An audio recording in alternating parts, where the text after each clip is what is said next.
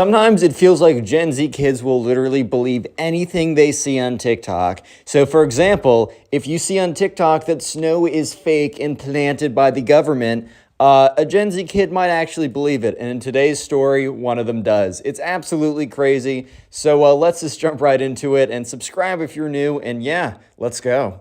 So we're going to call the subscriber who submitted today's story Brian.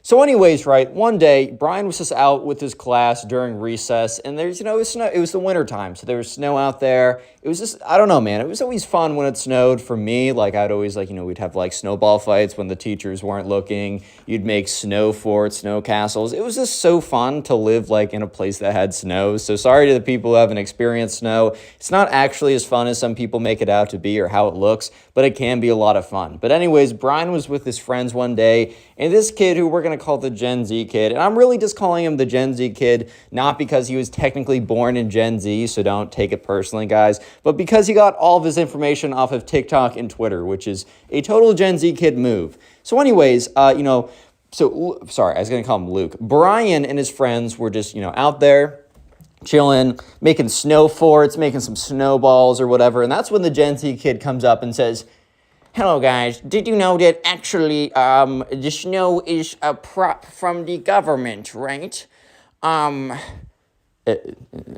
Brian's just like, "Dude, what?" And he's like, "Yes, guys, I don't know if you realize this, which you guys are kind of NPC bots, so I wouldn't expect you to realize this, but the snow is actually fake. It is a plant from the government." And Brian's like, "Okay, what kind of plant? Why would they make fake snow?" And Brian's like, "That's not incredibly important. We don't understand the inner workings of of what they're doing. But just so you know, the snow is fake. It's not real, and it is the government who has put it there." And Brian's like, and his friends kind of are like, "Dude, what?" Because they pick up a clump of snow and they're like, "How is this fake?" He's like, "So basically, the government puts fake snow, and there is no real snow. It's actually all government props. They put the fake snow out there, and it basically confuses the masses like you. So someone like me who isn't a sheeple won't fall for such a easy trick to understand." And so Brian and his friends kind of look at each other like, "Okay, what the heck is going on right now?" And he's like, "What do you mean?" And he's like, "Oh, so, yes, the government, they fool a lot of people like you, especially the weak-minded. But me, who's very strong-minded, knows better than this." And so Brian, picks up some snow, packs it together into a snowball, and chucks it at not the spoiled kid, the Gen Z kid, and it, hits him in the face. And he's like, "Dude, I'm pretty sure that was real, dude." Yeah, so basically the Gen Z kid walked away from them being like, "You guys are just puppets of the government. You don't know any better," or whatever. And the Gen Z kid, what he does is he starts walking around, starts talking to a lot of different people in the playground. So he's not able to convince most people. I think most people realize that snow is actually real, and it is not the government. They're putting, I don't even know, right? It's not a massive plot to I don't even know what the plot would be about. That's the craziest thing. Why would they even do it? But anyways, the Gen Z kid was actually able to get a decent group of people, 5 to 10 kids. Okay, remember, they're kids, right? These aren't adults or anything. But 5 to 10 kids to believe him, to actually learn the truth about snow. And they all started going around a little group. So the Gen Z kid was able to make a snow is fake support group, basically. And they would go around starting to talk to people, right? So Brian and his friends see this and they hear about this. And Brian turns to his friend. He's like, "Bro, this kid needs to be stopped. Why is he why is he convincing people? How is he convincing people that snow is not real? Why would they actually believe this?" And yeah. So the next day, the snow melts because if you don't know, snow comes and snow goes. But I don't know, man. That happens. And Brian walks over, or not Brian, sorry, the Gen Z kid walks over to Brian and his friends. And it's the next day at recess. And the Gen Z kid is like, "So, Brian, where did all your precious snow go?" And this time, the Gen Z kid was not alone. He was with the 5 to 6 or so other members of the Snow is Fake group or whatever that he made. And everyone in the group starts laughing and pointing at Brian. And Brian's like, what? Like, dude, snow melts. And the Gen Z kid's like, oh, so that's your excuse? That's such a poor excuse, Brian. Oh, it just melted? OMG, like it definitely wasn't like undeployed by the government. That makes a lot more sense, bro. Like, you're so stupid. And everyone in like the group is pointing and laughing at Brian like, oh my God, this guy actually believes snow is real. Oh my God, how did he come up with something so crazy? Wow. And so Brian's just looking at him like, dude, like, why? Like, why do you even think this? Like, this is literally the stupidest thing I've ever, like, heard. Like, why? And Brian's like, or no, sorry, the Gen Z kid is like, well, actually, if you did research like I did my own research, and I wasn't a sheeple like you. And I found many, many sources telling me that it's actually a psyop operation and the government is putting snow down to have complete control over the population. That's how they do it, Brian. I've broken free of their grasp, but you are still a sheeple. And Brian's like, dude, what? Like, okay, man, can you explain to me why they would fake snow? Like, it just doesn't make any sense. And the kid's like, well, no, but, well, they are, Brian. I saw it on TikTok. It's real, guys. And everyone else in the Snow is Fake group is like, yeah, Brian, he's just trying to educate you, and you're being not very nice right now, because he's just trying to help you break free right now, Brian, and you're not listening. I kind of feel bad for you, Brian, because I was once like you. The government once had complete control over me, making me think that snow is real as well, but then I saw the truth, Brian. And Brian's just like, dude, I don't freaking know you. So anyways, that group kind of walks away, and Brian's friends turned to him and they're like, dang, these guys are weird. Like, why? Anyways, though, Brian had a class with the Gen Z kid. And in this class, they had to do a presentation. And the presentation, they were in a science class. And what unit of science were they doing? They were doing like natural science and environment right now. So they had to choose a location and do a presentation on the environment. So I don't know if you guys can guess, but can you guess which one the Gen Z kid chose? Yes, the Gen Z kid chose Antarctica, which in the Gen Z kid's world was because like Antarctica is very, I'm pretty sure it's like very cold, snowy. It's basically like snow caps at the poles, right? And the Gen Z kid believes that Antarctica is the main point, like the base operation for the government to control the population with snow. Yeah, I'm not even kidding you. So you guys strap in, because if you thought the previous was a little cringe, a little uncomfortable, a little like, dang, that kid's delusional, well, you guys are about to listen to the rest of the story, which involves the Gen Z kid doing a class presentation on why snow is fake and Antarctica is the capital of the Illuminati, basically. So strap yourselves in. So about a week after the whole Gen Z kid going up to Brian and saying, oh, you're a sheeple, snow is fake, dude. Like after that whole thing, like I think the Gen Z kid kind of like chilled out a little bit, or he didn't chill out, but he wasn't going around actively mocking people for believing that snow is real. He just, because there wasn't snow in the next week, so I guess he kind of just like did other things. However, so Brian completely forgot about that. But a week later is the day that everyone's presentation was due, and they were going to deliver it in front of the entire class. I think Brian chose like the Sahara Desert or something. So he went up there, he showed some PowerPoint slides, and did a little bit of like, here's some information about the Sahara Desert, just so you guys know, stuff like that, whatever. And now it's time for the Gen Z kid to go up in front of everyone and give a presentation on Antarctica. Yeah, or the Arctic, right? So the Gen Z kid walks up there. He's like, ahem, everybody, I want to let you know that you are about to see some top secret classified information. I just want to let you know that if the government tries to hunt you and your family down after seeing this, it is not my fault. That is your final warning. And so everyone in the class kind of just was like, bro, what? Excuse me, sir? Hello? Question mark, right? It just, everyone was kind of weirded out by this. They were just like, what? And the teacher, right? The teacher didn't, like, step in or anything because I think the teacher was just like, okay. Like, is this, like, some kind of, like, funny meme is this a funny meme that you kids do? So the teacher wasn't really doing anything. Brian was really confused. I don't think Brian realized at this point that the Gen Z kid was about to do a presentation on why snow is fake, but yeah, he does. So anyways, let's just jump into it. So the Gen Z kid is like, all right, so none of you guys left, which is cool, which means that you want to be working free from the government. I understand.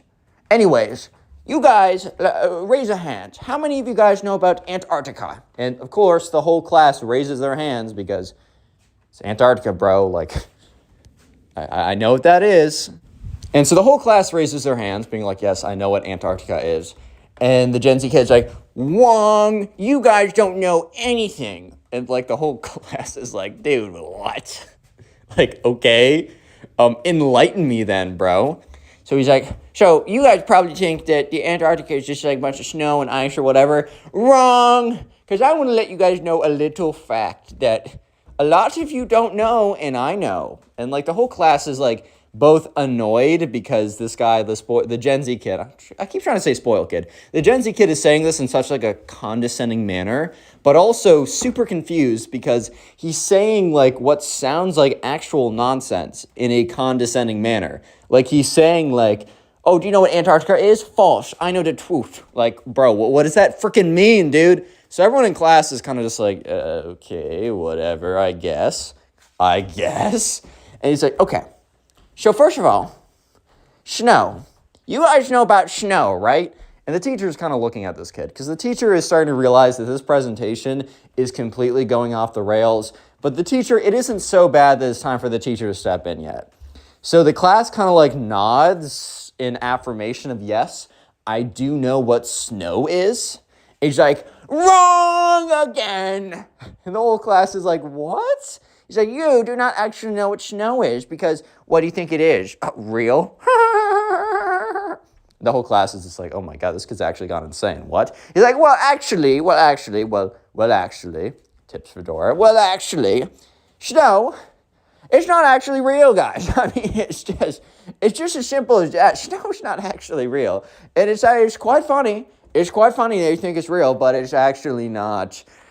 It's actually not, guys. It's not real. And the whole class is like, what? He's like, yes, in Antarctica, it's like known as the big snow place, which means it's the big fake place. Are you guys catching my drift?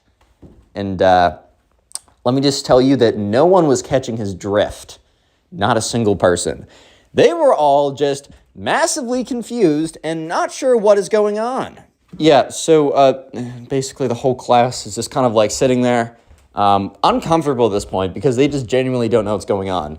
The teacher probably should have stepped in earlier, and you'll see this kid goes a lot more off the rails and the teacher doesn't even say anything.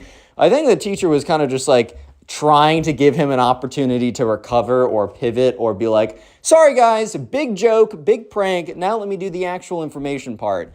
But yeah, no, the kid never ends up. Anyways, I'll just tell you. So the Gen Z kid is like, okay, so I'm about to blow all of your minds. So if you don't want your mind blown, you can leave now. And I mean, no one gets up to leave, even though they probably wanted to. I bet everybody in the class is kind of just like, dude, like, please just let me go. I don't want to deal with any of this. Like, this nonsense. But probably the other half were like, I want to see where this goes. Like, this is the funniest, weirdest thing I've ever seen. So the Gen Z kid is like, perfect. So, Antarctica, it's showed to us, is a little ice cap that we don't need to worry about and that we don't need to actively check in on. Why do you think this is the case? Answer. This is where they make all the snow. And he has like big like air quotes or whatever. The truth about snow is it is used to control the U.S. population. This is a fact. And everyone kind of looks at each other like, this is a fact? How? How is this a fact, dude? He's like, this is a undisputable fact. Snow's not real. I know your parents have been lying to you, being like, oh, snow's real or something. Snow's not real, okay? It's not real. And it is used by the government to control the population. And the Brian is just kind of like, what? Dude. So some kid raises his hand. And the Gen Z kid is like, yes, Steven, have I not been clear enough for you? And this kid named Steven will say, raises his hand and is just like, yeah, like, how do they control the population with snow? And the Gen Z kid just doesn't respond for a second. He's like, silence, I'm telling you information, stop interrupting me. And the whole class is kind of like, dude, what? Dude, because he asked a genuinely decent question. Like, what do you mean snow is fake? Like, what? Also, how does it control the population? Like, how would that control people? People is the secret word of the day. So comment people down below if you made it this far into the video. And while you're down in the comment section, make sure to check out the pinned comment, because in the pinned comment is a link to my Spotify account in which all these stories are uploaded as podcasts. I'd love it for you to listen on there if you like that. And also in the pinned comment are 2 YouTube channels that I'm also working on. Please make sure to go ahead and subscribe to those and watch some of the videos, as I think you will enjoy them. Anyways, yeah, the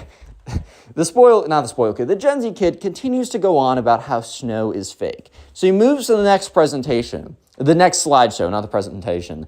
And it's just a bunch of letters saying, snow is fake, wake up, sheeple. And he's like, guys, I want you to do me a favor. I want you to repeat after me. Snow is fake. And he waits a second, and literally no one in the class says anything. It's just dead silent. He's like, guys, you're not paying attention. I mean, I get it. You're sheeple, and you're just like, beep, boop, bop. I'm a bot. I'm a robot. I'm an NPC. I do whatever government says. Snow is real. But, guys, is it really that hard to follow orders? And like, the whole class is like, dude, what is this kid going on about?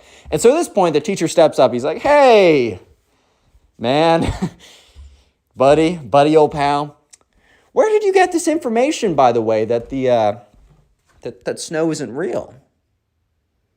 And the Gen Z kid's like, well, I got it from really reliable sources.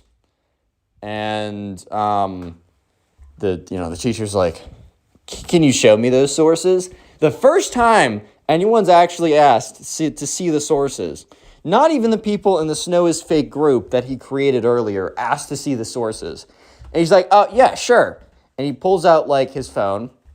He's like, wait a minute, I have to go find it. And he's, like, going on TikTok, going through his saved or whatever. He's like, here, this is undeniable proof that snow is fake. Prove me wrong, Mr. Teacher. And so the teacher looks at it and is like, son, like this. Because the teacher, I guess, has TikTok or whatever. And he's at least, I think the teacher's a little bit more with it when it comes to the internet or something. Or, okay, basically the teacher looks at the account and says, oh, like Gen Z kid, like this is a parody account. The kid's like, huh? He's like, yeah, this account is like, it's like a comedy account. It's like, it'll say something satirical or obviously fake and make it portray it as true, but it's even says in the account, like, clicks on the account and it says like parody in the account, satire, like, and he's like, yeah, no, this account is just satire, man. Like, this is just a joke. And the Gen Z kid's like, well, what? No, the government got to him. The government got to him. Yes. The government got to him and made him change the account. Oh, you thought I was going to fall for this, man. The government got to his account and made him change it to satire so that he could, like, protect himself. He's trying to avoid being captured by the FBI right now. And the teacher's like, no, I'm pretty sure this is just satire. Because if you actually watch the video, apparently it was, like, very obviously, like, for comedic effect. Like, it was literally done mocking people that, like, would come to these crazy conclusions about stuff. But the Gen Z kid must have seen it and been like, this is real! Oh my God, guys! Yeah, so eventually I think the Gen Z kid starts to realize that he fell for an obvious joke. And yeah, he starts to be like, well, actually, I'm going to do some more research on the topic and I will get back to you guys later. And the Gen Z kid sits down in his seat and just doesn't say anything. Yeah, so for the rest of class, the other presentations are pretty normal. But yeah, a week later, it snows again. And Brian goes up to the Gen Z kid and is like, hey, man. And the Gen Z kid's like, what's up? He's like, is this real? And the Gen Z kid's like, yes, it is real. It is real, Brian. You happy now? How's it going, everyone? Today we have a story of a crazy furry who tries to eat this kid in class. I know, no. You heard that right. No. Don't double check your hearing. You heard that 100% correctly. So sit back, relax, subscribe to the channel if you're new. We're going to call the subscriber who submitted the story Sammy. Real quick, I do want to say that if you are a furry or like to dress up as animals, look, I don't personally get it, but I have no hate for you. All love, trust me. As long as you don't do what the people in this video do, you're totally cool in my book. Same thing when I made the video on like the crazy dream stand. I don't hate dream stands. I have all the love for you guys, but as long as you don't act like the crazy people in these stories, I like you. So anyways, this all started when one day Sammy was innocently walking down the school hallway. He didn't really think anything of it. I mean, bro was just walking to his hallway in school. Like, it doesn't matter, man. But at the end of the day, Sammy made a huge mistake, apparently. Because Sammy was walking, he wasn't really paying attention, and he bumped into this kid. And this kid, after he bumped into him, turns around. And Sammy was kind of expecting, like, by the aggression on this kid's face and by the way he whipped around, that this kid was going to be like, watch where you're going, bro. Or is going to be like, you want to fight, bro? Or I don't know, something like that. But instead, the kid growls at him. Like, freaking growls like an animal. And all of a sudden, like, Sammy's just so taken aback. He's like, what? Bro, and the kid is like growling at him and staring at him and then turns around and runs away. He doesn't walk away. Emphasis on running away. So Sammy is so confused, but honestly doesn't think much of it because he's like, okay, yeah, sure. It's one weird kid who turned around and growled at me when I bumped into him. Who cares? It's really not a big deal. But sure enough, right, Sammy keeps going, and he goes to class, and life is totally normal. Things are totally normal. And honestly, Sammy doesn't even think about, you know, what just happened earlier in the day. He just thinks about, like, the class. He's just going day to day. But that's when, after school, he returns to his locker. And he opens up his locker to grab his backpack when he sees a crumpled up ball, like a crumpled up piece of paper, stuffed in there. It was like obviously folded up but crumpled and pushed through the vents of the locker. So sure enough, Sammy like looks at it and thinks like, okay, I don't remember putting this here. Perhaps it fell out of my backpack. Let me open it up to see what it is, just to make sure that I'm not going to throw out or lose something important, like, I don't know, notes from class or something like that. And he opens it up, and in really crude handwriting, in like black Sharpie, it says, "You have disrespected the Wolf Brotherhood. You shall now pay." And Sammy was like, huh? Like, is this some kind of joke? Is this some kind of mistake? And for some reason, once he read that, and once he read Wolf Brotherhood, that immediately made a connection in his brain to the time when, like 3 hours ago, when he bumped into some kid and growled at him. And immediately Sammy's like, all right, there's no way that kid growling at me has any connection to this weird letter. This weird letter is probably just like, I don't know, unrelated or something like that. But Sammy was really just weirded out by this letter, and he just keeps looking at it. It says, "You have disrespected the Wolf Brotherhood?" The Wolf Brotherhood. He's like, what? I'm so confused. Like, what is this? Remember, so Sammy's in 7th grade for context. This isn't like, I don't know, they're adults or something in college, and it's actual a serious thing. Obviously, the Wolf Brotherhood is something corny, but he's like, what on earth could this be? So the next day is Friday, and literally nothing happens that day, except at lunch, you know, one of the kids Sammy asks, like, the people at the table, and is like, I know this is going to be strange, but I got to ask, does anyone know what the Wolf Brotherhood is? And his friend laughs and looks at him and is like, bro, what are you talking about? And everyone kind of just says no, except one kid at the end of the table speaks up and says, hey, I don't know much, but I know a little bit.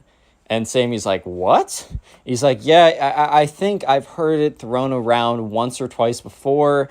It's not like an official student organization, but it's like some kind of like unofficial club that some kids made or something. I don't really know. And Sammy's like, well, and then he reaches into his backpack and pulls out the now neatly folded letter, and he unfolds it and he shows it all crumpled, and it says, "You have disrespected the Wolf Brotherhood, and you shall now suffer the consequences." Sammy like shows this around. He's like, I received this in my locker yesterday. And everyone around the table is kind of like, sorry, bro, like, that's really weird, Don't get me wrong. We agree that that's kind of sus, but like, we know nothing about it. So the next day is Saturday, and it's not school. So Sammy's pretty excited that, it's the weekend, so he decides that he's going to go to the park. And the plan is for him and his friend to go over to the park around 2. And, Sammy, is walks from his house and walks over to the park.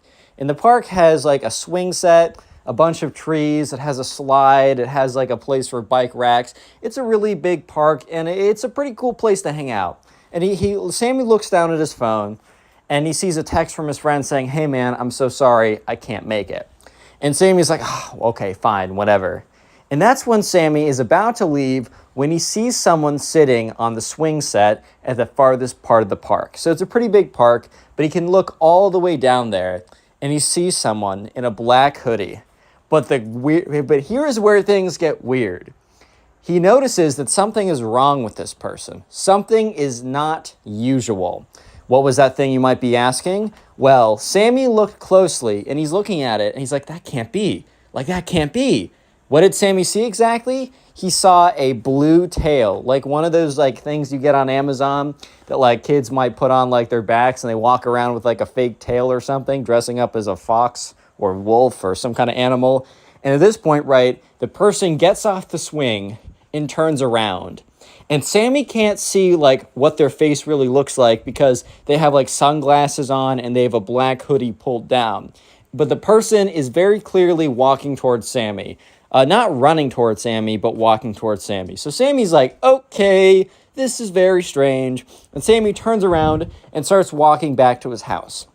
And this is when Sammy starts to feel uncomfortable again because he looks to his left, right? Because now he's walking on the road back to his house. And you know how there's like one side of the sidewalk and then the other side of the sidewalk, and then there's a road in between. On the other side of the sidewalk, there's another person in a gray hoodie this time. And Sammy's like, okay, just a coincidence. And that's when Sammy takes like a quick glance at the person over on the other side, and he sees this weird pink thing dangling between their legs. Stop being weird in the comments, you guys. Don't say it. Don't say it. It was a tail.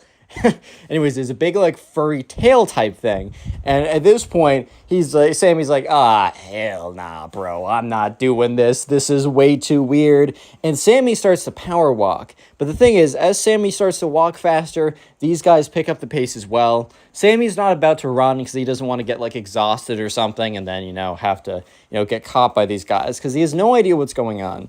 These also don't look like adult men. They look like kids about his age. And I mean, they have fur tails on, so they're probably not going to be like, I don't know, CEO of Apple and Microsoft secretly have furry tails on or something. But sure enough, right, Sammy's looking.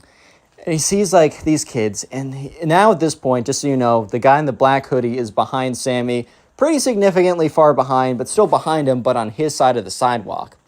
And sure enough, right, Sammy's just like, oh, my God, like what, who, why? Like, who is this? What could this be? And that's when Sammy remembers. That's when Sammy remembers the letter he got and couldn't figure out. He said, yeah, what was it? What was it? Wolf Brotherhood. And he looks over and he's like, I'm pretty sure wolves have tails? Maybe? He's like, you know what? This is way too much of a coincidence. These guys are obviously after me. And then Sammy's like, you know what?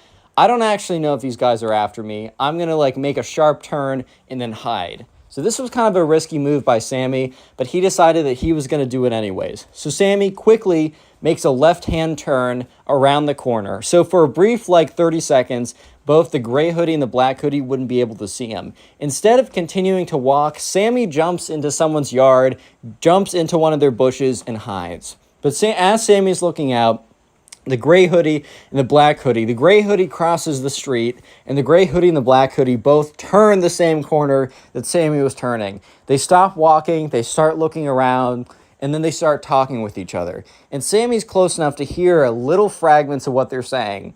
They're saying, blah, blah, blah, blah, Sammy, blah, blah, blah, blah, can't find him, blah, blah, blah, blah, Wolf Brotherhood.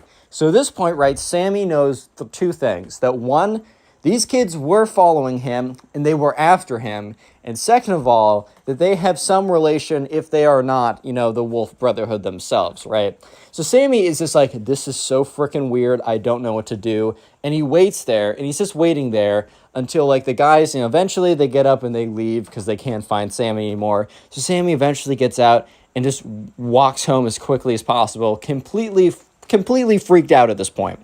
Completely freaked out. So he walks on home, he gets back home, and he calls up his friend. His friend's like, yo, dude, like, sorry I couldn't make it out of the park. And Sammy's like, probably a good thing. You're not going to believe what I just witnessed. So Sammy tells the story to this kid, and yeah, sure enough, this, Sammy's friend's like, oh my God, like, dude, that's insane. Like, that's not normal. And Sammy's like, bro, I don't know what to do about this. And Sammy's friend's like, man, like, I don't know what to tell you, like, advice-wise, but just be careful, man. Like, just be careful is all I'm trying to say.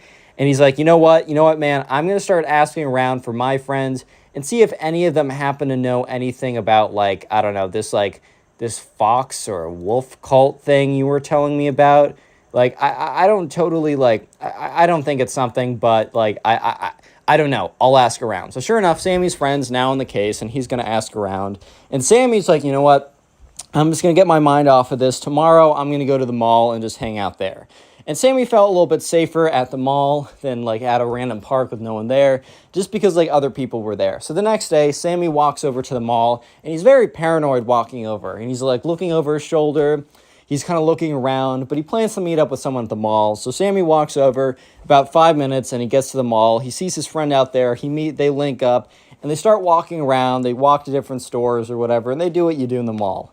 And after a while, Sammy's friend's like, all right, man, I got to go. My mom's here. She's coming to pick me up. And Sammy's like, okay, well, I think I'm going to stay here a little bit longer. So Sammy's friend leaves, gets picked up by his mom, and Sammy walks into a clothing store. In this clothing store, it's really big, it's really wide, and there's a lot of, like, shelves. There's a lot of, like, racks and racks and racks of clothing, and it goes really far back. So Sammy is just, like, kind of, like, sifting through the clothes. He's kind of just looking around. And he's going through, and that's when, all of a sudden, he sees someone. He sees someone next to him who's kind of just standing there, not necessarily doing anything, but someone who's looking at their clothes, looking through clothes or whatever. And that's when he looks. And he looks at this person. And something just feels off, right? They're not, like, approaching him, but they're standing like in the corner of the store looking through clothes. And, he's just like, I gotta look. So sure enough, Sammy takes a peek, and yes, they have a red tail dangling between their legs. Sammy is so freaked out, he immediately turns and power walks out of the store. And he looks behind him, and the person, now in a blue hoodie with the red tail, has turned around and is starting to walk towards him. Sammy is completely freaking out. This is much bigger than he ever expected. And things are only about to get worse from here. Real quick, if you made it this far into the video, comment furry down below. That'll be the secret word of the day. And if you want to continue supporting the channel or just support the channel in general, just keep watching videos after this one, or at some point, just watch a bunch of videos in a row. Basically, the more videos on my channel that you watch, it gives me more minutes watched. Like, the more minutes you watch, the more it helps me out. And I'm actually genuinely curious what you guys are doing while watching these videos. And a lot of people recently have been telling me that, it helps them go to sleep. And if that's the case, let me just direct you to the playlist section on my channel. It'll help you guys watch videos, like, in a bunch in a row. And just so you know, if you want to submit stories of your own, go to my Instagram. It's in the description. It's connorpugs. And there you can submit stories. Make sure you're following me. And also, all these videos, every single video I post will be up on Spotify within 2 to 3 hours after it's posted on here. So if you want to listen to these things on Spotify, if you're, like, working out or you're doing something where you can't have a YouTube video playing, I highly suggest you go to my Spotify linked in the description. Make sure you're subscribed, leave a like, and let's just get back into the story as it's about to get crazy. So Sammy is power walking out of the store, and he's walking as quickly as he can to the mall exit. And that's when, he passes by a store, and he catches a glimpse of someone standing, and sure enough, they have a blue thing dangling. And sure enough, it is a blue tail. So as Sammy passes by someone, right, As Sammy passes by someone, he immediately sees like someone walk out of a store and starts following him too. And that happens with another and another and another. Now there are 5 whole people that have come out and they're stalking Sammy at this point. 5 people are walking after Sammy with, these blue or red or whatever tails, in between their legs. And they're walking faster and faster and they're gaining ground. And it's not looking good for Sammy. Sammy starts dodging around, and he goes into a store, which kind of sounds like a death trap. You're like, why would you go into one exit? But the thing is, he knew that the store was big and complicated, but also there was an exit that didn't turn on the fire alarm. Because a lot of times, if you go into one of these stores and you go out their exit or whatever, it's going to have a fire alarm. But Sammy knew in the way back there's an exit where the fire alarm was disabled, and you could leave it without setting anything off. So Sammy walks into a store, and 30 seconds later, the 5 furry people walk in as well, trying to chase him down. And so sure enough, right after a little while of doing this, Sammy's going through, he's looking around, he finds the exit, he bursts out of it. At this point, he can't keep on, he knows that he has a little window of probably about a minute before they figure out that he left through this exit, or maybe they don't, but maybe they do, right? So Sammy's like, all right, I know what I gotta do. Anyways, right, so at this point, Sammy is gaining some ground or whatever. He's actually getting some distance, and he just starts running. And, he runs and runs. He runs all the way back home, and he gets to his house. His mom is gone for the day or something, so he gets in there, locks the door, runs up to it, make sure, goes around to make sure that everything on the first floor is locked, runs all the way up to his room, and just, looks out the window. And it's like, okay, there's no way that those kids saw, I outran them. They're probably still in the mall. They probably have no idea where I am. Yada, yada. I'm totally fine. Things are okay. And in the middle of thinking that, he sees 5 individuals in hoodies and furry tails walking down his street. And he's just thinking to himself, oh my God, there is absolutely no way that this is true. There's no shot that this is actually happening. This is not real life. And he's looking, and these 4 furry guys are walking, and in unison, they all turn, and they're staring at his window. He immediately ducks down, and kind of then, after a couple seconds, peeks back up, and he just sees, these 5 furry guys staring at his house. And he's like, oh my God, this is actually intense. This is one of the most insane thing ever. After about 2 to 3 minutes of them just staring there, they all turn in unison again and walk away. So once again, Sammy gets out his phone, calls up his friend, and is like, dude, I don't think I can do this anymore. I don't think I can deal with this. This is way too insane. And his friend's like, dude, this is so crazy. I was talking to people all last night, telling them your story, trying to figure it out. And only one person said that they heard it was a weird kid club or something, but they didn't know much about it other than that. So the next day comes around, and it's now Monday, and Sammy goes into class. And Sammy's like, you know what? That's fine. I'm safe in school. Things are totally okay. As long as I'm surrounded by people, these weirdos can't come after me in public. So Sammy goes to his locker, and he sees another crumpled up piece of paper, right? And he's like, oh my God, there's no way. And he goes in, and he opens up the piece of paper, and it says, this is only the beginning. Signed for Wolf Brotherhood. And he's like, no, this is only the beginning. Oh my God, these guys are crazy. These guys are insane, man. And right, sure enough, he's just like, okay. Folds up the letter, puts it in his backpack. He's trying to collect some evidence just in case. And, he goes to his first period class. He is totally tweaking out. He's feeling super weird. He is just stressed out beyond belief. And oh my God, this is where it gets weird. And he's watching, and he sees someone, he sees one of these kids walking to class that he's not really friends with and normally sits in the back. And the kid is wearing a hoodie, right? And this kid is now, the first time ever, coming into class with a red, furry foxtail. And Sammy freezes up because he's like, oh my God, that's one of the kids that was stalking me. This is one of the kids that was stalking me. This is crazy. And the kid sits, literally takes the seat right behind Sammy. And Sammy is so uncomfortable right now. He's so weirded out. He's like, oh my God, this is so scary, this is so crazy. And the teacher starts teaching class.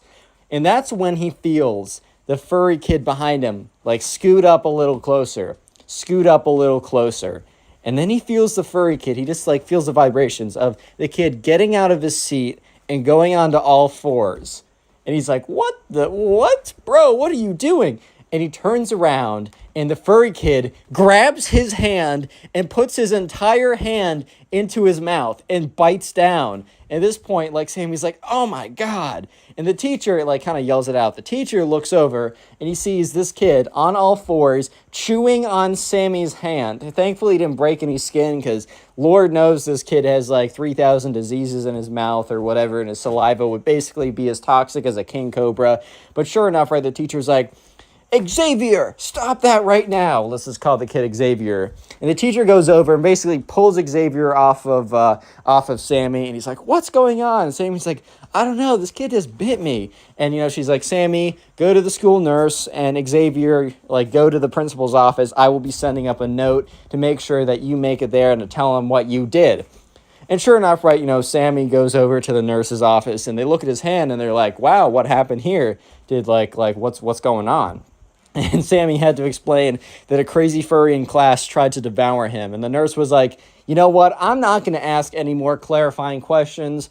I'm good with just that, you know, like, no offense, but we're going to keep it at that. So the nurse is making sure he doesn't have any wounds, kind of just, like, sanitizes the area anywhere. It's like, do you want any bandages? He's like, no, that's fine. And so anyways, when Sammy's done, he doesn't go back to class. He goes to a room. He goes to, like, some kind of printer, grabs a piece of printer paper, goes in his backpack, takes out a pen, and writes down a note saying, Dear, like, Wolf Brotherhood, I propose a truce. If, like, meet me at the basketball park or the basketball court after school, 5 minutes after school. He takes his letter and he puts it on his locker. And he folds it up a little bit, but he puts it on his locker because he assumes that they're going to go by again. And sure enough, by the time, you know, the bell rings and Sammy goes to his locker, he sees the note is gone. And inside his locker, there's a piece of paper, and he opens it up, and it reads, we will be there at that time. See you then, Wolf Brotherhood, right? So he's like, all right, finally, I'm going to meet these guys. So anyways, right, Sammy is a little nervous, and he walks out to the basketball court, and he sees 5 people in hoodies and tails standing there. And he's like, oh my God, this is actually low-key kind of scary, bro. I'm low-key kind of scared. And sure enough, right, you know, he's like kind of like freaking out. He's kind of sweating a little bit, and he walks over, and he hears, hello there, Sammy. Welcome to the Wolf Brotherhood. Immediately by the sound of this guy's voice, he was no longer scared. And they all take off their hoodies. And, like, some of them have fox ears on. Other of them have, like, super long emo black hair. Like, they're definitely not, like, it's not like Mike Tyson at his prime in the ring. Like, you're okay. Like, I'm definitely not too scared by their appearances. Don't judge a book by its cover, but in this case, yes, do it. So sure enough, the kids are like, it seems that the Wolf Brotherhood has scared you quite well enough, Sammy. And Sammy's like, yeah, you guys are weird, really weird. Like, one of your kids, like, tried to bite me. And they're like, yes, that was a Wolf Brotherhood performing a wolf bite attack. Sammy's like, yeah, it was really weird. You guys are strange. And they're like, so, you want a truce because you lost to the Wolf Brotherhood. And Sammy in his head is like, okay, these are a bunch of geeks, but, like, they also have literally no life. So if I say no, then they're going to keep stalking me and being weird. And Sammy's like, yeah, I'd like a truce. Like, I don't know why you guys were after me in the first place. And one kid steps up, he's like, I see you don't remember our battle a couple of weeks ago. And Sammy's like, dude, what are you saying? He's like, you don't remember our battle in the hallway? Sammy's like, oh, wait, yeah, you were the kid who I bumped into accidentally, and you were, like, hissing or growling at me. He's like, yeah. We needed revenge for that. He's like, oh, well, it was an accident, man. I'm sorry. And they're like, there are no accidents. Trying to be all like, I don't know, ancient wisdom type deal or something. But they just kind of sounded like cringe. And sure enough, right, you know, Sammy's like, all right, well, I'm sorry. Can there be a truce? And they're like, Council, unite. And the 5 of them kind of like huddle in a circle. Sammy's like, dude, I swear to God, if they come out with some BS or something, they're like, actually, we need $500 from you, and then we'll let you go. Like, trying to do some actual extortion type stuff. But they, eventually, they go back to standing in the row of 5, and they're like, you should be grateful that the Council of the Wolf Brotherhood is so generous. We have granted you immunity in our land. And Sammy's like, wait, your land? And they say, yes, the park, the playground, and the local mall are Wolf Brotherhood territory. You were an enemy number 1 for a while, but now you are on the safe travelers list. Have a good day, Sammy. The next day, Sammy's sitting at lunch with his friends, and his friends are dying to know what was happening, because his friend told everybody about what happened. Sammy's like, dude, do I have a story for you? Leave a like for nothing. I mean, dude, I'm honest, so leave a like. Hey, what's up, guys? Welcome back to a brand new story. And just for a second, imagine you're just chilling in class. You're having a pretty good old time, right? And then all of a sudden, right, this Roblox kid goes to the front of the classroom and just confesses his love via a Roblox video of him doing certain things. Yeah, I can't even really get into it. I know this sounds very vague, but it's really bad. So sit back, relax, subscribe if you're new, and let's just jump right into it. So anyways, we're going to call a subscriber who submitted this story Bryce. So anyways, there's this kid in Bryce's class who was always playing Roblox. Like, he always sat in the back of the class, and he always had his computer out. He was playing Roblox.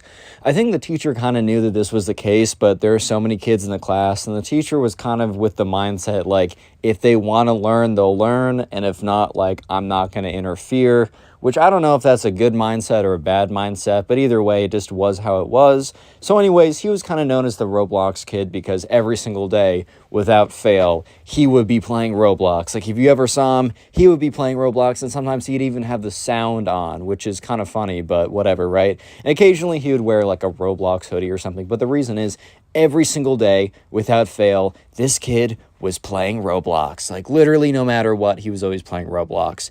So we're literally skipping right towards the juicy part. I mean, the whole thing's the juicy part, but we're getting to it right away. They had a presentation this Thursday, and we're actually going to jump to Thursday. This was a history class, and they were studying, the Civil War, and each of them was supposed to go up and present a slideshow of just like something that happened in the Civil War. It could be a battle, it could be a general overview, it could be a character piece, like you could do one about the life of Abraham Lincoln. These kids were given weeks to do it, right? So anyways, the subscriber Bryce goes up and he speaks about the Battle of Gettysburg or whatever. A little fun fact, in 8th grade, I actually went to go to see the Gettysburg and like the battlefields and all that cool stuff with my class. It was a really cool time. But anyways, right, Bryce goes up there, he does a good job with his presentation, and the next person to be called up is the Roblox kid. And normally I save like very interesting stuff like this for later on. I'm blessing you guys because we're jumping straight into the cringe. Actually, I don't know if I'm blessing you guys or if I'm cursing you guys because we're jumping straight into the cringe. And when I say straight into the cringe, I mean legitimately straight into the cringe. Like, this is bad. So just prepare yourself mentally, physically, and spiritually because this is going to be quite the experience, to say the least. So anyways, the Roblox kid goes up to the front of the classroom. And everyone's kind of just looking at him, right? And he flips on his presentation, and from the very start, actually no, in the very start, it looked normal because it was an image with text on it that says, like, the life of Abraham Lincoln by Roblox kid. He obviously said his real name, but for the sake of this, the life of Abraham Lincoln by Roblox kid. Immediately, the first slide is like the goofiest thing ever. So Bryce is looking at it, and on the first slide, it is a Roblox character with a top hat on, and there's an arrow pointing to him, and then text that says Lincoln. And then there's more text that says, Lincoln was a good guy. Lincoln was a president. And then, and the Roblox kid went up there and is literally just reading out, Lincoln is a good guy. Lincoln was a president. And then he goes to the next slide, and it is, dude, this is the funniest thing ever. It is the Roblox character of Lincoln, but his head is on the ground. It's like decapitated from his body. And the next slide says, Lincoln died. It literally just said, Lincoln died. Okay, at least he didn't say like like Lincoln took the ratio, young boy's better than Lincoln. At least he wasn't like going like that, right? But he was like, Lincoln died. Literally, no context. Who was he shot by? He was shot after Revolutionary War. Did it happen in a movie theater, or like not a movie theater, you know what I mean? A theater. Well, was like, who was the name of it? No, just Lincoln died. And then it was a photo of a Roblox character with his head on the ground decapitated and an arrow pointing to him saying, it literally an arrow pointed to it and said died. Not here lies Lincoln from whatever, right? It just says died. So the entire class is like holding back laughter because this is like the worst presentation on planet Earth. Because like, oh look, these kids are like in 6th or 7th grade or something, so it's not like they're coming out with college PhD thesis type things. These are not dissertations that are being dissected by other professors, right? Sure, whatever. It's a little slideshow presentation. However, most people had pictures and a lot of text, and the pictures were not Roblox characters with arrows pointing to them saying Lincoln or not Lincoln. But here's the thing. It gets so much worse. So much worse that you guys probably won't even be able to comprehend how bad it is, right? So the next slide, I don't even know if I comprehend how bad this is. The next slide is just text. So just a little recap. We've had 3 slides so far. The first one saying the life of Abraham Lincoln. The second one being a Roblox character with a top hat saying this is Lincoln. He was cool. He was chill. He was a chiller, right? The next slide was the Roblox character with his head on the floor saying he died, lol. And then the next slide says, okay, let's talk about something much more important. So at this point, Bryce was sitting in the classroom. He's like, bro, much more important. This is your presentation, dude. Like, what are you talking about? Like, are you trying to sabotage yourself here? Because it definitely feels like it. And, everyone in the class was kind of confused. And for some reason, the teacher wasn't stopping the Roblox kid. I think the teacher was kind of hoping that the Roblox kid, like the first couple slides were like a joke. And while the teacher didn't find it very funny, the teacher was hoping that the Roblox kid was going to make a bit of a recovery. So I bet the teacher at this point thought, oh, okay, well, the Roblox kid was obviously kidding. Like, he's saying, let's talk about something more important. He's probably going to like go over to talking about like the life of Abraham Lincoln. No, the teacher and everyone else was unfortunately wrong because the Roblox kid goes on to just do the most insane thing I've ever seen. And you guys, look, I told you before to buckle in for the cringe. You guys got to strap in for the cringe. Like, this is an atomic blast of the cringe. So you have to lay straight down on the floor. Make sure it doesn't destroy your lungs and eyes and everything. All your internal organs don't turn inside out with this. So just prepare yourselves. So anyways, the Roblox kid clicks onto the next slide. And it is a video. So you know how in like Google Slides you can click onto a video? It is an unlisted YouTube link. So he clicks into it and it goes over to YouTube. And all of a sudden, oh my God, I don't know if I can do it. Guys, I think I'm going to pass away from the cringe, guys. Leave a like and subscribe to the channel to help me survive. Anyways, so all of a sudden, you know the song like What Makes You Beautiful by One Direction? Yeah, that starts playing. And everyone is super confused because Bryce knows for a fact that this was definitely not music to fit the timepiece. Yeah, I don't think this is like Civil War Abraham Lincoln music. I don't know, man. This just doesn't really seem like it. And all of a sudden, while that song, What Makes You Beautiful by One Direction is playing, a video appears on screen of the Roblox kid Roblox character. And it's like a screen recording of him running around this map with like text appearing on the screen. You know how it's like you can have like your Roblox character have like a text bubble? I don't know if that's actually true. I don't really play it myself, but I've seen like meme images or whatever. So at first, the Roblox character is just like saying the words of the lyrics. So he's like, you're insecure, not sure what's for. Dude, I'm not looking at the lyrics right now. Like turning heads when you walk through the door or something like that. Okay, you know the song I'm talking about. I butchered the lyrics, but in all fairness, I'm trying to get them from the top of my head, and I haven't heard that song in like a year or last night, either one. But yeah, so everyone is super confused. Bryce kind of turns to his friends. The teacher's just like, okay, like I'm going to let this play because like I don't know where this is going. But everyone is realizing that this is going downhill extremely quickly. And no one realizes like where this is actually going. Until like after like a little bit of the Roblox characters like dancing on screen and like singing the lyrics to the One Direction song, eventually, right?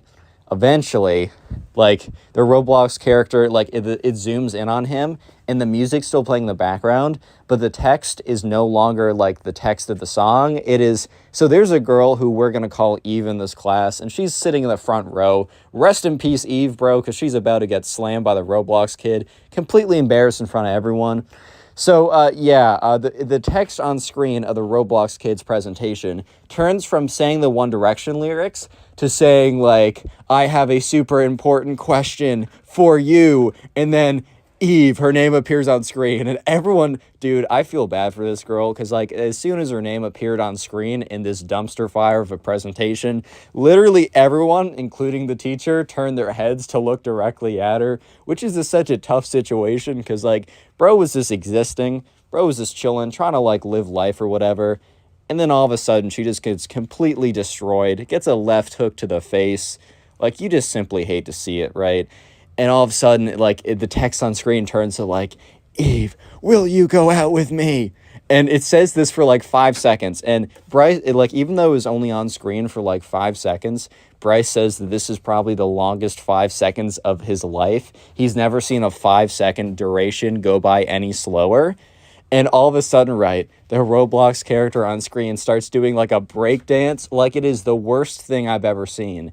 I will say that there are worse ways to ask out girls, and if this video gets 1,000 likes, I clear 1,000 likes all the time, but if this gets 1,000 likes in the first 24 hours, I will tell you the worst story of how to ask out a girl, and it's from me. It is a personal story, so you better smash like right now, and I will do it. I'm a man of my word. It is embarrassing, it is terrible, it is awful, but it is funny, and if it gets more engagement on the video, then I'll sell my soul for anything anyways. So yeah, the Roblox character is, like, breakdancing in the background. And remember, this is during a history class presentation on the frickin' Civil War. And all of a sudden, there's a Roblox character breakdancing while the Roblox kid, literally, I don't know if dude thinks he was asking to marry her, because the Roblox kid gets on one knee, and everyone's like, what is this kid doing? Roblox kid gets on one knee, and, like, I don't know why he was on one knee, but he was. I think he saw, like, a movie where someone proposed, and he's like, oh, this is how it works. He's like, Eve, will you be my girlfriend? And while this is happening, like, a really, like, poorly edited in audio, so it's really grainy audio of, like, What Makes You Beautiful by One Direction is looping in the background, while there's a video of this Roblox character breakdancing on screen. Like, it is the biggest dumpster fire anyone has ever seen. Everyone at this point is completely shocked. Real quick, if you made it this far into the video, comment Roblox down below. That'll be the secret word of the day. I'll try and heart a bunch of the comments. I can't always because, look, full-time college student as well, also trying to have a life. However, it's not that hard for me to go through and heart a bunch of them, so if you comment Roblox, I'll do my best to do that. And also, if you want to support the channel, the best thing you can do is after you're done watching this video, go ahead and binge watch a bunch of videos, and please let me know in the comment section how many videos you watched today or this week, because when you watch my old videos, it helps the channel get promoted more, which helps our community grow, and it's awesome. It's great, and I just want to say thank you. So let me know in the comment section if you are doing that so I can say thank you personally.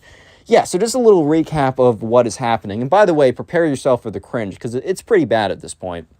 But anyways, the Roblox kid has gone up to give a presentation on Abraham Lincoln. The first 2 slides were crappily edited in Roblox characters, where the first one just has a top hat, and the second one just has his head fallen off, right? So not super great. And then it converts to, like, let's talk about something more important. And then it's a video of his Roblox character running around, screaming out the lyrics to One Direction's, like, What Makes You Beautiful. And then it turns to the Roblox character breakdancing while the Roblox kid goes on one knee and asks this girl out in front of everyone.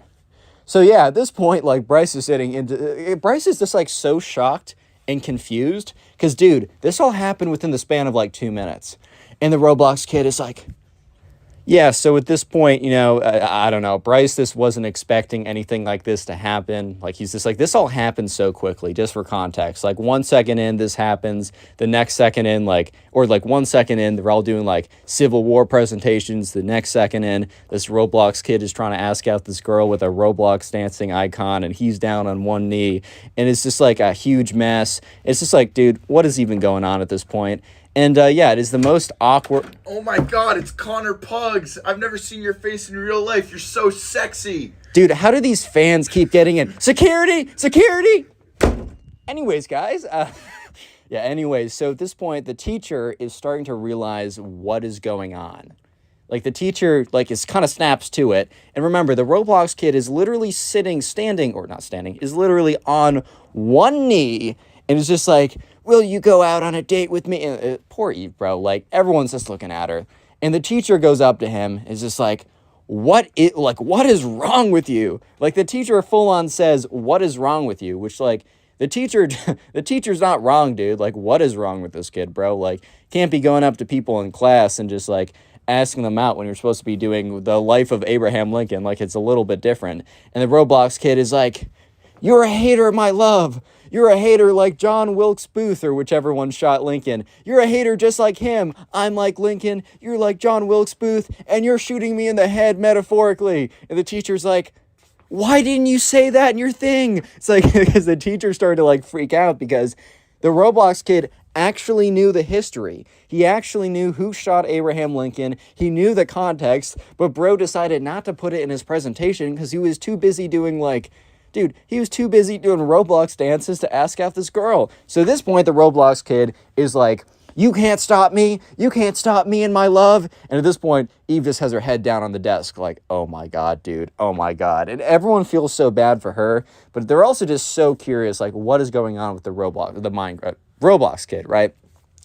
So at this point, the Roblox kid, like, the teacher starts walking towards the Roblox kid because the teacher's going to escort him to the front office. But the Roblox kid says, no, I must have an answer. You can't take me away. So the Roblox kid starts to run around the classroom. So the desks are kind of in just imagine a normal classroom. So the Roblox kid starts weaving in and out between the desks. He's just kind of like dodging in between the desks, sliding under chairs, knocking stuff over. And while he's doing this, right, because, like, the teacher's starting to close in on him, but the teacher's not gonna slide tackle him, dude. He knows better. But while he's doing this, he's shouting like, Eve, do you hear me? Eve, will you be my Roblox girlfriend? Eve, will you be my Roblox girlfriend? And at this point, Bryce is like, oh my God, what is going on right now, dude? What is going on? And the Roblox kid is just kind of like jumping around, jumping. And at this point, right, I think Eve is starting to realize that if she doesn't say, like, this is a terrible position, and I feel really bad for her because, like, dude, you definitely don't want to. Thing. Oh, are you recording right now? Yeah, my balls are actually, yeah, I got my set of balls in on Amazon. Wait, they can't hear this. No! We've had a lot of lore in today's video, like a lot of, anyways, though. So at this point, the teacher is just like, he's running after the Roblox kid. The Roblox kid is running back and forth. And I think Eve at this point kind of just knows that she needs to say something. So she kind of, like, stands up, which is tough for her because, like, this is obviously super embarrassing. She stands up and says, I'm sorry, like, I don't think we should, like, go on a date or something, or, like, I have to decline. However, she said it very politely, she said it very nicely, and, the Roblox kid stops running. And that's when the teacher catches up to him and kind of grabs him, and the Roblox kid literally slumps on the floor, almost like he was shot with, like, a tranquilizer dart, dude. Like, he just slumps on the frickin' floor. Like, he's just down for the count. And, everyone is kind of looking around because it's like, what do we do about this? And the teacher is like, come on, get up. And the Roblox kid's like, no, when my heart is broken, my legs are broken too. Like, kid is being super melodramatic. Apparently, he's never even talked to this girl, the one that he asked out in front of the whole class. He's never spoken to her once. He just saw her once and was like, oh, this girl's pretty. Let me ask her out during my Abraham Lincoln presentation, because that makes a lot of sense, right? And the kid's literally slumped on the floor. He's like, no, my broken heart has paralyzed my entire body. Meh. And the teacher's like, dude, get up. He's like, no, I will get up when she says yes. And at this point, the teacher's like, hell no. Because, like, the teacher, it was already she's already in a terrible situation. You got some weirdo in front of everyone being like, go on a date with me now or else. And then all of a sudden, this kid decides that he is also going to pull if she doesn't go on a date with me, I'm just gonna be collapsed on the floor forever. Feel bad for me, guys. Like, no, that's definitely, like, he's drawing the line there. We're not letting this one slide. Yeah, basically, right? So the teacher pulls him up, because the teacher, he can't be too physical with this kid because he can get in trouble and lawsuits and whatever. But he grabs the kid by the scruff of his collar and, like, yanks him up and is like, you've been distracting enough today. Like, you caused enough drama. You caused enough trouble. You're going to the front office with me. So he drags him out to the front office. And afterwards, the classroom is just dead silent. Until one guy who's sitting next to Eve kind of speaks up and says, I'm so sorry. And literally after that kid says, I'm so sorry, the whole classroom, dude, including Bryce, chimes in to say, yeah, that's so sorry. Like, that's so tough. I'm so sorry about that. If you need anything, like, everyone was being so nice to her because they realized this, like, dude, like, this is the day of a presentation. This is already kind of a stressful day, but everyone kind of knew that, like, yeah, no, I mean, no one wanted this, and she definitely did not ask for this, and, like, if this happened to any of them, they would have known that they would have just, like, they would have had the worst day ever. So, yeah, everyone was super nice to Eve after that point. The Roblox kid did get in trouble. He obviously, he would have failed his presentation, but the teacher said, I'm going to give you another chance to redo the presentation.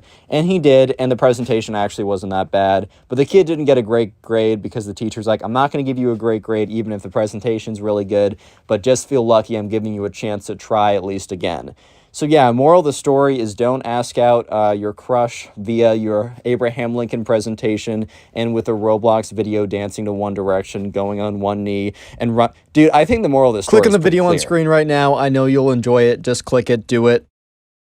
In today's subscriber story, this Roblox kid who is being a jerk to a lot of people gets absolutely destroyed when he tries to be a jerk to this girl, and it was hilarious. So there's this kid, right? And he's known as the Roblox kid. And he's not known as the Roblox kid because he, is just a big fan of Roblox, just plays the game a lot, enjoys the game. You're totally free to play the game and enjoy the game and not be called a Roblox kid. For example, I'm not going to call you a Minecraft kid just because you play Minecraft, man. That's just not how it works, right? Roblox kid has a certain connotation to it that, like, you're doing a lot of stuff along with liking Roblox. For the duration of this story, I'm just going to call this guy Roblox Kid, right? So Roblox Kid had a history of terrorizing people in my subscribers class. If you don't know, a subscriber sent in the story. You can always do that. Link in description. All that information's down there.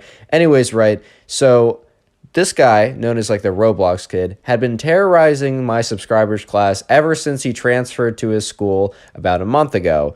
This story took place in like the very beginning of the year, and this new kid transferred in, and no one really knew what, he was going to be like. And the thing is, when you have like a kid transferring in and like he doesn't know a lot of people, of course you want to be nice to them. If anything, I encourage you to be nice to them. So everyone in my subscribers class, including my subscriber, he was very nice to this new kid, and like they didn't know him as the Roblox kid who like was menacing and terrorized people yet. They just knew him as like, just a kid, right? Just a new guy who's probably doesn't know a lot of people, who probably isn't feeling so good, right? And it's only within the first couple days that they start to realize that something is up. The first thing the Roblox kid did wasn't really necessarily a bad thing that made him a menace. It just started off on the wrong foot, right? So all these kids, they wanted to follow this guy on Instagram because, you want to connect with him even if you don't see him a lot out of school. You want to make him know that, like, everyone in the new school that he just transferred to is like really open to him and is really open to, new people coming in. They want to make him feel welcome. So they all decide to go follow him on Instagram. So they look up his name, and obviously his name's not Roblox Kid, even though I will be calling him that. And they find his Instagram account. But what they find on the account is a little bit weird, I'm just going to be honest. So those kind of like Roblox Kid cringe videos that like Poncho and Pegasus and Tagswag and those people would do? Those types of posts, like those like TikTok posts that like they reacted to? Those were the type of posts that this kid posted unironically. And ever since then, he kind of gained the reputation as the Roblox kid, because he would post stuff that was just like, oh boy. Like, he posted one of those videos where it was like, I'm talking in my real voice, and he's obviously not talking in his real voice. He's talking in some kind of like fake deep voice to make him sound all cool and like, oh my god, the ladies are gonna love me now, man, because I'm talking in this weird voice. So like, here's the thing. while that was all pretty cringe to them, they're like, oh my god, right? It doesn't mean that he was a bad guy. It was what he did next that definitely solidified himself as being known as a bad guy. So right after, some people follow him on Instagram, they see like some kind of weird posts or whatever, they aren't necessarily like going to not try and make him feel welcome. They still decide like, okay, this might be a little weird, but we don't really care. Like, sure, man can like enjoy posting weird stuff, but we're still going to be nice to him, right? So it's a couple days in the class, and over the first couple days, Roblox Kid was kind of just kept to himself, right? He was just kind of like shy. He wasn't really saying anything, but he definitely grew comfortable really quickly, which normally is a good thing, but in this case was not a good thing. Yeah, so basically, right, within a week of Roblox Kid being in class, the teacher would say something and he would just laugh. And the teacher would look back and say like, oh, what's so funny? Like, what joke did I miss? And the Roblox Kid would say, nothing. And people just were like, okay, that's a little strange, right? That's a little weird. And he just kept doing that. But then he started to do it when like someone would like say an answer. Like the teacher would be like, does anyone know what whatever is, right? And someone would answer and the answer would be wrong. And he would let out a little laugh, right? And the teacher would be like, what's so funny? He's like, nothing. And he would just keep doing that, right?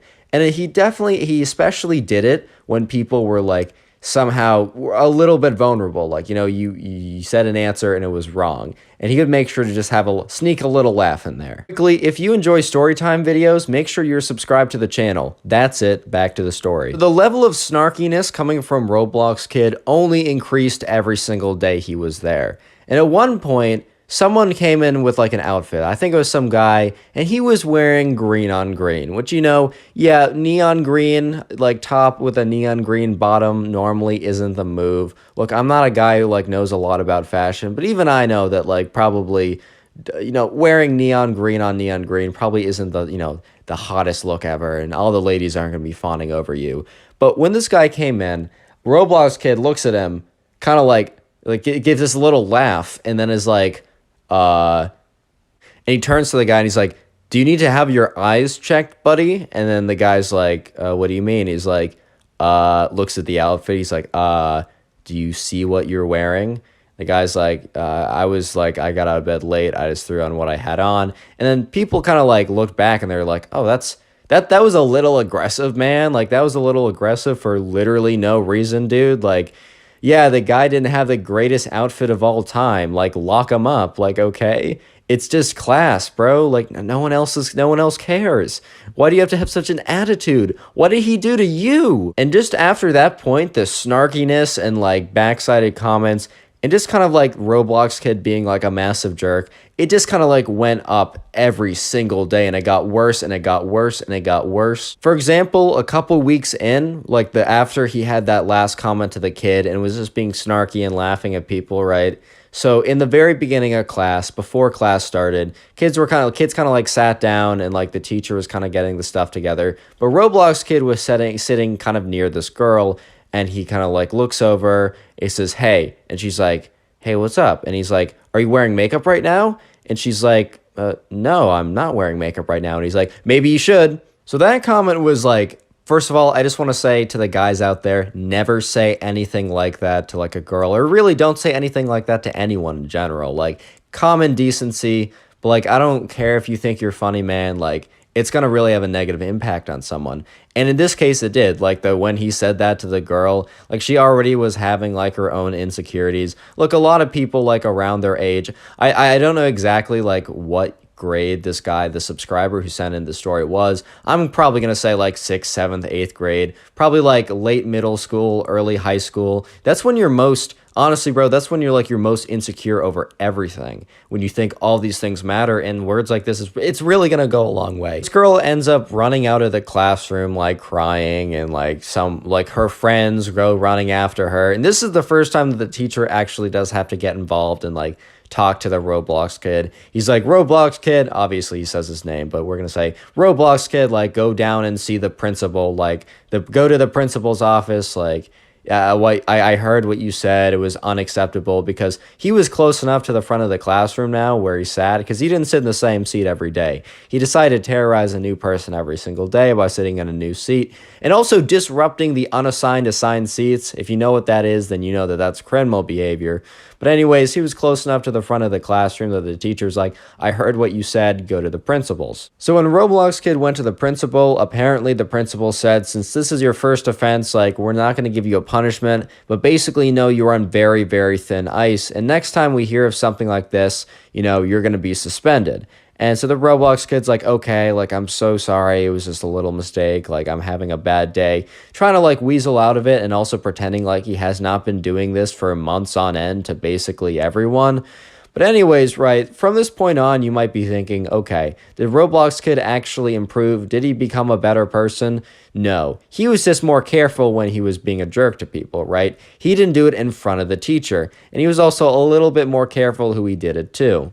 But this didn't mean that he wasn't, like, continuing on his tirades of terrorizing people, as being a jerk, right? He started sitting more in the back of the class, and he started making his comments then. He also started making comments in the hallway with people. For example, someone would walk out of, like, a class, like his class with him, and they would have gotten, like, a pretty bad grade on the test. And as they were walking out, the Roblox Kid would be like, to all the people around him, like, he'd say really loudly, he's like, I can't believe you got a whatever score on that test. Maybe study next time. Roblox Kid probably failed the test, dude. Like, we're gonna be honest. He was too busy making those hey there baby girl Roblox edits to get like 3 likes on TikTok, but like, he needed to make sure that it was everyone else's business that the guy next to him failed the test.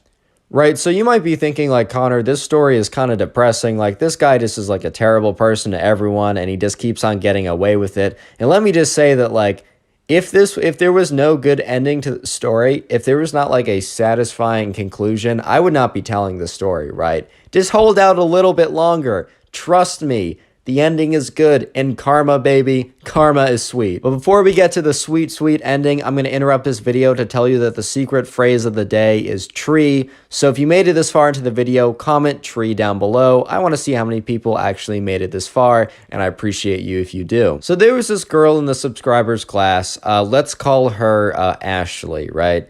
So Ashley was known as, like, being, like, very nice, very, like, kind and respectful. At least when you were being kind and respectful to her.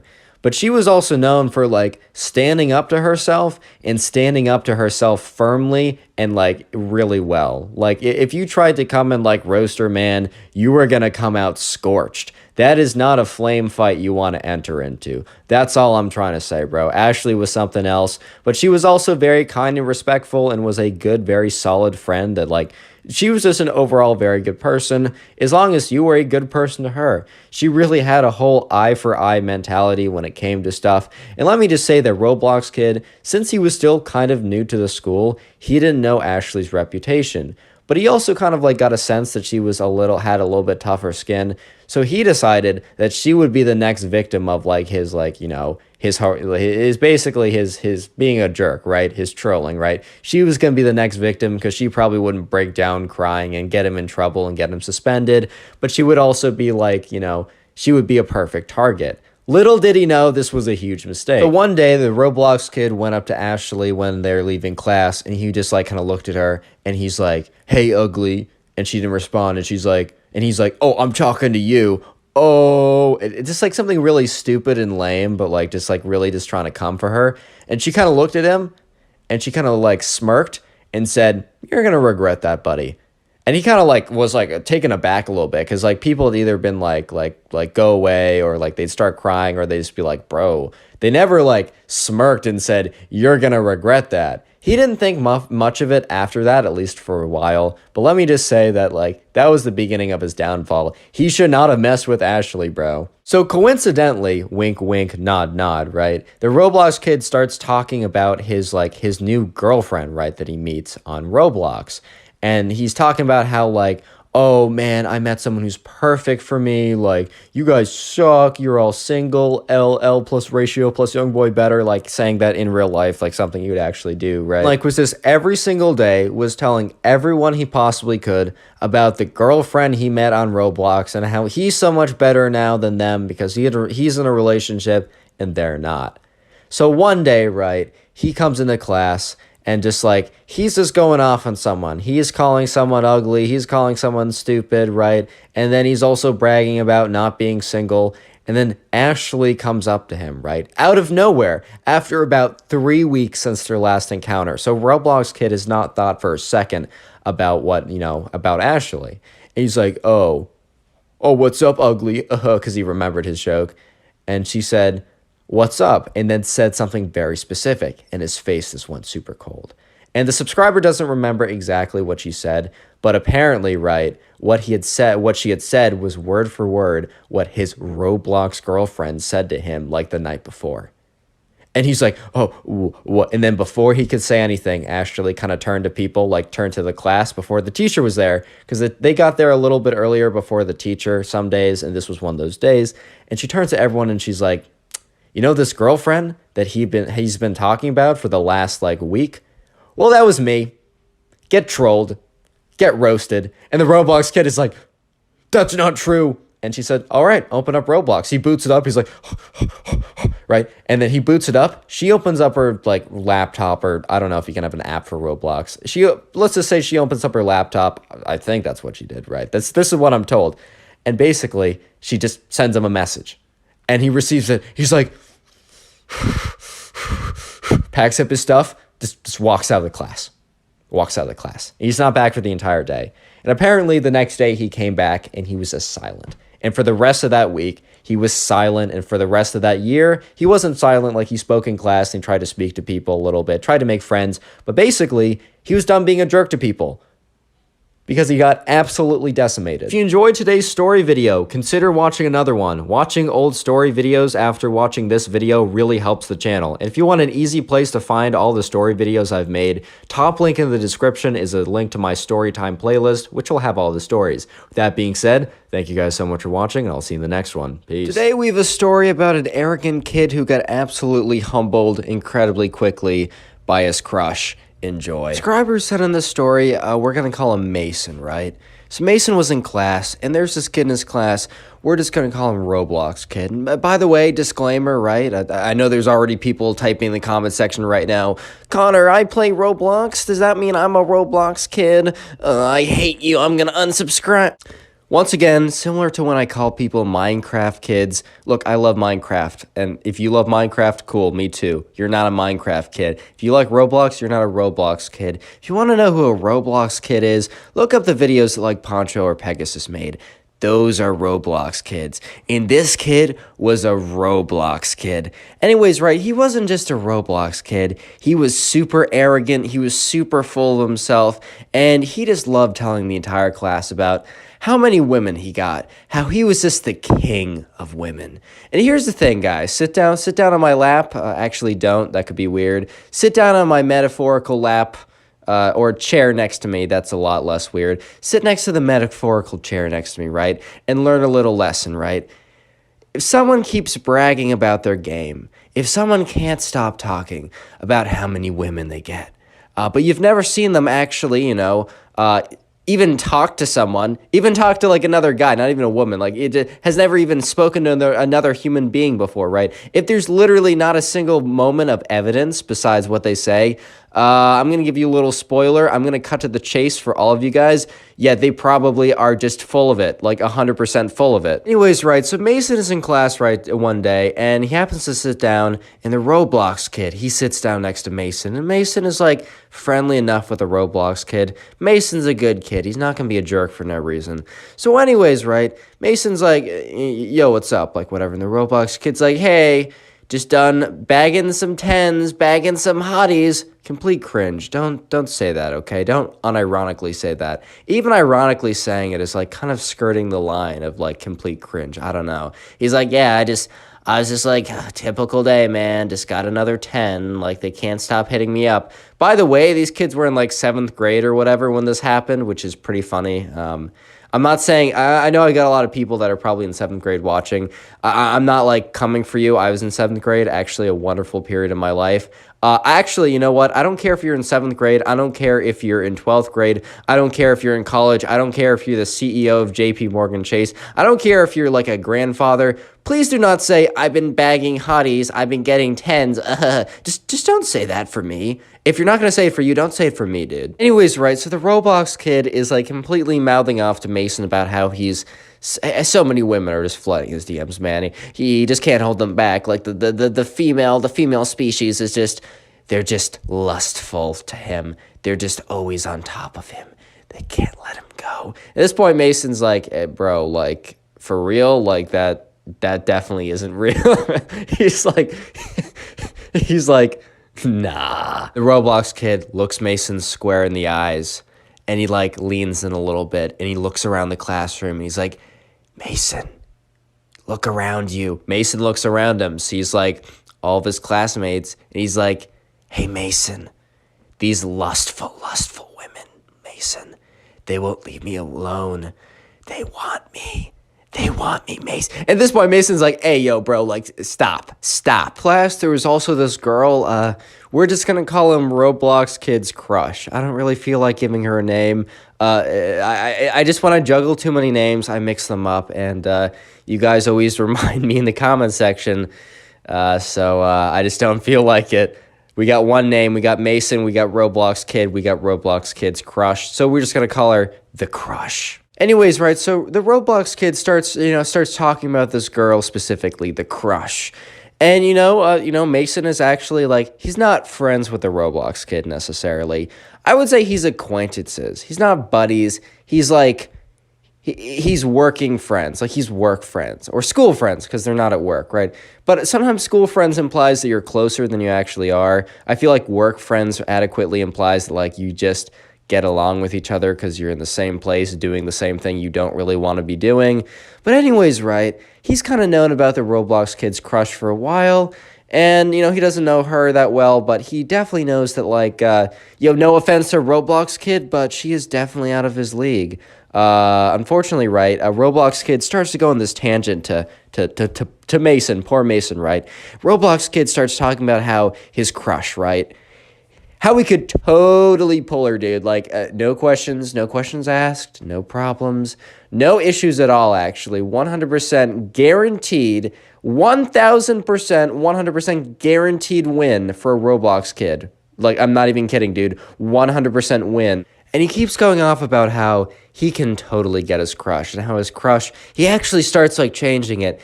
He doesn't just talk about how he, his crushie will totally love him, right? Will totally fall for him if he, like, says anything or even starts talking to her. Because, right, at this point, Roblox Kid had not even spoken to this woman, right? But he changes the conversation a little bit. You know what he starts doing, guys? You know what he starts saying? He starts talking about how she is actually secretly in love with him. Yeah, no, I'm not even, I wish I was joking. I wish I was kidding. I wish this wasn't real life. I wish the Illuminati had reprogrammed my mind to just interpret reality backwards, but no, this is real life. He actually started going off about how his crush, someone who's completely out of his league, who he's never spoken to, etc., right, is actually in love with him. At this point, right, Mason isn't about to correct this kid, right? Mason's not about to correct this kid because, he needs to be humbled, man. And Mason kind of believes at this point that reality will catch up with him and will humble him. Mason doesn't need to have any blood on his hands. He doesn't need to do any of the dirty work. He doesn't need Roblox Kid plotting against him because he hurt his feelings. Reality will take all of that. We'll take care of all of that for him. Anyways, right, so the Roblox Kid starts to explain to Mason about his master plan, about not the Technoblade master plan, not one that's actually going to work, right? But the master plan to get this girl to fall in love with him, which, like, why does he need a master plan when she's already in love with him? Don't ask me, dude. Anyways, right, so what you need to know is in this class, they had a very, not a very large, but they had a project due the next day. In that project, they had to present in front of the entire class. And so basically, right, the Roblox kid, he explains to Mason, the subscriber who sent in the story, you can send in stories too to my Instagram in the description. He explained to Mason that he was going to basically ask his crush out via his class presentation. And Mason was like, dude, you know you're going to fail the presentation if you do that. He's like, yeah, totally worth it though. Like, I already have 100% in this class.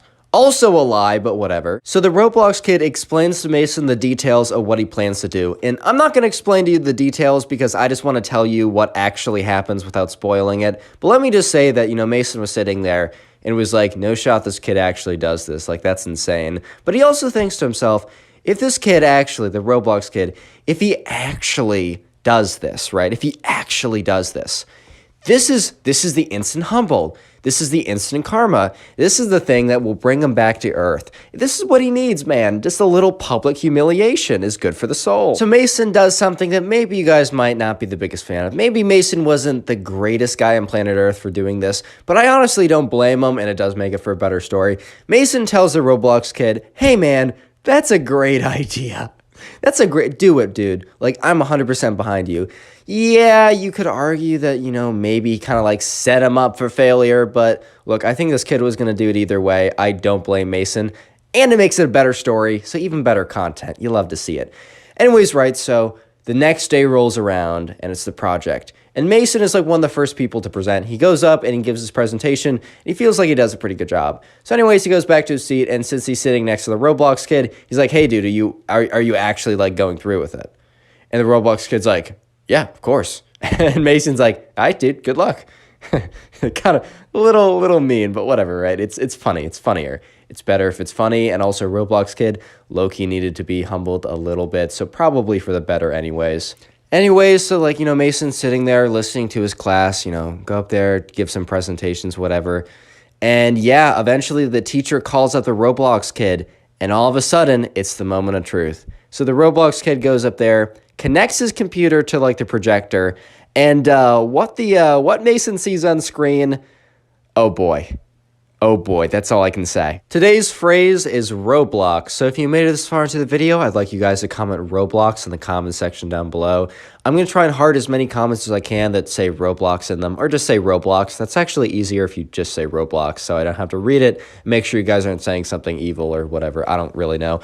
Just know I'll probably be unpacking or moving into a new dorm / flying on a plane tomorrow, so I won't be able to get, and that's when this video is going up, so I won't be able to heart a ton of comments. I'm going to do my best, but don't take it personally if I don't get to yours. Also, today's your lucky day. Today's your lucky day, man. I don't know how to break it to you, but today is your lucky day. Because for every single person who leaves a like on today's video, they will actually receive their very own nothing in the mail. 2 to 3 days shipping, by the way. So once you leave a like on this video, you will receive your nothing in 2 to 3 days. Amazon shipping it. So if you have any complaints, bring it up to them, not me. Leave a like, 5,000 likes, and I'll cry myself to sleep. With that being said, back to the story. Anyways, right, so Roblox kid, he goes up to there, connects his computer, opens up his presentation, and you know what? For the sake of the story, I actually do need to give his crush a name. Let's call her Abby. Let's hope I remember that name. I do not have it written down right now. So he opens up his screen, and the first slide, it says, hello, class. And he stands up, he's like, hello, class. I have a very important announcement. And then he turns around and he goes to his computer and he clicks the next button. And on screen, it's a photo of Abby. The whole class is like, hey, yo, what the fuck? Roblox kid goes up there and he's like, looks at the photo of Abby. He's like, Abby, this is for you. And everyone's like, hey, yo, what the fuck? What?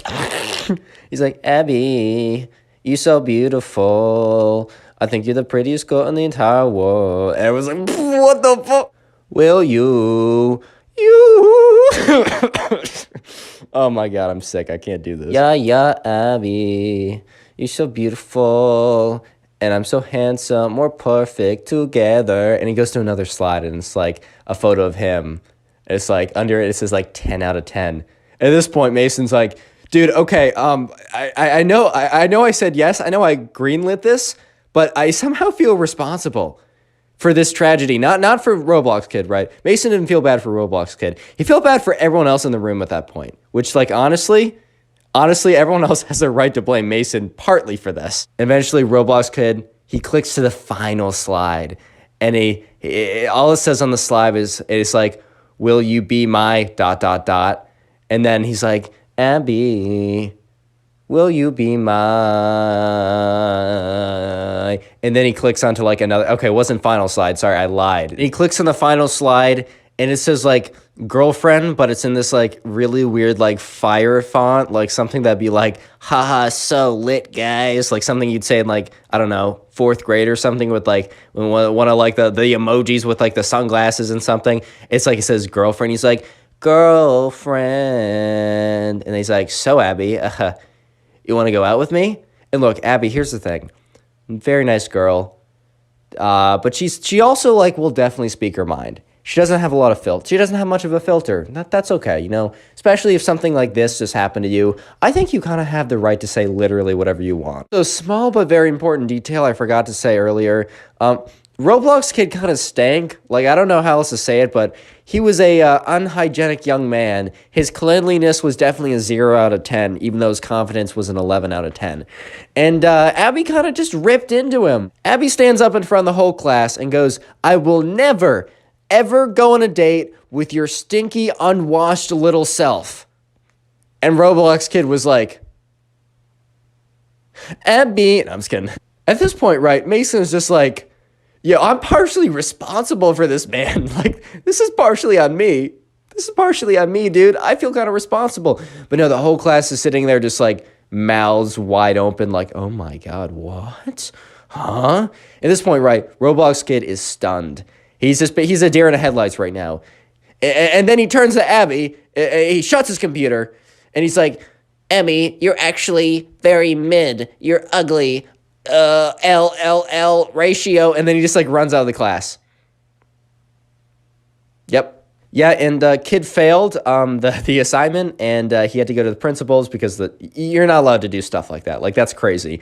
And yeah, he got humbled pretty fast, to say the least. Subscribe to the channel if you haven't already. Now go click on another video. Like, there's some videos on screen. Click them. Why have you not clicked? From a kid who tries to use Robux in real life to a kid telling the teacher that Roblox was a country, these are the craziest Roblox kids ever.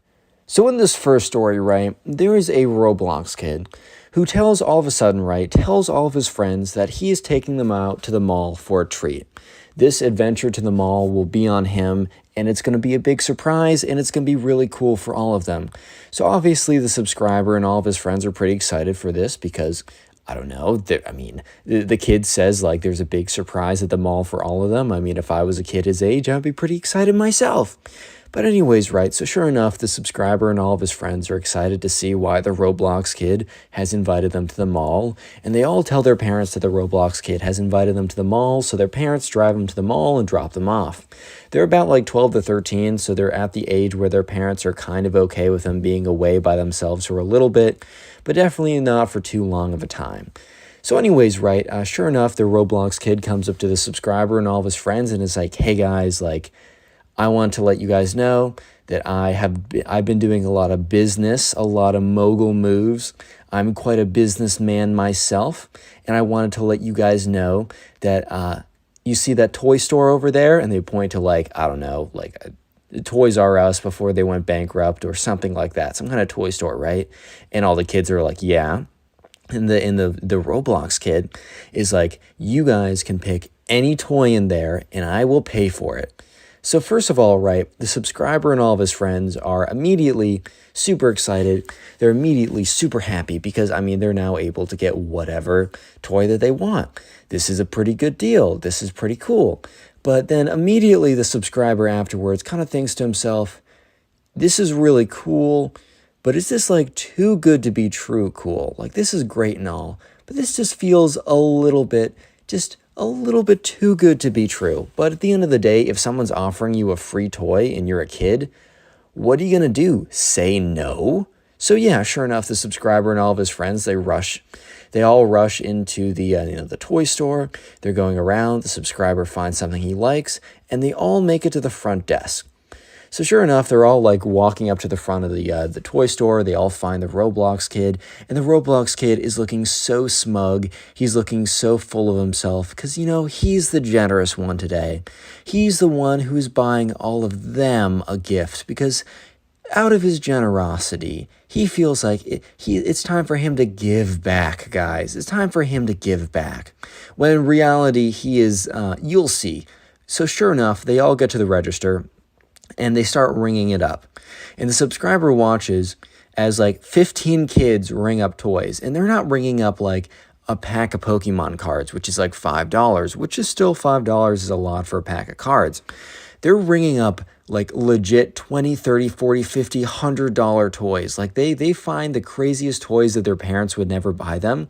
And if I don't know, man, if the Roblox kid says, hey man, I'm going to buy them, then they're like, okay, dude, then here we go. So sure enough, they all go to the front and they ring up all these toys. The total is like legitimately $1,500. I don't think there's ever been a case at this store that a single person has rung up this much money, this many items. So sure enough, like the guy behind the cash register is kind of looking at them very suspiciously. Because I don't know about you, but I would definitely be suspicious if a bunch of like 12-year-olds came up to the front of a toy shop and rung up $1,500 worth of items. Like, I don't know about you, but I would be at least a little bit suspicious. So yeah, sure enough, right? The cash register, the cashier is like, okay, that's going to be $1,500. And he says it with kind of a confused look because it is $1,500. And he looks at the kids and he's like, okay, so are your parents here to pay for it? And all the kids, including the subscriber, they all turn over and they look at the kid, the Roblox kid, who promised that, he would be paying for all of this. And sure enough, the Roblox kid is like, no, that will be no problem. I will be paying for this. And the cashier kind of looks at the Roblox kid, looking at him like, bro, are you really going to be paying like $1,500? Are you sure? Are you positive that you will be paying $1,500 for these toys? Like, are you 100% certain that you will be paying $1,500? And the kid looks at him. He's like, yep, this will be me. And he goes in and he pulls out an iPad. And on the iPad, he brought his backpack to the store. On his iPad, he has Roblox. And he opens up Roblox. And everyone is so confused right now because they're like, okay, this kid literally just told us that we can have whatever item we wanted. And when he goes to pay, instead of paying, he pulls out his Roblox game. Like, bro, this might not be the time to be playing video games. This might be the time to, I don't know, pay for the thing you said you'd pay for. But sure enough, right, the Roblox kid, what he ends up doing is he pulls up his Roblox account and it says that he has 2,000 Robux. And he goes and shows the cashier and he's like, hey man, so I have 2,000 Robux. Well, this should be more than enough to cover it. And everyone is looking, all the kids are looking at the Roblox kid and they're just assuming, oh, this is a joke, right? Like, he doesn't actually expect the cashier to accept Robux as a legal tendency, as legal tender. He doesn't actually expect the cashier to accept his Robux to pay for the $1,600 worth of toys, right? And that's when it all made sense to the subscriber. This kid didn't have $1,500. He had 1,500 Robux. And I think the kid must have assumed that there was a one-to-one conversion between this fake virtual currency that you can buy stuff on Roblox on and the actual US dollar.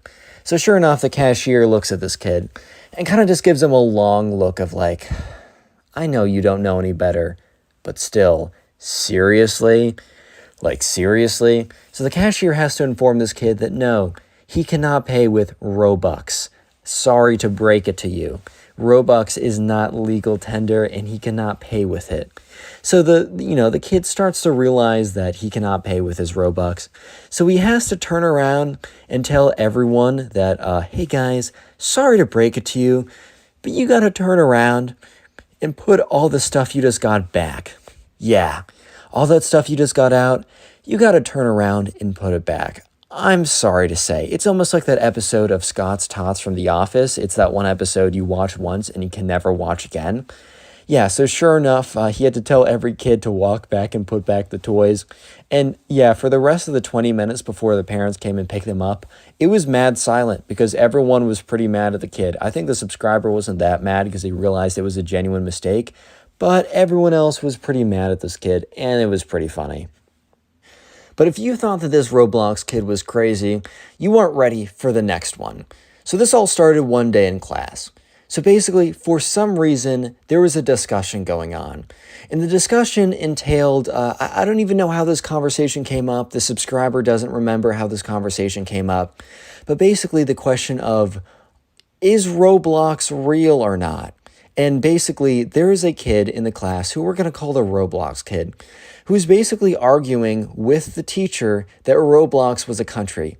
So yeah, they were talking about countries, and they were going over countries in Europe. And the Roblox kid was convinced that Roblox, the game he played, was based on a real country in Europe.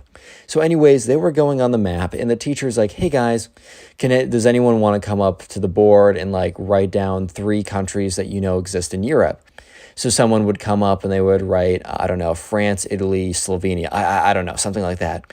And that's when the Roblox kid went up and was like, I don't know, Italy, Germany, Roblox. So everyone looked at the Roblox kid and kind of gave him a double take of like, are you sure you meant to write that, bro? Like, are you positive? When the kid wrote down that Roblox was one of his answers. Because I don't know if you guys know this, but Roblox is not a country. It is, in fact, a name of a video game. But sure enough, the kid was very confident with his answer and kind of like walked back down like nothing happened. Half the class looked at the board confused. The other half kind of burst out a little bit into laughter. And the teacher must have had a son who played Roblox. He's like, hey, don't write down like funny jokes on the board. This is serious. Like write down 3 countries, like erase this and write down a 3rd country if you can. And the Roblox kid legitimately looks at the teacher with this look of confusion, saying, I wrote down 3 countries. And the class laughs again, or at least the part of the class that laughed before. And the teacher's like, that's not funny. Like, Roblox is a video game. It's not a country. Come on now. I have a son who plays it. Don't think you'd be able to pull this a fast one beyond me. And the kid legitimately looks at this guy and is like, I don't know what to say. Roblox is a country. Like, I know it's a video game, but it's based off a real country in Europe. And the teacher is just looking at this kid, and the subscriber is just trying to realize the subscriber first thought this kid was like pulling a prank on everyone by just how goofy this was. But apparently, this kid legitimately believed that Roblox was a real country in Europe. So sure enough, the teacher and the kid have this back and forth that legitimately lasts like 5 minutes of Roblox is not a country, bro. And then the kid's like, dude, Roblox is a country. And then the teacher's like, Roblox is not a country last time I checked. And once again, the kid's like, no, Roblox is a country, and that is final, and that is a fact. And the teacher's like, no, it kind of goes back and forth like this for a while. And this is when the kid starts to get angry. And he starts yelling at the teacher, no, Roblox is a country. And at this point, the teacher's like, don't raise your voice at me. Look, you know what? How about this? If we go on the globe right now, because the teacher had a globe, like, you know, those like real life spinning globes or whatever. The teacher had a globe. So the teacher's like, you know what? All right, let's have a bet. If I go on here and I find that, you know, Roblox is actually on the globe, or if you can find Roblox is actually on the globe, then guess what? You get recess for the rest of class. And the kid's like, okay. And then like, what do you get? And the teacher's like, okay, if we look on this globe and we find that, Roblox is actually not a thing, not an actual country, then guess what? For the rest of class, you need to write up a paper about how you're sorry for wasting the classes and my time. And the kid is like, yeah, okay, get ready to lose, bud. This kid was so confident for some reason. And he goes up to the front of the class. And he goes up to the globe. And he's looking at the globe. And he goes over to Europe. And he's like, I'm pretty sure it's next to France. And he looks next to France. And sure enough, Roblox, the country, does not exist. So he's like, actually, I was just kidding with you guys. Roblox is right next to Germany. And he looks next to Germany. He's like, Roblox is actually a Nordic country. And he goes up to like the Netherlands and Ireland, those places. He says like, actually, Roblox is a island off of, in the UK. It's off of Wales. And he looks over there and sure enough, Roblox is not an island off of Wales. He's like, Roblox is actually in Asia. And he's like, teacher, I totally messed up. So the Roblox kid looks at his teacher and says, teacher, I totally messed up. And the teacher's looking at him with this kind of smug look of, yeah, okay, bro, I know Roblox is not a real country. And the kid's like, so basically Roblox is actually in Asia. I'm sorry. Can I amend my bet? And the teacher's like, sure. Amend your bet to say that Roblox is actually a real country in Asia. Go ahead. So the kid is frantically looking all around Asia, and he doesn't find, he's like, actually, Roblox is a real country in Africa. My fault. The teacher's like, look there as well. And eventually, the Roblox kid, he doesn't say it's a real country in Australia or a real country in Antarctica or something like that, or North America. Eventually, the Roblox kid realizes that he's been wrong the entire time. And the Roblox kid sees that there's 10 minutes left of class, and he's like, I think this globe is outdated. And the teacher's like, nope, look at the date. And sure enough, the globe was bought 2 years ago. So the Roblox kid is starting to be in a stage of denial. He's like, no, you changed this globe last minute so that it wouldn't have Roblox, the country. And so the teacher's like, all right, well, we can use my computer and look up Roblox, the country. We can look up global maps that are updated daily and that I don't control. And if Roblox isn't there, then I win. And at this point, I think the Roblox kid realized that Roblox was not actually a real country, but he was just super stubborn. So he said, you probably just hacked the internet. And the teacher's looking at him. He's like, really? I hacked the internet? And this kid was just looking at the teacher. And this teacher was just looking at the kid. And they were just looking at each other. And the kid literally bursts out crying and runs out of the class. Click on the video on screen right now. I know you'll enjoy it. Just click it. Do it. So, spoiled kids are extremely annoying. They're super entitled. And today, a spoiled kid just starts getting away with so much and just is so annoying that he actually makes the teacher, who's been teaching for 15 years, quit their job. Yeah, this is a pretty crazy one, so buckle up, subscribe if you're new to the channel and enjoy story videos, and let's just jump right on into it. So we're going to call the subscriber who submitted today's story Luke. So anyways, in Luke's class, there was a kid who we're just going to call the spoiled kid, and they had a pretty major assessment that was coming up. So the teacher decides to put Luke and all the other classmates, including the spoiled kid, into small groups to review. So basically, they've had an entire week to study for this test. It's one of the major tests that will have a pretty big impact on the grade. So they're put into small groups to kind of just go over material, just kind of go over stuff that they need to do. And so they're in the small groups, and Luke happens to be put into a group with the spoiled kid. And the spoiled kid almost immediately starts, I don't know if it's bragging or just, I don't know what this is. I think it's bragging, but I'm not sure. He starts telling everyone in a bragging tone that he has not studied at all. So all the kids, including Luke, look at him a little bit confused and also a little bit concerned. Because this wasn't some easy class that you could kind of figure out. I think this was biology or something. It's one of those classes where it is really memorization based. And in maybe some, I don't know, other types of classes, you can kind of wing it. However, in memorization, heavy classes, it's a lot harder to wing it because it's less about common sense and more about information recall, which you can't really wing information recall unless you're literally attached to the internet through Elon Musk's Neuralink or whatever, right? So yeah, the kids in Luke's group with the spoiled kid kind of looked at the spoiled kid with this look of concern.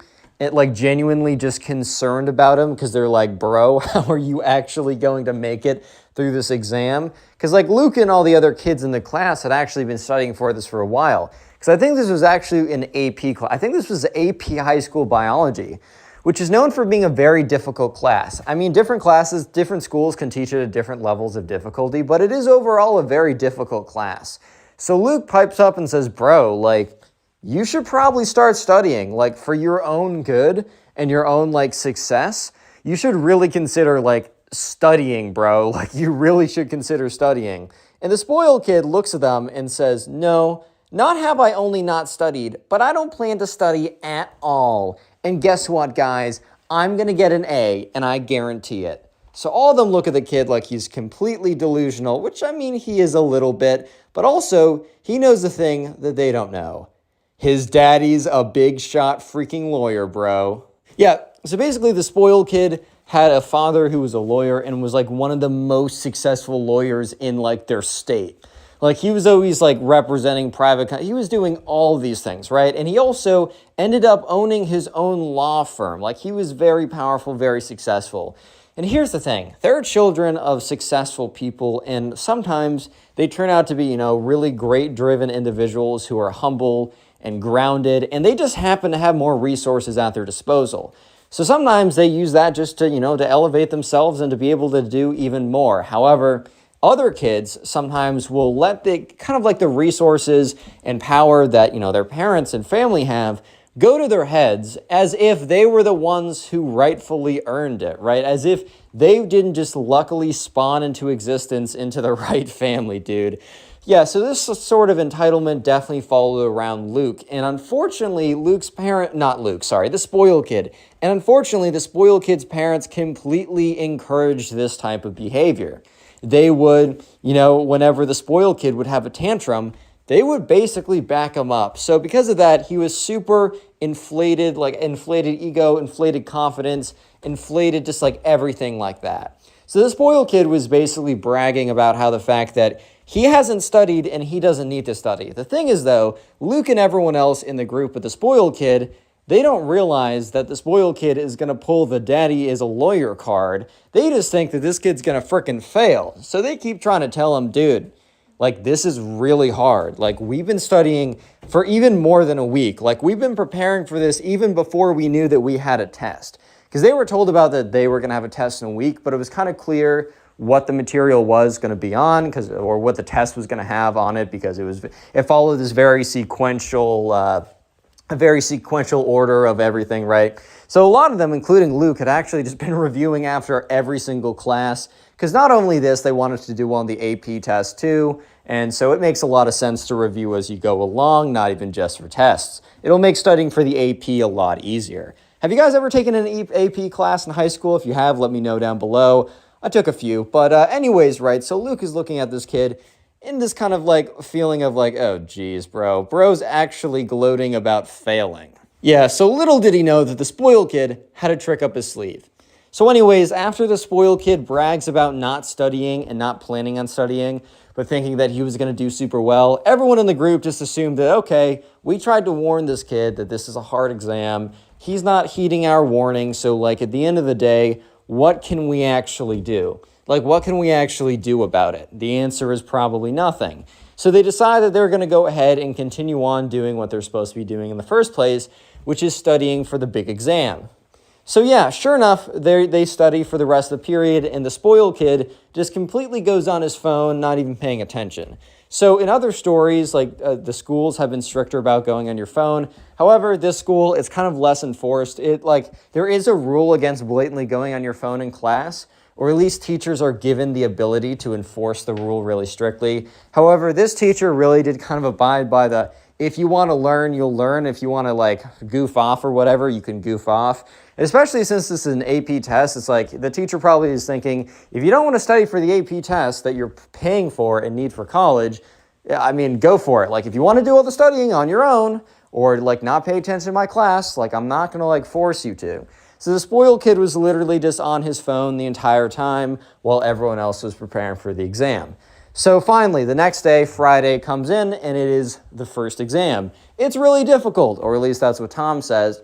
And even the people who put in a lot of effort, including himself, and studied, they did pretty tough. Like, it was really hard. And by, like, the average was like a B-, which a B- is not a bad grade, but it's definitely like, I'd say average grades for a lot of things are like B's, high B's, not really A's, not really C's, unless you're in like a college physics class or something. Hey guys, the average is at 24%. Congratulations, you all did amazing. It's not like that. This is still high school.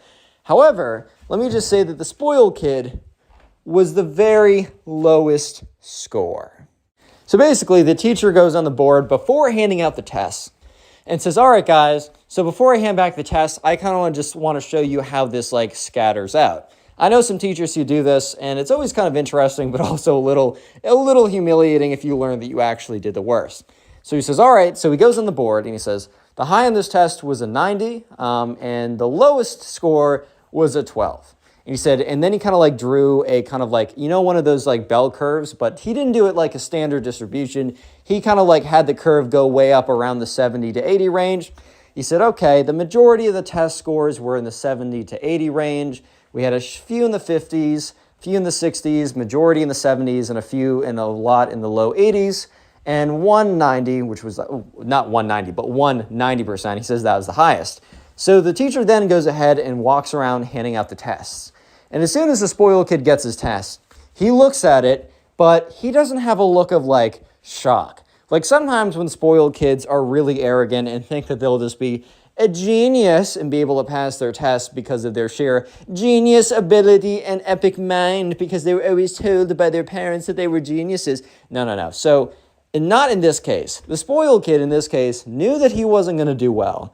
So instead of having a shocked reaction, he looks at it and simply very calmly raises his hand. So the teacher, expecting like a little bit of commenting from the kid who got an 11%, right? But didn't really expect the commentary to come as a class question. The teacher kind of expected the spoiled kid to ask to meet with him after class or during a free period, and they'd go over the test together and how the spoiled kid can salvage his grade in this class. However, it looks like the spoiled kid wanted to get attention for this in front of the entire class, so, the teacher's like, however, whatever, right? So the teacher looks at him and says, yes, spoiled kid, what is it?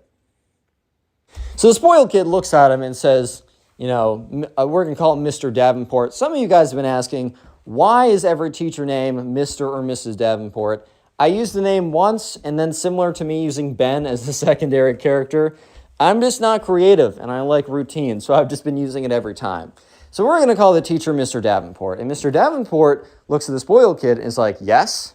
And the spoiled kid, stands up and looks at Mr. Davenport and says this in a forceful yet calm manner. This spoiled kid is a lot more, I don't want to say competent, but a lot more confident and a lot more tactical when he goes about being a spoiled brat. He looks at this teacher and says, if you do not change my grade to an A, I will sue you and the school. So the entire class was not quiet, not like speaking super loud, they weren't all talking, but what the light hum of kind of like a little bit of talking, a little bit of movement that was present before this kid said that cuts out immediately, and it is dead, empty silence. So everyone is just kind of like, oh, damn, did this kid actually just say that, bro? So yeah, the teacher Mr. Davenport has a very stunned look on his face because, I don't know about you, but if I was a teacher and some kid very calmly stood up and said, hey, if you don't change my grade from a fail to an A, I'm going to, sue you and the entire school. Yeah. So the teacher kind of laughs a little bit because genuinely, how do you react in a situation like this? And is just come again? So the spoiled kid looks at him and says, yeah, I think you heard me the first time, but if you don't change my grade from an 11% to a 90%, basically from a fail to an A, I'm not only going to sue you, but I'm going to sue the entire school. And this school will come crumbling down. So at this point, this is when the subscriber, Luke, realized that the spoiled kid did have no intention of studying, but he didn't have any intention on doing well in the test from the first time around. The spoiled kid had no intention of studying because he was going to basically threaten his way to an A. Look, there's a lot of strategies of doing well in high school. I do not suggest this one, guys. I don't know how many of you guys could pull this off. I know I certainly couldn't, but I really don't suggest this. Yeah, so sure enough, Luke and everyone else in the class, they're just like, oh my God, what did this kid just say? And, the teacher's looking at the spoiled kid, And the teacher, like kind of like the smirk, laugh, smile the teacher had on his face, that wasn't really because he thought it was funny, but just because he was completely taken off guard, slowly dissipates as he realizes that the spoiled kid did just say what he thought he said, and also said it with completely seriously. So the teacher kind of makes his tone serious as well and says, I will not take such threats in my class. Like, you're going to sit down and nothing's about your grade is going to change. Like, you didn't put in the work, you performed poorly, and because of that, you threatened to sue me. Like, that's insulting. Like, just sit down. I'm not hearing anything else from you for the rest of class. So the class is like super silent as this kid sits down, as this is pretty crazy. Like, this is like, whoa, because this teacher was pretty chill. I mean, I don't know. He wasn't like, I'm going to be your best friend, but you kind of don't want your teacher to be your best friend. You don't want them to be so ridiculously out of touch that they I don't know, like that they can't actually like relate, or they make things really hard not realizing because they're just so out of touch. But you also don't want your teacher to be your best friend because, they're supposed to have a figure of authority over you. They're supposed to be your teacher, not your friend. However, while this guy was very chill, they've never seen him lash out at anyone. So it was pretty uncomfortable for them to see this, even though everyone agreed this was a totally justified response. Because I don't know about you, but if I was a teacher and some kid threatened to sue me, I don't think I would just be like, oh, okay, that's fine. That's a totally normal thing that normal people say. I think I would recognize how insane of a thing that was said just was. Like, I think I would, I don't know. I think I'd be upset as well. I don't know if you guys agree or disagree. You can let me know in the comments if you'd like. So here's the thing. Luke and everyone else in the class kind of assumed that the spoiled kid was pulling a massive bluff.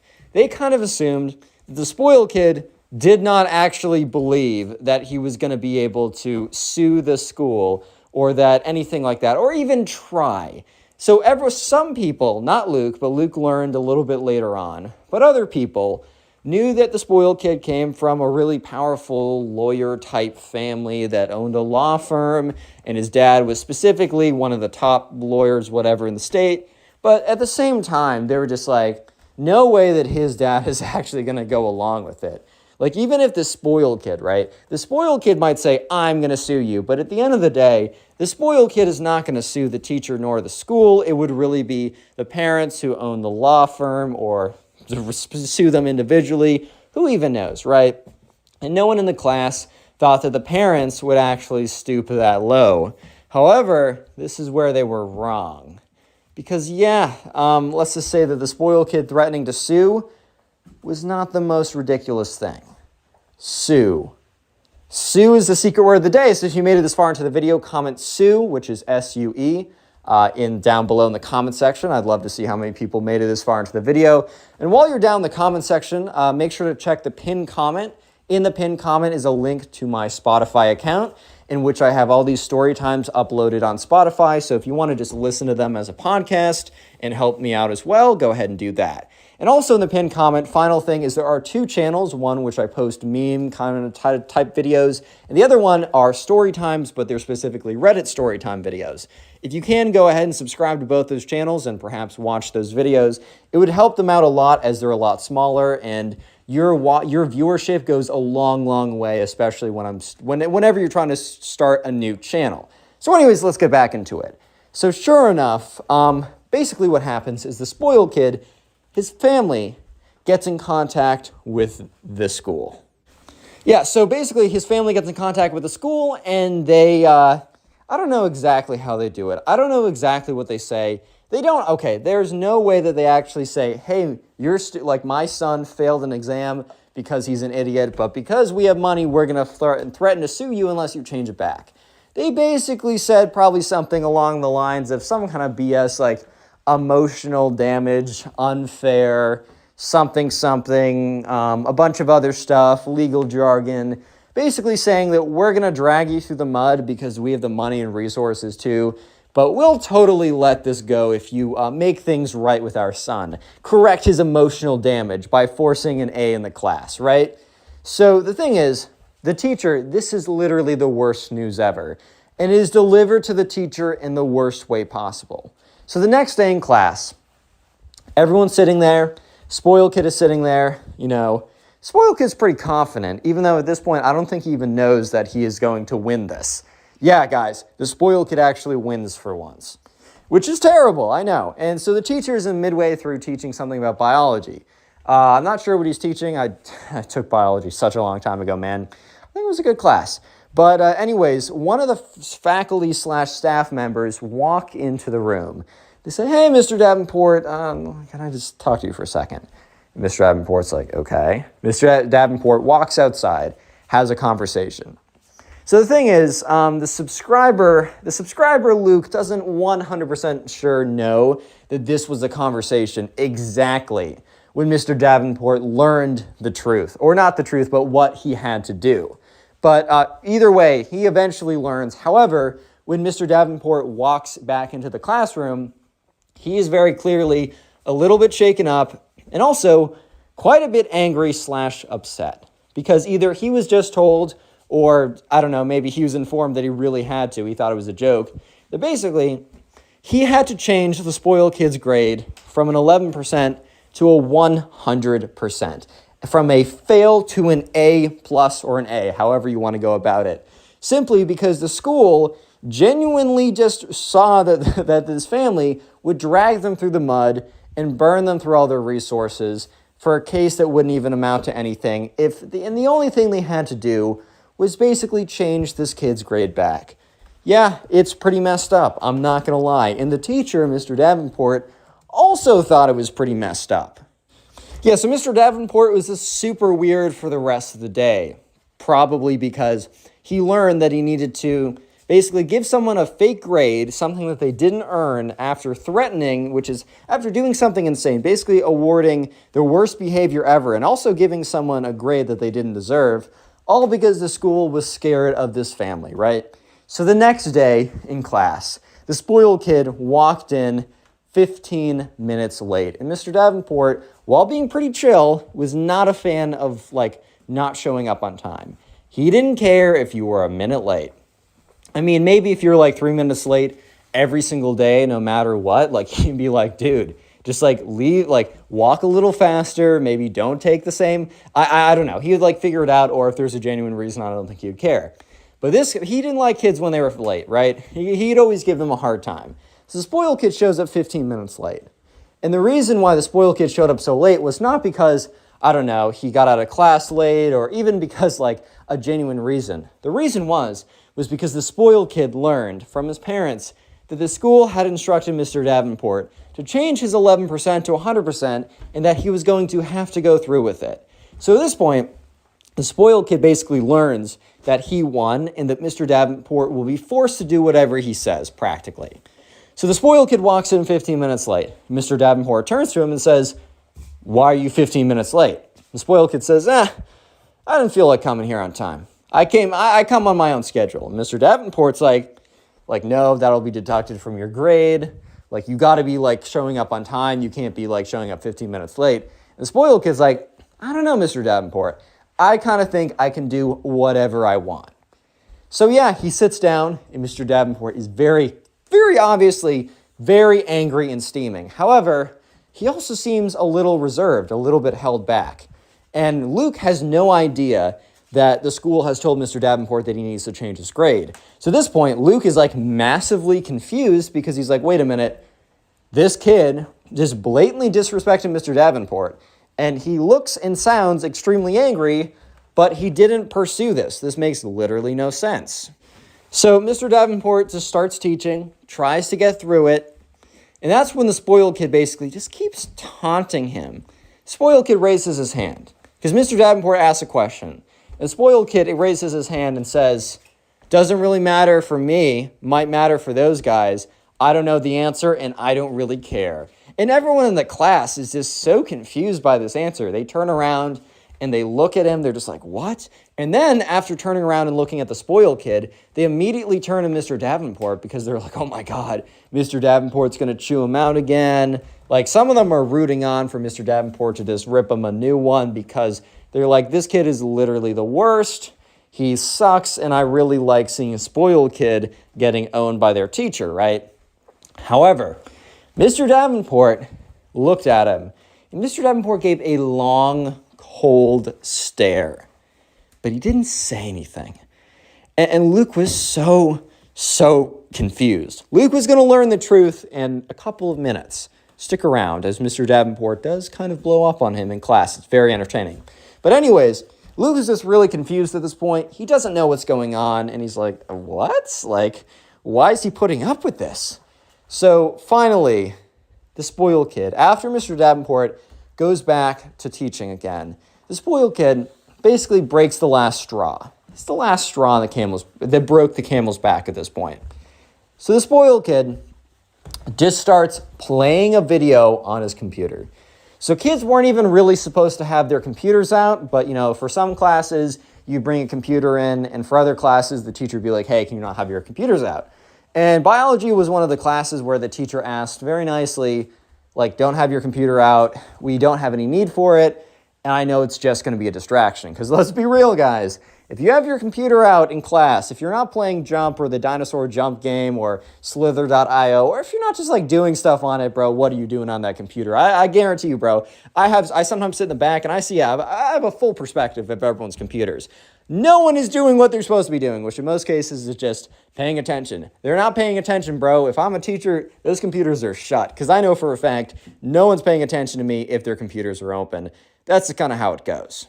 But the spoiled kid not only takes out his computer, but he starts really loudly watching a movie. Like you hear the 21st Century Fox thing, like the da-da-da-da, like very loudly. It's very clearly a movie.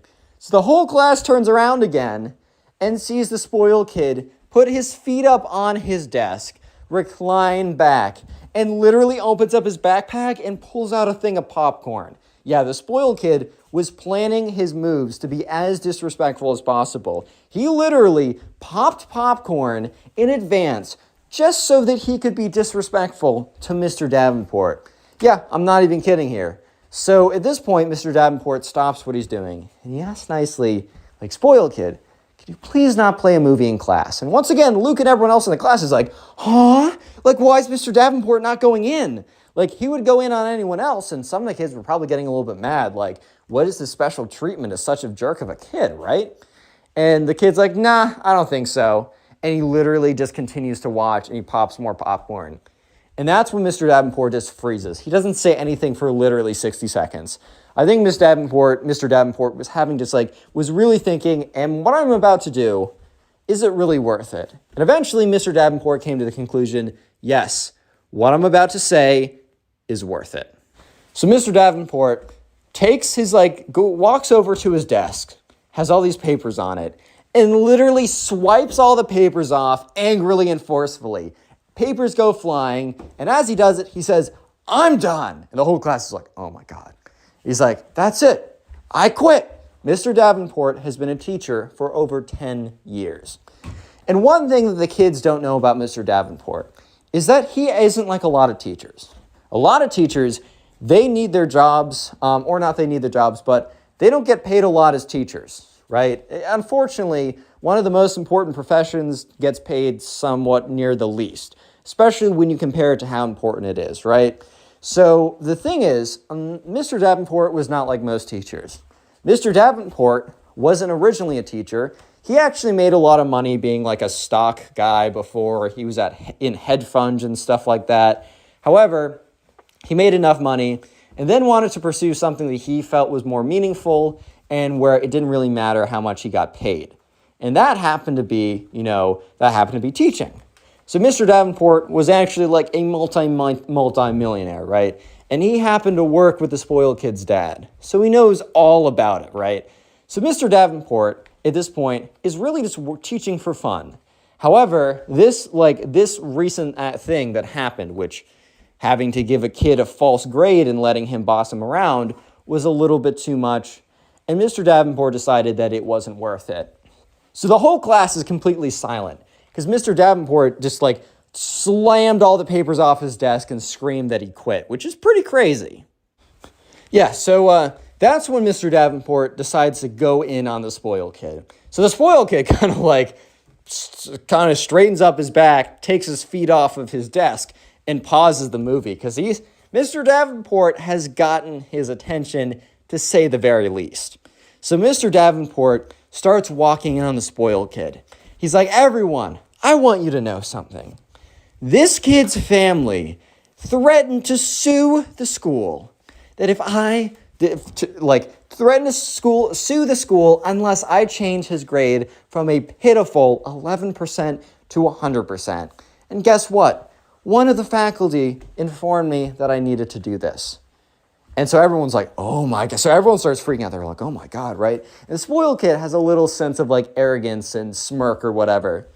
And that's when the teacher goes in, Mr. Davenport's like, spoiled kid, you're so confident. You're so full of yourself. It's like, do you really believe that you've done anything? And the spoiled kid is like, my family, ... whatever. But Mr. Davenport catches him off. He says, yeah, your family, not you. You've done nothing. You've achieved nothing. And everything in your life is not because of you. You've contributed nothing. You're a little leech who's digged his little fangs into the side of our society and sucked it dry.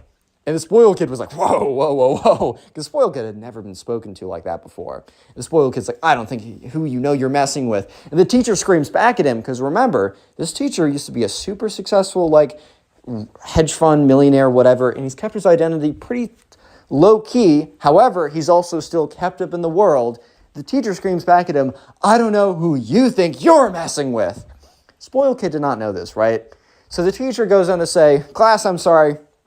I cannot do this anymore.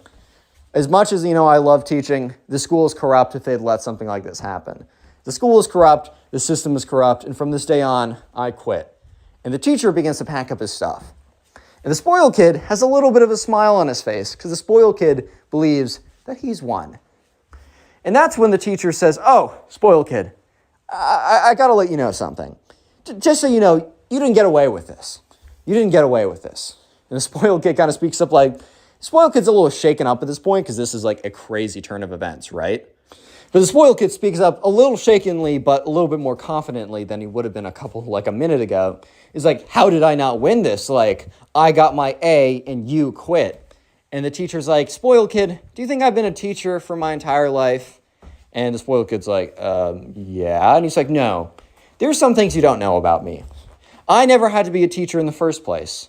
In fact, and he's like, you know what? Might as well let it all go. I'm no longer a teacher after this point, so it doesn't matter. I, in fact, am a multi-millionaire. I used to live a completely different life, and I left it all and I left my job behind to pursue teaching. I haven't needed to teach a single day, but I came in every single day to do so. And he looks at the spoiled kid, and he's like, you know what also? You know what happened when I worked in the world of finance and business? I met a lot of people because we consulted with a lot of really big organizations. And some of these big organizations were schools. In fact, I've met with almost every board of a pension fund of every major college in the United States. And at this point, the spoiled kid's like, uh-oh. And the teacher's like, I just want to let you know something. I will individually reach out to them and let each and every one of the colleges know who you are, what you stand for, and what you've done. And I guarantee you, doesn't matter what SAT score your parents pay for, it doesn't matter what extracurriculars that you make up, it doesn't matter what other fake grades you get from bullying other teachers, you will not get into any of those schools. And for once in your life, you will get into a school, you will get something that you actually deserve, my friend. And with that, the class is dead silent right now, because this is like the most mic droppiest mic drop of all freaking time. And so the teacher walks back, closes up his suitcase, clicks it, walks out the door. The kids are literally silent for the last 10 minutes of class. How's it going, everyone? Today we have a story time of probably one of the most spoiled kids on planet Earth. You guys probably know that kid who's pretty spoiled or entitled, but take that kid, imagine him, and make him twice as worse, and that is the spoiled kid we have today. So subscribe if you're new, and let's just jump right into it. So we're going to call the subscriber James, who submitted this story. So anyways, James was on a class trip, and in this class trip, they were going to a kind of like a museum type thing. It was something that they would do every single year, or at least the fourth grade would do every single year. So James and his classmates were pretty excited for this, as it was a pretty big deal. So yeah, anyways, they get onto the bus, and you already had like assigned seats just so that everyone would be organized or whatever. Because whenever you have like a really long like trek out or whatever, like it's going to be a lot of cases where the school just wants to be as organized as possible so that they don't, lose anyone. And because of this, you not only had assigned seats, but you also had an assigned buddy that you had to spend the entire time with. And because they wanted everyone to be with their buddies or whatever, just to keep people together. So Jack, the subscriber who submitted this, right, he was really hoping that, because he was really chill with the majority of people in the class. However, there's this one kid who we're going to call the spoiled kid, who is just known as being a really entitled jerk. And Jack was like, oh God, please don't put me with this kid. Whatever you do, put me with someone else and don't put me with this kid specifically. So yeah, Jack was waiting outside the bus as well with everyone else, waiting for the teachers to read out the names. And Jack is like, please don't be spoiled kid, please don't be spoiled kid, please don't be spoiled kid. And the teacher was like, all right, Sam and Ben, Aiden and Steve, whatever, Jack, and it almost felt like there was an intentional pause. There probably wasn't, but I think it was just because Jack was so like in the mode of anticipation, really hoping that it wasn't the spoiled kid, that, it almost felt like there was a pause where there wasn't. And the teacher's like, and spoiled kid. And Jack is like, how? Like, what are the odds that that's actually how it went? Like, genuinely, like, what are the odds that out of everyone possible, that is actually the freaking spoiled kid I get partnered with? Like, that is 100% my luck. Like, how is this even possible? There was like 100 kids in his class, and somehow he got partnered with the one kid that he didn't want to be partnered with. But I'm pretty sure that's like Murphy's Law, where it's like something like that will always happen. And it's the one thing you don't expect to happen will always happen, so be prepared for it. But anyways, eventually they, Jack is told, and everyone else is told to go find your buddy. So Jack finds the spoiled kid, and, the spoiled kid's like, what's up? And Jack's like, yo. And so they go on the bus, and they sit down. And immediately, once they get to their seats, the first of many problems arises. Because the spoiled kid is like, I want window seat. And, the thing was, Jack was in front of him, so it was just easier for Jack to slide in. And it also didn't really matter. And Jack wouldn't have really cared if the spoiled kid was like, hey man, can I have the window seat? That'd be totally fine, right? Who cares? But it's the way that the spoiled kid was like, give me the window seat now! Just so unnecessarily rude and aggressive, really for just a 20-minute bus ride for who has the window versus aisle seat. It was so dumb. So anyways, Jack's like, whatever. So he steps aside, and the spoiled kid, pushes him on his way to get to the seat. He literally pushes him, bro. So Jack is immediately already knows that this is about to be quite something, to say the least. Jack already knows that this is about to be quite the adventure he's about to go on, or the experience, I should say, because the spoiled kid is continuing to be a spoiled kid, right? He's continuing to do what spoiled kids always do. And so the kid is sitting there, and he takes out his phone. And the one thing, a pretty strong rule, was no one was allowed to have their phones. No one was even allowed to really have their phones on them. They had to be zipped away in their backpacks. And you could turn it on so you could hear if you were getting a phone call, because I don't know, maybe your parents need to contact you, maybe there's an emergency. But really what should happen is the parents contact the school, that contacts the teacher, that contacts you, but whatever, right? So the spoiled kid was on his phone playing some video game or something, and, that's when he gets bored of the video game, and Jack is talking to some of the people, right? Some of the classmates. Because when you have the aisle seat on the bus, it's a lot easier. I don't know if you guys experienced this, but whenever I got the window seat, it was very difficult to talk to people, because you'd either have to turn around, which is uncomfortable, and talk to the person behind you, or you talk to the person in front of you, but they would have to turn around, and most of the time you don't want to do that. And the people that are across from you, you're kind of blocked by the person sitting on the aisle. So when you sit on the aisle seat when you're taking a bus, it's just so much easier to talk to a lot of people. So remember, the spoiled kid demanded that he had the window seat. He demanded that he got the window seat. And so Jack was like, whatever, and he sat down the aisle seat. And Jack was having a good time talking with people. And the spoiled kid punches him in the arm. Doesn't full-blown smack him in the arm, but kind of punches him in the arm to get his attention, which just like hurt a little bit and seemed super unnecessary. Like, could you literally not tap me, bro? Like, were you not like physically capable of just tapping my arm instead? So sure enough, Jack, it like turns around, he's like, yes. And the spoiled kid's like, give me the aisle seat right now. Stop hogging all the attention. And Jack is like, bro, what? Like, what do you mean I'm hogging all the... Because Jack is so confused because he remembers how like intense the spoiled kid was acting and how like intent he was on getting the window seat, that he was like super rude earlier, and it still left a bad taste in Jack's mouth. And now 10 minutes later, when the spoiled kid gets bored of his video games that he wasn't even supposed to be playing, he now demands to have like the seat where he can talk to other people. So at this point, Jack kind of just doesn't want to like switch seats. He's like, bro, it would be such a hassle to switch seats, and I'm not trying to stand up. They don't want us to stand up on the bus. And the spoiled kid starts punching Jack in the arm. He's like, give it to me, give it to me, give it to me, give it to me. And, he's like, stop. Jack's like, stop. What are you doing right now? And the spoiled kid's like, I'm going to make your life a living hell unless you switch seats right now. So at this point, Jack is like, oh, okay, whatever, bro. Like, I really don't care. Like, fine, dude. Sure, whatever. So Jack stands up and immediately hears Jack, sit back down. So Jack sits back down because one of the teachers in the front, because you can't be standing up while the bus is moving just in case it has to stop abruptly. You would go like, you'd fall over, maybe you'd hurt yourself, just for liability's sake. So he sits back down, and the spoiled kid starts punching him in the arm. He's like, bro, why'd you sit down? Like, I'm trying to sit in that seat. And Jack's like, dude, I was just told by the teachers that I need to sit down right now. Like, I'm sorry.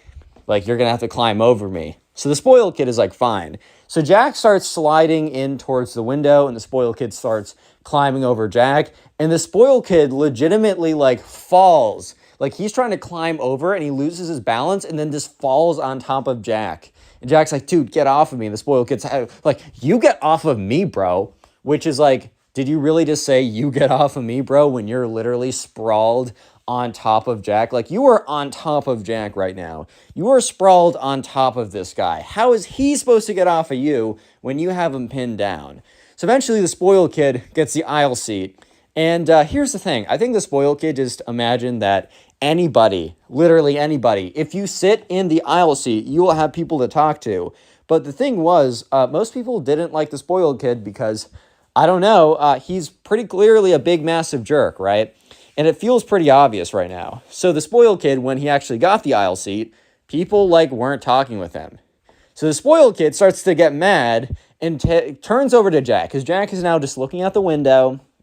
Jack is not talking with anyone because he's not in the aisle seat. He's looking out the window and he hears bump, bump, bump. Or he doesn't hear. He feels up like a punching against his arm. He's like, I swear to God, this kid is going to get KO'd from me if he doesn't stop it. So he turns around. He's like, what?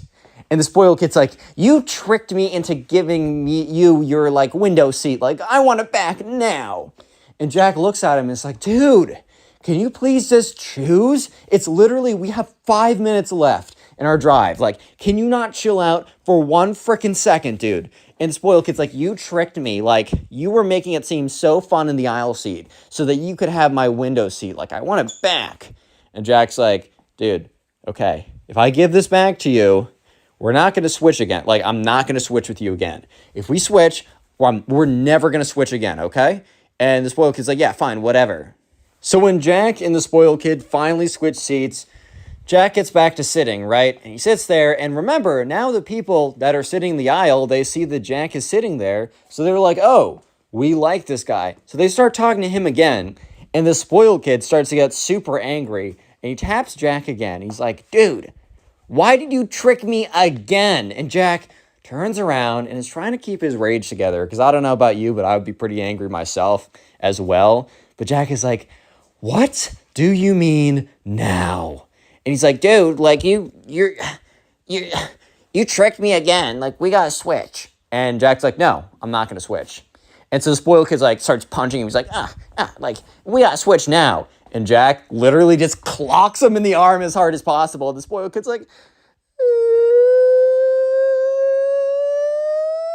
and Jack's like, oh my God. So sure enough, the bus stops, and as the teacher gets up to take attendance, the teacher sees the spoiled kid just having a complete fit or whatever.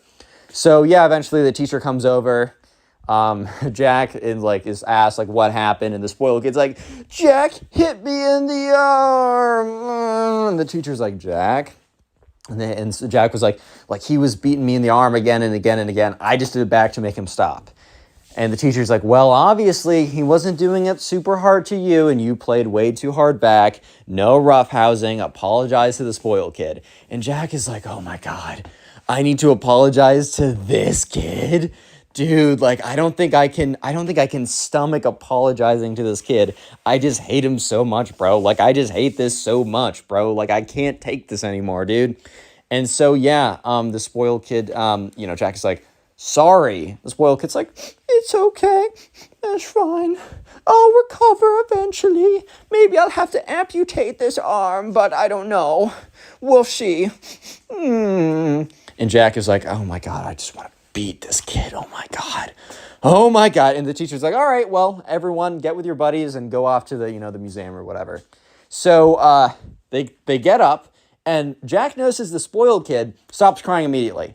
Like, he doesn't kind of like, sometimes a kid will cry and they'll mean it. They'll actually be truly upset, but they'll slowly like stop crying. They'll cry less and less and less until they basically stop, right? This was not that. The spoiled kid was putting on an act, and Jack realized it because he literally shut off his tears and any emotion the second they got up. The second the teacher walked away, he was a totally different kid. Yeah, so tears is the secret word of the day. So if you made it this far into the video, comment tears down below. That'll be the secret word. I want to see how many people made it. And while you're in the comment section, check the pinned comment. There's a link to my Spotify page where you can listen to these stories on Spotify as podcasts. As well, there are 2 links to my 2 other channels that very soon I'll be posting daily on, so please subscribe to them. It will help me out. And if you're listening on Spotify, please rate 5 stars on the main page. And anyways, let's get back to it. So sure enough, the spoiled kid and Jack, they start walking into the museum. And I wasn't told exactly what type of museum this is, so let's just say that I don't know, it's a history museum. That's a pretty common type of museum because museums are like historical or whatever. Right? Some type of like historical museum, whatever. And this was a pretty popular museum. Like a lot of people would come to go see it. So when Jack and the spoiled kid were walking in, Jack hears the spoiled kid go, oh my God. And Jack's like, what? And he turns around and the spoiled kid looks like he just saw a freaking ghost. So Jack is actually kind of curious. He's like, dude, like, what is it? He's like, look at all those people. What? Look at all the diseases they must have. And he like points at them. And Jack's like, what are you talking about? He's like, the lower classes.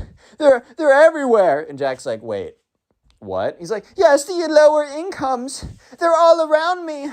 I might catch their disease and be like them. I can't have that happen. Oh.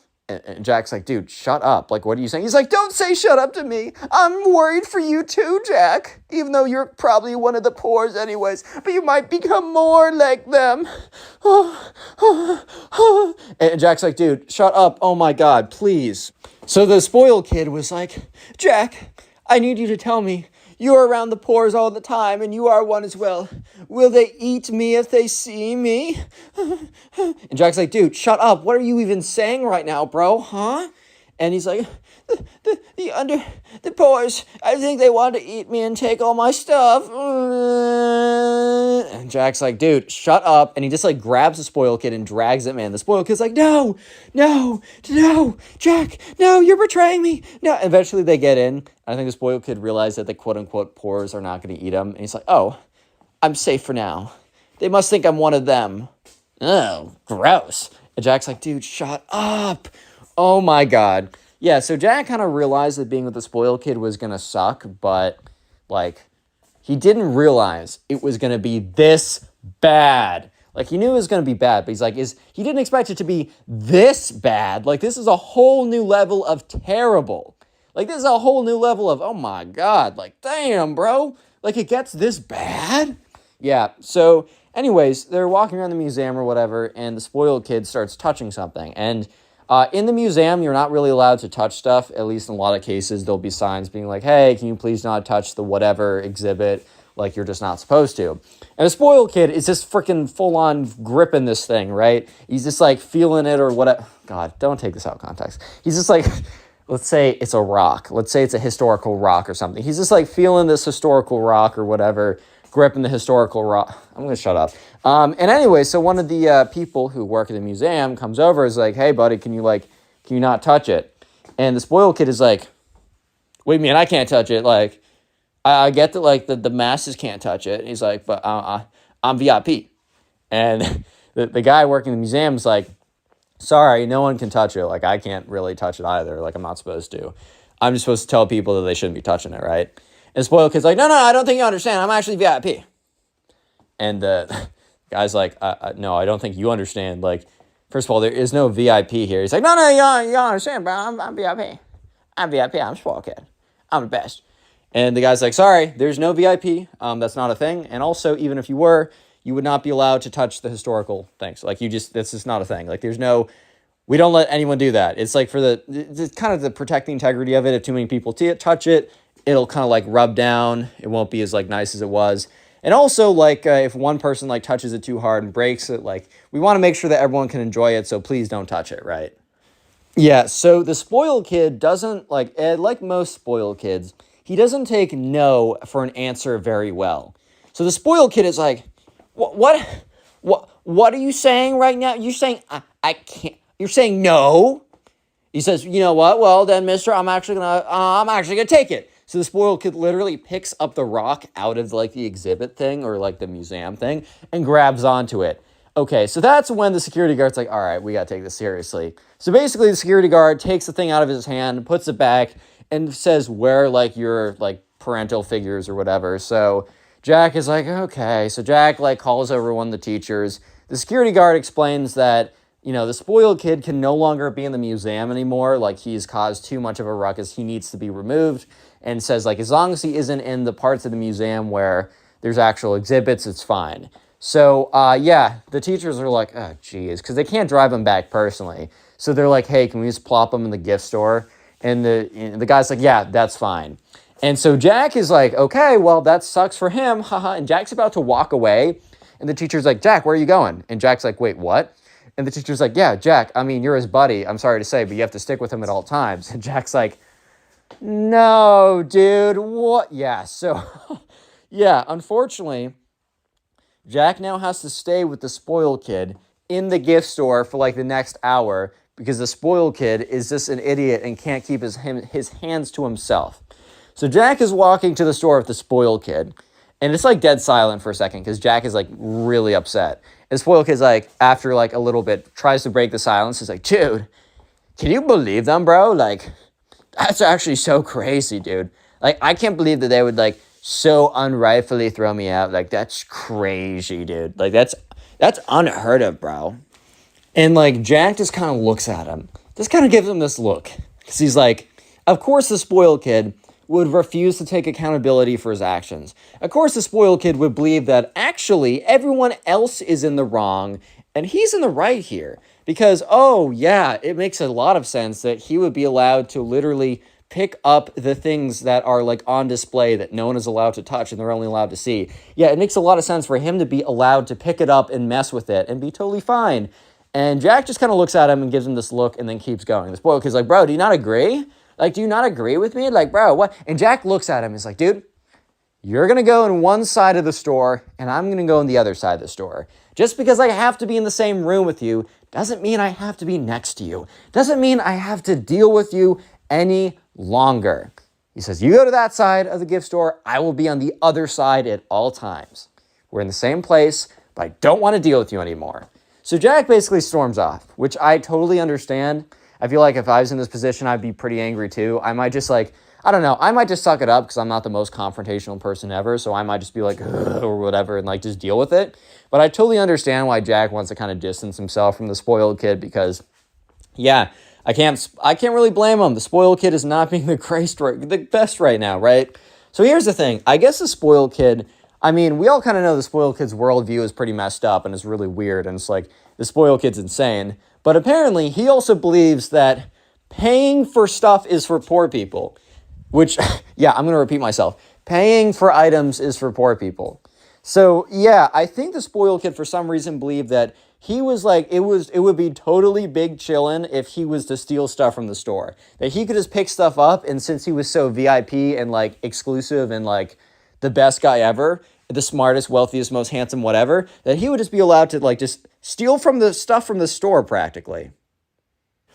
Yeah, because basically Jack is trying to stay on the other side of the gift shop as the spoiled kid. But occasionally he'll look over to see where the spoiled kid is, just to see like where he is so he can keep the most distance. And he watches as the spoiled kid picks up something and puts it in his pocket. Like, you know, when you see someone, I don't know if you've seen this, but like someone, if they want to like steal something from like a, I don't know, a thrift store or a convenience store or just like a store with a lot of like little things or whatever at the mall, they'll find something small and they'll normally just put it into their pocket, put it into their purse, whatever, right? And yeah, so the spoiled kid is doing this, but he's not, okay, so some people are kind of like, will be sneaky about it. They'll take one thing, they'll take the tag off, it won't get caught, whatever, right? I mean, still, that's not a thing you should do. The repercussions could be really bad, and it's not worth it, guys. Don't do that. But the spoiled kid was literally just filling all of his pockets with all the toys and random stuff he could see. His pockets were literally bulging with merchandise and apparel. It was like it was like top 10 dumbest criminals ever. He would be number one at this point. He basically was just filling his pockets to the brim. Like, there were probably toys and merchandise flying out of his pockets, just falling out of his pockets, right? And like, bro was not being nonchalant at all about it. So yeah, I guess maybe someone in the store would have assumed that he was just filling his pockets to come to the front and then pay for it, and he just didn't want to hold on to it all. But eventually, like 30 minutes later, the teachers come by and be like, all right, like, we're going, like, Jack, where's the spoiled kid? And Jack's like, oh, I don't know. And he's like, I thought he was in the store. And so sure enough, they look around and they watch as the spoiled kid is walking out of the store, pockets full of stuff, and you hear beep, beep, beep, beep, beep, beep, beep. Yeah, he sets off the detector, and these two security guards walk over, and they're like, son, do you have any unpaid merchandise? And the spoiled kid's like, I don't. And then like all this crap falls out of his pants. Yeah, so basically the spoiled kid starts to get taken away by these security guards. So the teacher runs over there and is like, stop. And they're like, is this your son? And they're like, no, this is my student. I thought I'd just leave him in here because he was banned from somewhere else. Like, I'm sorry. Like, what can I do to, like, bring him home? And they're like, well, we don't really care. Like, we were just going to, like, hold him somewhere till we found his parents anyways. They're like, all right, like, can you empty your pockets? And the spoiled kid, and the teacher goes through and makes sure he empties his pockets correctly. But his pockets are emptied out or whatever. And that's when, like, the security guard's like, all right, well, he can't really come back here, at least on a school trip under your supervision. Let his mom know about this. Like, that's really what we were just going to do. Like, this kid's obviously a kid. We're not going to, like, actually, like, I don't know, enforce the full extent of the law on him. We just want to make sure this isn't a pattern that consists into his teen and or early adulthood when it can actually affect him. And so the teacher's like, yes, of course. I'm so sorry. So they're walking out, and the teacher angrily is like yelling at the spoiled kid, like, what are you thinking? First, you try and like destroy something in the museum, and then you try and rob the museum. The spoiled kid literally has a blank face. Like, the spoiled kid legit doesn't care, which is pretty crazy. But then the teacher says one of the most insane things ever, and I don't think Jack has been more mad in his life. The teacher turns to Jack and is like, how could you let this happen? And Jack's like, what? Today, we have a story time of a spoiled kid who literally gets so angry that he doesn't get what he wants, that he goes on an unhinged rampage and actually says that his dad could buy the subscriber. Yeah, that's a little sus, bro. So sit back, relax, subscribe if you're new, and let's jump right into it. So we're going to call the subscriber who submitted today's story Brett. So anyways, Brett and the spoiled kid. There's also a kid in his class who we're just going to call the spoiled kid. And the spoiled kid was a very standard, typical spoiled kid. He was the type of kid who literally got anything he ever wanted. If he wanted something, he would ask and he would receive. So while it's like a good thing to give your kids things that they want sometimes, this kid literally got everything and anything that he ever wanted. So he kind of had this bit of entitlement in which he believed that he was actually deserved everything ever, and like that he actually did deserve to like receive everything. So when he didn't get something, that just didn't make sense to him. So here's the thing. There's a girl that both Brett and the spoiled kid were both very into. And we're going to call her Caroline because that's kind of becoming the very standard girl name I've been using. So anyways, Brett had a thing for Caroline. The spoiled kid had a thing for Caroline. However, the spoiled kid was known as being a big jerk. And Brett was actually kind of he's a chill guy, was, very talkative, not very talkative, but like could hold a good conversation. And the spoiled kid and Brett would basically duke it out. And this is how it goes. So anyways, almost everyone knows about this little quote-unquote rivalry they have.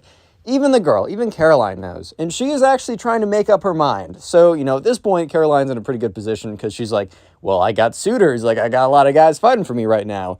And so anyways, she kind of is just like kind of sitting back and seeing what they do. It's pretty clearly that she's leaning towards the Brett over the spoiled kid because the spoiled kid is kind of a jerkwad. But let's just jump into their first interaction. So anyways, they're sitting down at lunch, and Caroline is sitting there with her friends. And basically what happens is, she gets up to go and get more food.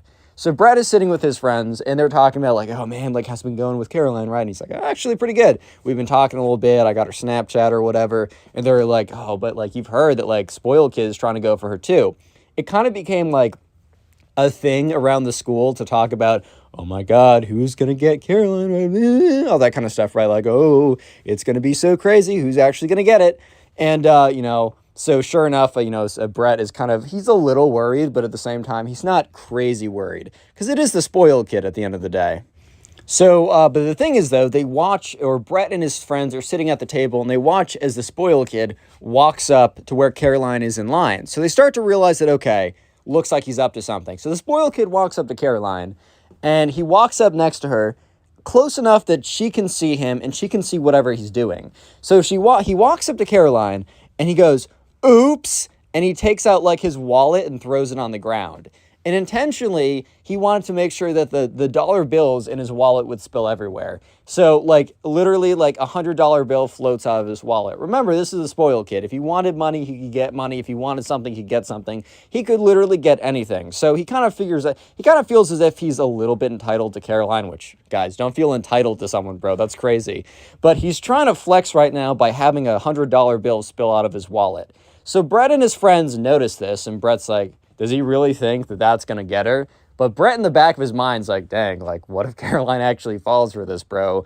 Like, what if she's allured by I don't even know what she'd be allured by, but what if she's allured by something, you know what I mean?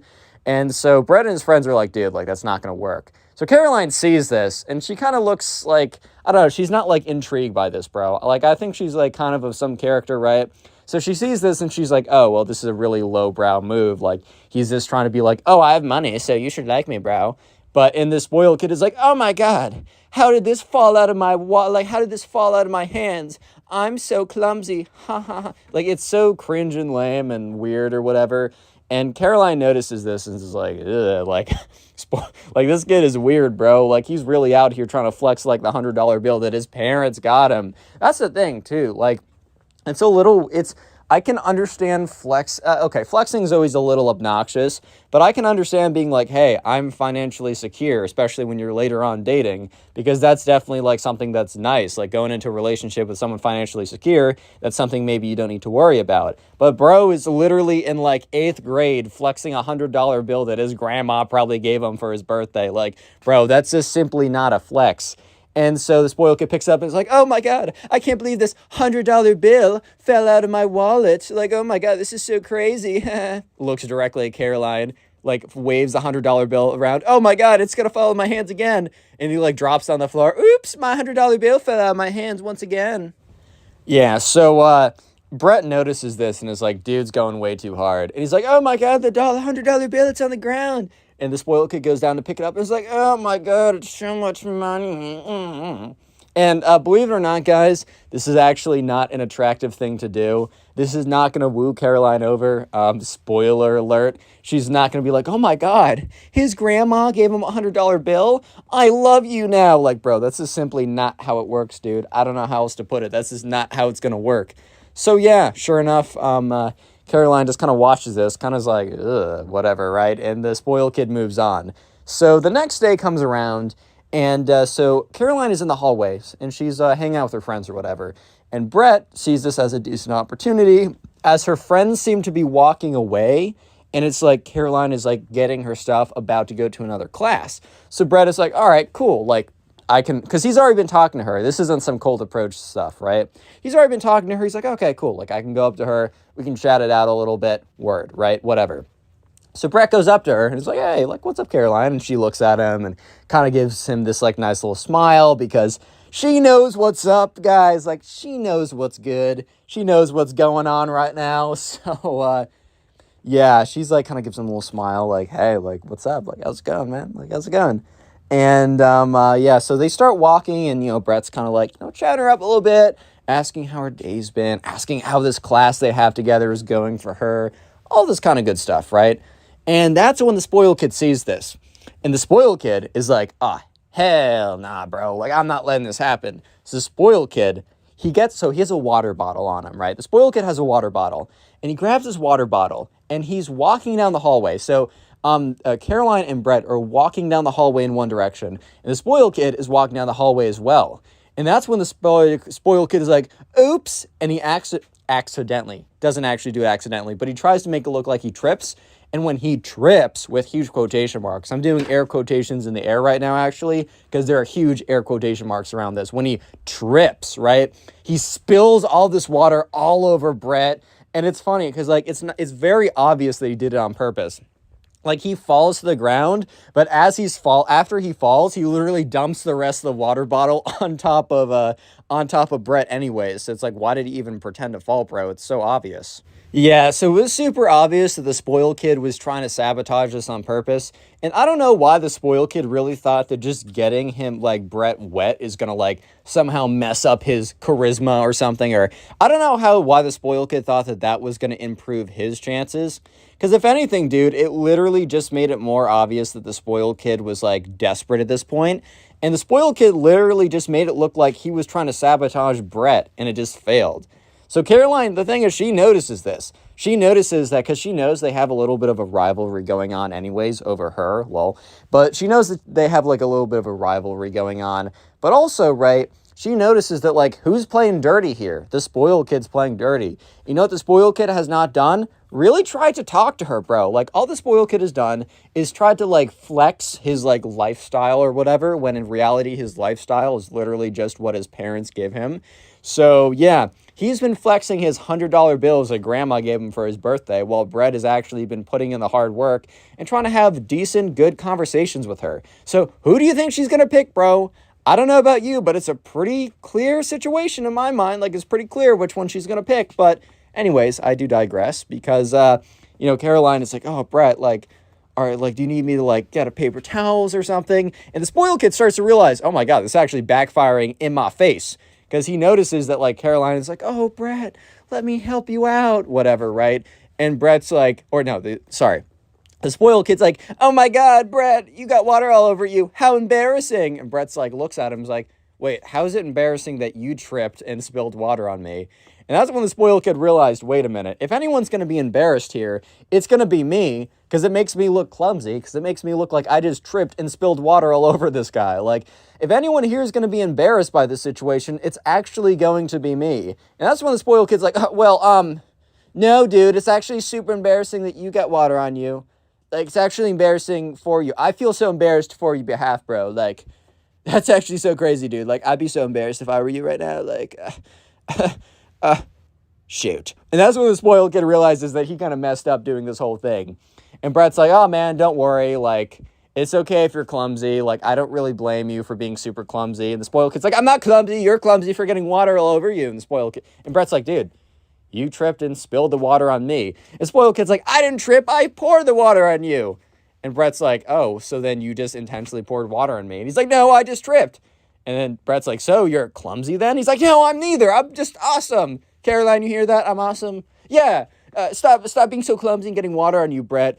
So clumsy, dude. Goodbye. The spoiled kid literally gets up and leaves, trying to make it look like he won that whole altercation, where it's just so freaking obvious that he did not win that conversation at all. If anything, it just shows how embarrassingly desperate he is at this point. Because I think the spoiled kid is starting to realize that he is not winning this. He is definitely not the one who is going to be coming out in front.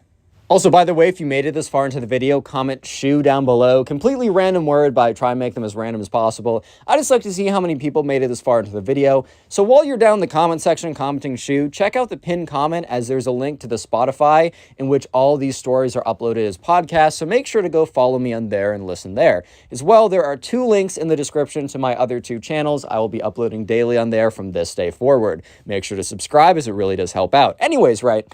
So Brett and the spoiled kid it's starting to become like people are like spreading the word that Brett is winning. Like it is becoming like a popular rumor that Brett is absolutely bodying the spoiled kid in the quest for Caroline. That sounds so stupid.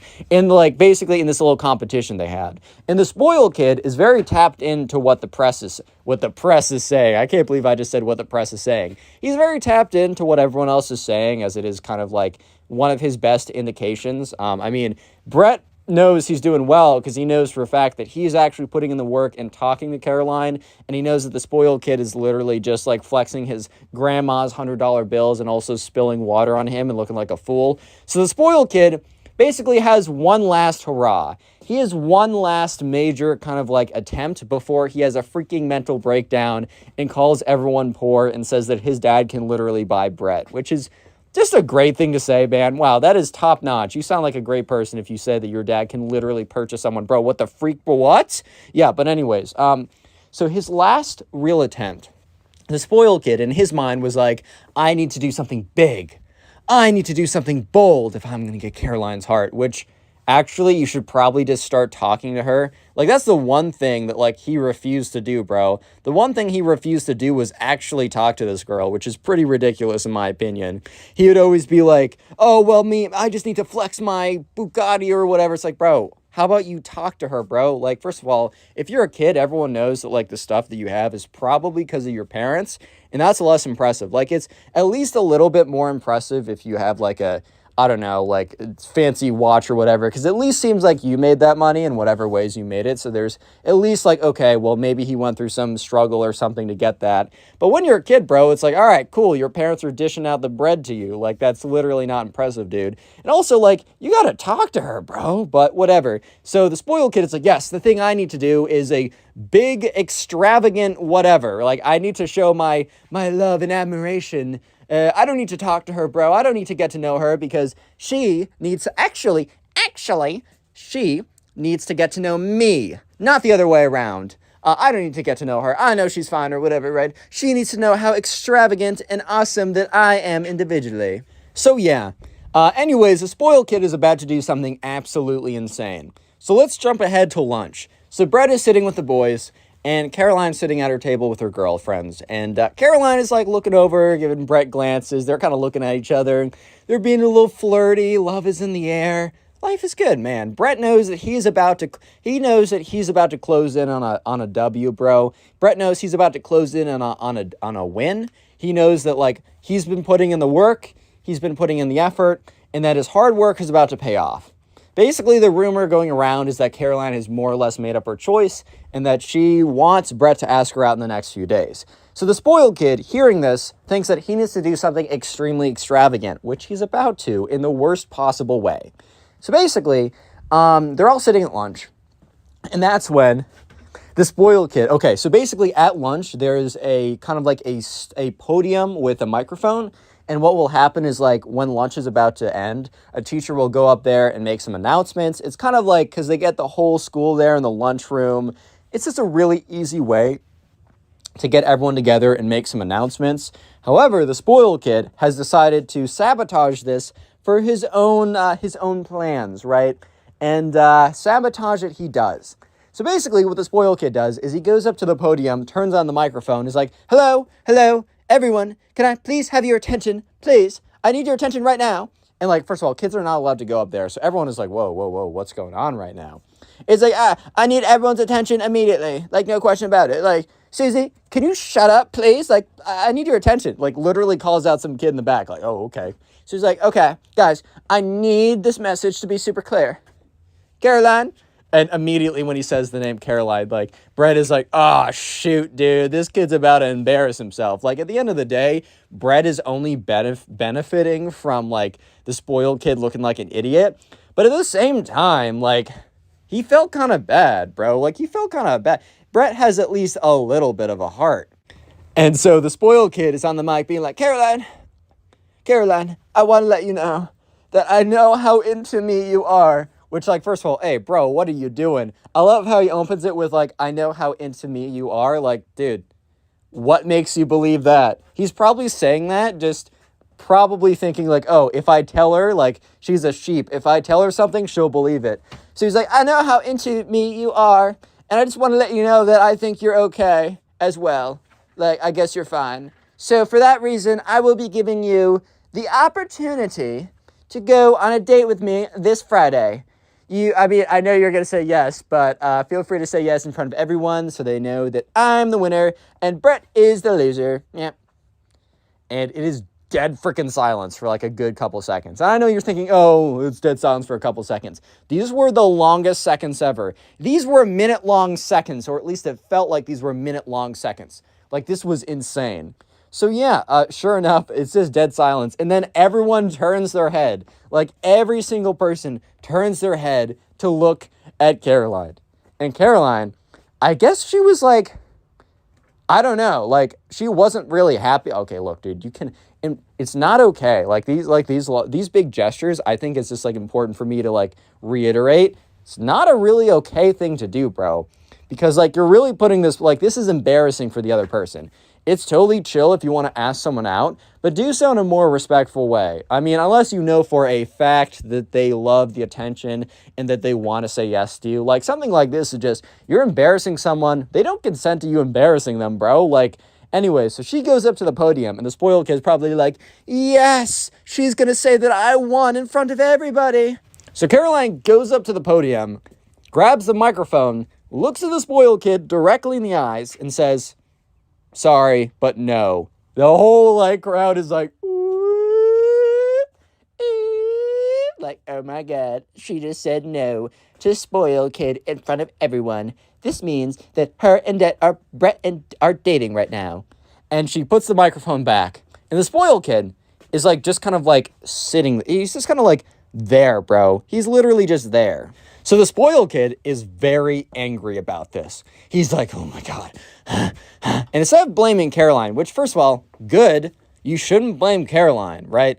The only person to blame here is really yourself in this situation. But the spoiled kid grabs the microphone and in front of everyone is like, Caroline, you're making a huge mistake.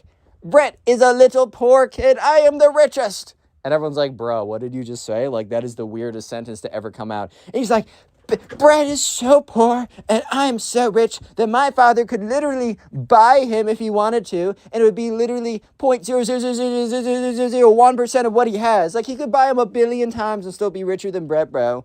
And everyone's like, bro, hey, bro, what do you mean by buy him, bro? Like, what do you mean by that? And so the spoiled kid's like, Caroline, you're making a mistake. And then he turns to Brett, he's like, Brett, how much, like, what did you do? Like, what did you tell her? Like, what lies? What spells? What witchcraft? I am obviously the better one. Literally, I am the best. I have all the... And the spoiled kid literally is just having a meltdown, like an ego explosion. He's talking about how he's better than Brett, how he's, like, more attractive, richer, nicer, more humble. Like, the nicer and humble part is just pretty ironic for having a mental breakdown on stage about how epic you are. Like, you can't be like, I'm the most sexiest, richest, hottest, and most humble individual on planet Earth, and I need to let you know. So this spoiled kid is like, and I had enough of this. And he literally takes the microphone and chucks it on the ground, and it breaks into, like, a bunch of pieces. By this time, the staff have made it to the stage and, like, take this spoiled kid away. And they bring him to the principal's office, and bro gets suspended for 3 days and has to, like, literally make not a public apology, but he needs to write an apology letter to both Brett and Caroline. Bro got owned. Today we get a story time of a Gen Z kid who wants attention so badly that they literally fake being disabled and in a wheelchair. Eventually, the Gen Z kid does slip up and gets exposed, and karma is proven once again to actually be real. I know you guys will enjoy this story, so sit back, relax, subscribe if you're new, and let's jump right into it. So we're going to call the subscriber submitted today's story Ryan. So anyways, in Ryan's class, there's this one Gen Z kid who loved attention. The Gen Z kid would always, like, post stuff on TikTok being like, I had a bad day or whatever. And look, it's totally fine to like want attention. However, it's definitely both the quantity of times that you ask for it and the way that you go about it. Look, attention is necessary, especially for human beings. They need attention from their other human beings, right? It's good for your health, whatever. However, I think we all know that one person who just goes way too far to get the attention, and or they're just super annoying about it. The Gen Z kid was no different.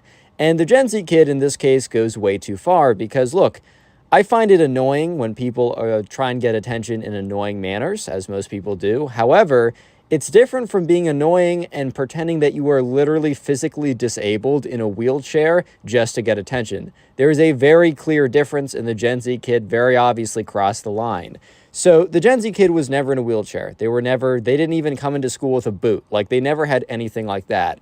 But one day, Ryan was sitting in class and just thought it would be a normal day in class. He thought he'd start off the day, normal day, whatever. And that's when the Gen Z kid comes in a wheelchair, wheels into class.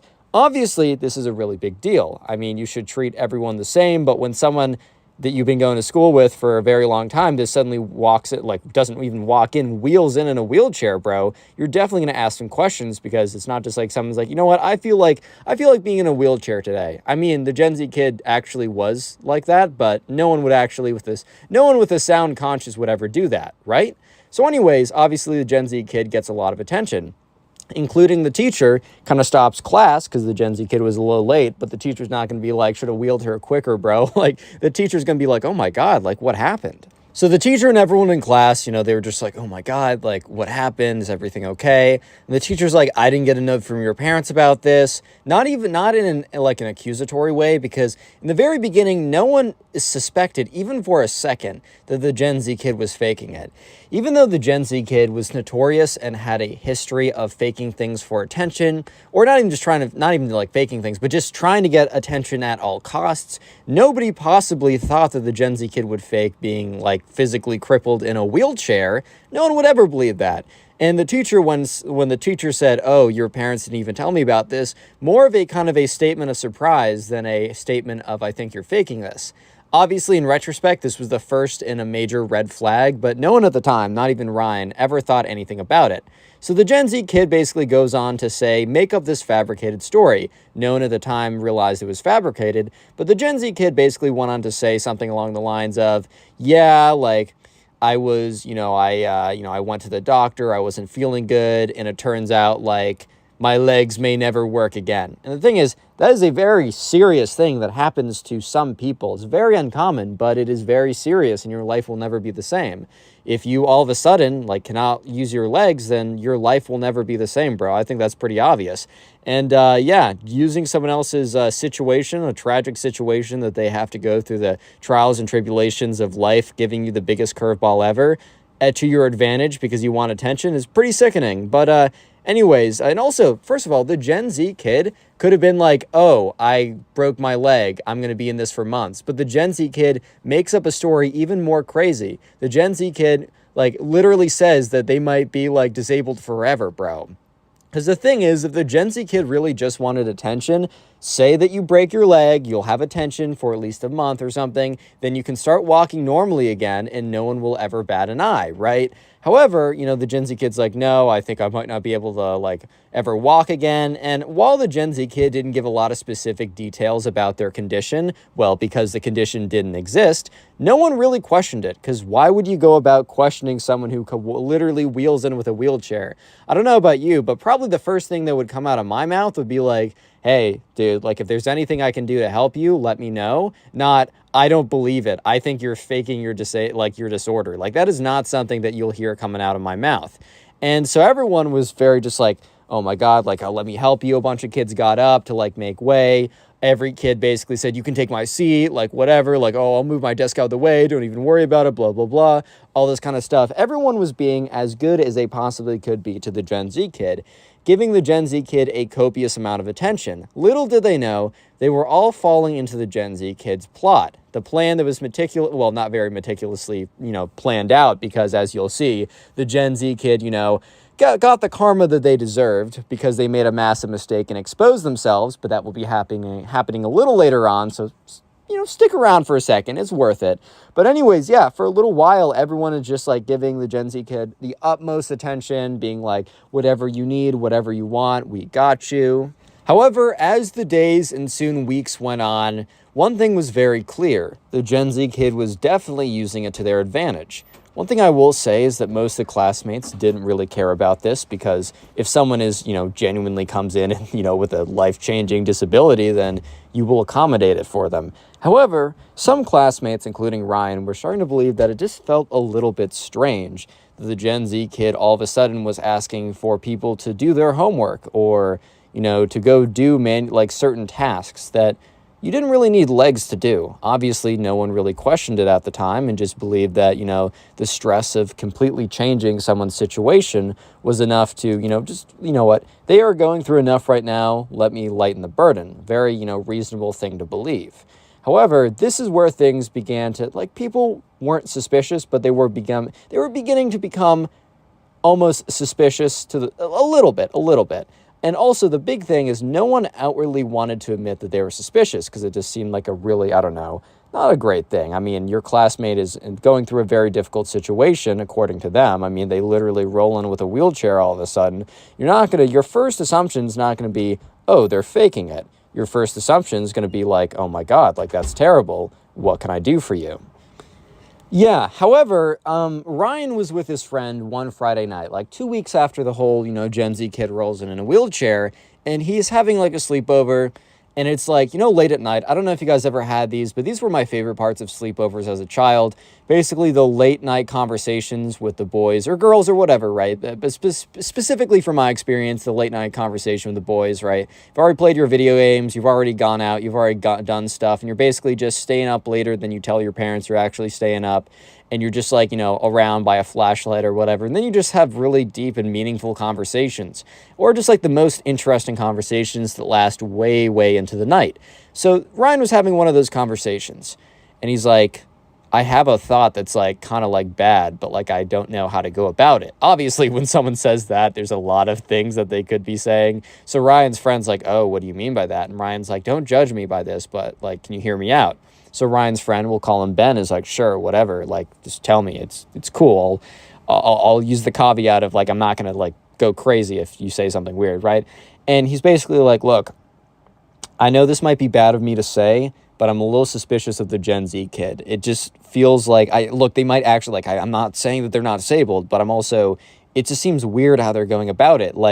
It seems as if they're asking people to do their homework when that doesn't make sense that they're disabled. I understand asking people to go get their books or to move their books from class to class, but it just doesn't make a lot of sense. And also the fact that the teacher never got a note from the parent, that just doesn't make sense to me either. I'm not saying that they're faking it. And it's funny because Ben didn't have a shocked look on his face. Ben didn't have a disgusted look on his face. Ben kind of had a very blank look. A blank look of kind of keep going, and I'm going to agree with you. So by the time that Ryan was done telling Ben about his kind of his deep personal thoughts that you would only tell someone at the very late nights of the boys' sleepover, mid-deep conversation, right? Kind of very exposing himself, and where, he kind of, part of him was afraid that Ben was going to be like, how dare you say these things? Our classmate is going through such a difficult time, whatever, right? But Ben is just kind of silent. And there's a couple seconds of silence until Ben breaks the silence by telling Ryan, hey man, I've been kind of thinking the same thing, but there's no way I could possibly say anything. So then they're both kind of more free to speak, and they start going on about all the anomalies and all the inconsistencies with what's going on. So at this point, the Gen Z kid has not completely exposed themselves. The Gen Z kid has not done and later on in the story, the Gen Z kid exposes themselves so bad and exposes themselves in front of every single person. And it's so clear and so obvious that it almost proves karma's true. So stick around for that. But up until this point, the Gen Z kid has been fairly good about their act. However, there are a few inconsistencies. The things that are becoming annoying is the fact that the Gen Z kid is asking for more and more for people to do, which, look, it's understandable. If you come in with some disability that makes life harder for you, then it is kind of expected for your community to kind of step up, especially if you ask. For example, I can only imagine, maybe carrying a backpack from class to class or a bunch of heavy books when you're in a wheelchair would be difficult. So asking a classmate to help you out in that department is not unreasonable or ridiculous or anything like that. However, asking classmates to do homework or people would bring in their own food and the Gen Z kid would roll over to them, give them big puppy eyes and be like, man, it's been so hard ever since I've been in this wheelchair. Can I have your cookie? Very obvious emotional manipulation, very blatant stuff that seems to be almost using the fact that they're in a wheelchair to kind of get stuff out of them. And I don't know about you, but I feel like people who actually have that, disabilities and stuff like that wouldn't use it like that. It's something that they actually have to live with. Obviously, the Gen Z kid doesn't understand the gravity of, the situation that they're basically cosplaying as, right? Because they don't actually live it. So anyways, if you made it this far into the video, comment share down below. We'll make that the secret word of the day. And while you're down in the comment section commenting share, make sure to check out the pinned comment, because in the pinned comment, there's a link to my Spotify account in which I upload these stories as podcasts. Feel free to listen to them on there, as it also helps me out. And also the second link in the pinned comment is a link to my second channel, Connor Stories, in which I read stories not from you guys submitting it to me, but from Reddit. Please subscribe to that channel, as it is newer, and your views will go so much farther because it's such a small channel. Anyways, let's get back to it. So Ryan and Ben both have similar suspicions, and so Ryan decides that he wants to do a little bit of investigative work. So anyways, the students are picked up after school every day. Some kids walk home, but a lot of them are picked up. Ryan knows that, the Gen Z kid doesn't, Ryan doesn't know exactly where the Gen Z kid lives, right? However, Ryan also knows that the Gen Z kid doesn't walk home from school, or I guess would wheel back home from school at this point. So, if you're in a wheelchair, you're definitely not going to wheel 25 minutes unless you're that's your life and you're trying to do it for exercise. I don't know, right? I don't know. But Ryan knows that this kid doesn't walk home from school. So Ryan knows that they must be picked up. So Ryan, while not necessarily expecting anything, is just curious. So Ryan walks home from school. So he kind of has all the time in the world to get back. Obviously, if he waits an hour, his mom will be nervous and concerned and be like, where have you been, etc., whatever, right? However, right, Ryan decides to basically follow the Gen Z kid somewhere, right? And the Gen Z kid kind of wheels out of class, and Ryan is very sneakily kind of following them while being kind of far away, while not being too far away, and watches as they don't go out the main exit. Because one thing he noticed was the Gen Z kid basically disappeared after school, and it was very weird. Ryan thought that, they must have gotten picked up early, or maybe they just got picked up somewhere else or something like that. Never really thought about it, but he's like, I don't know, there's just inconsistencies with their story, and I just want to watch, right? He wasn't sure what he was looking for. He just knew that he was looking for something, and something he did find. So anyways, sure enough, the Gen Z kid rolls, instead of going out the front door, goes out the back door, which is just very weird, right? Very weird. And starts and Ryan, very carefully, right? He has to be very careful following her because he doesn't want to get exposed, right? Or doesn't want, he wants to catch her in the natural act if she's doing anything, right? So he watches and he follows behind her. And the Gen Z kid is wheels out the back door, and Ryan sneaks out the back door, wheels down a one street, right? And then there's this weird place. There's this old garage, a big garage that would have all these has bicycles and old rusted out equipment. It almost seemed to be abandoned, but sometimes people just store stuff in there. And the Gen Z kid wheels into the garage. This is very, very strange behavior. So Ryan, while making sure that he's not going to get exposed, still follows behind closely. That's when Ryan sees something completely shocking. It's not as if he didn't see this coming, but he also didn't see this specifically coming. The Gen Z kid walks out of the barn. Listen to me again. The Gen Z kid walks out of the barn. The Gen Z kid does not wheel out of the barn. The Gen Z kid walks out of the barn. Yes.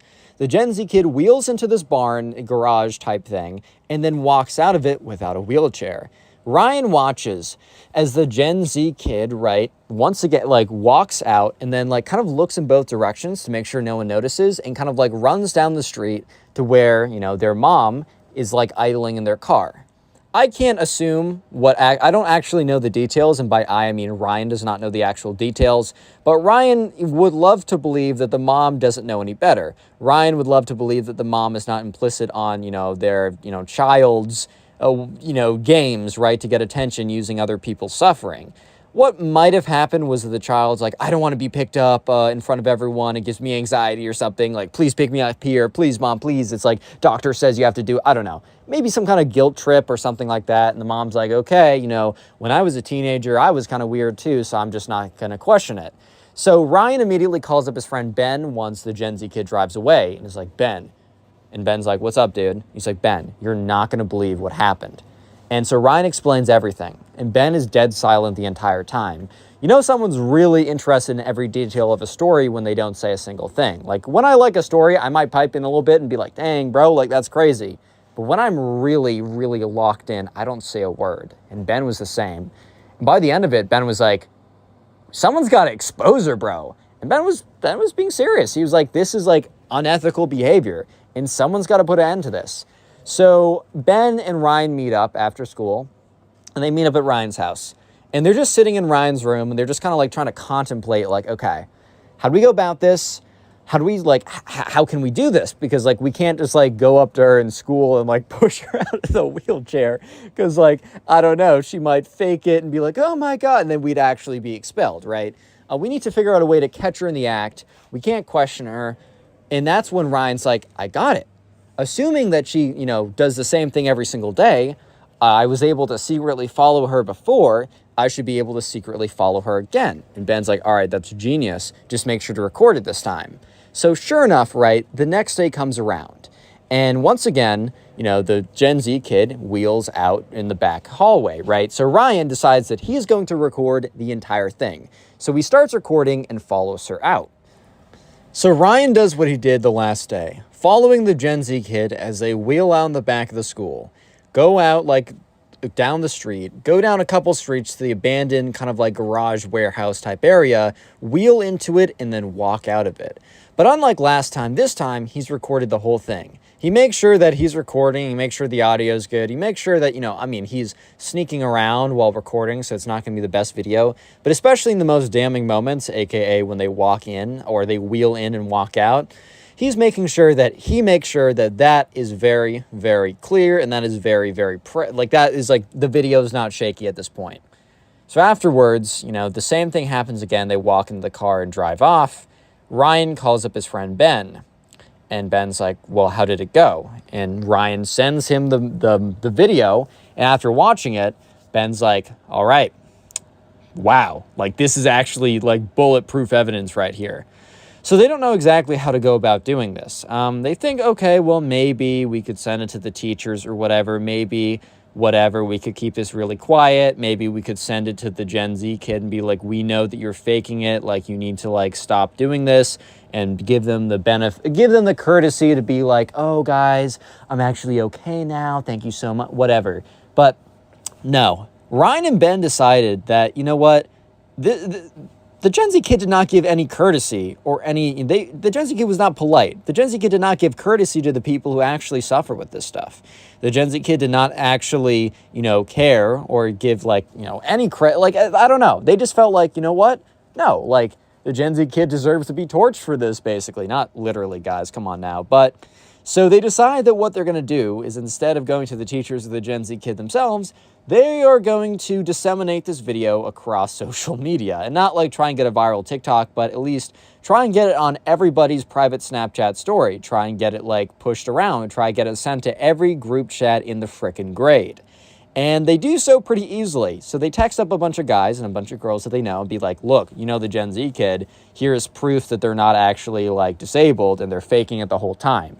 And sure enough, the video spreads like wildfire. And by the end of the night, I'd say 90% of the kids in school have seen the video, and 98% know about the video. If they have, about 98% at least know about the video. So by the next day, when the Gen Z kid wheels into school, everybody's just staring at them with this look of like, I know the truth. For some reason, I think the Gen Z kid just didn't know that the video was circulating. Or even if the Gen Z kid did learn about it, I guess they decided to stick to the lie and just wheel into school, assuming that, no one would actually confront them if they were in a wheelchair.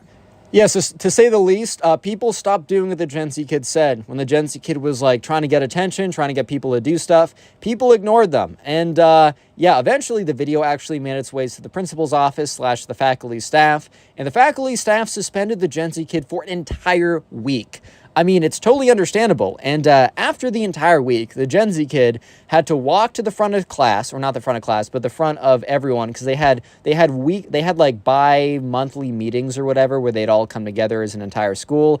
And the Gen Z kid had to walk on stage, yeah, not wheel on stage, walk on stage and give a public apology, and was also forced to meet with someone who actually lives like completely disabled from the waist down to learn about the true struggle. It was a very harsh punishment, but it definitely fits the crime. How's it going, everyone? Today we have a story of one of the cringiest Gen Z kids of all time. Basically, this Gen Z kid takes an IQ test, believes that he's genuinely a genius, and then starts to berate everyone else. And then he does a whole host of some of the craziest things you have ever heard. So sit back, relax, subscribe if you're new, leave a like on the video to claim your free nothing, and let's jump right into it.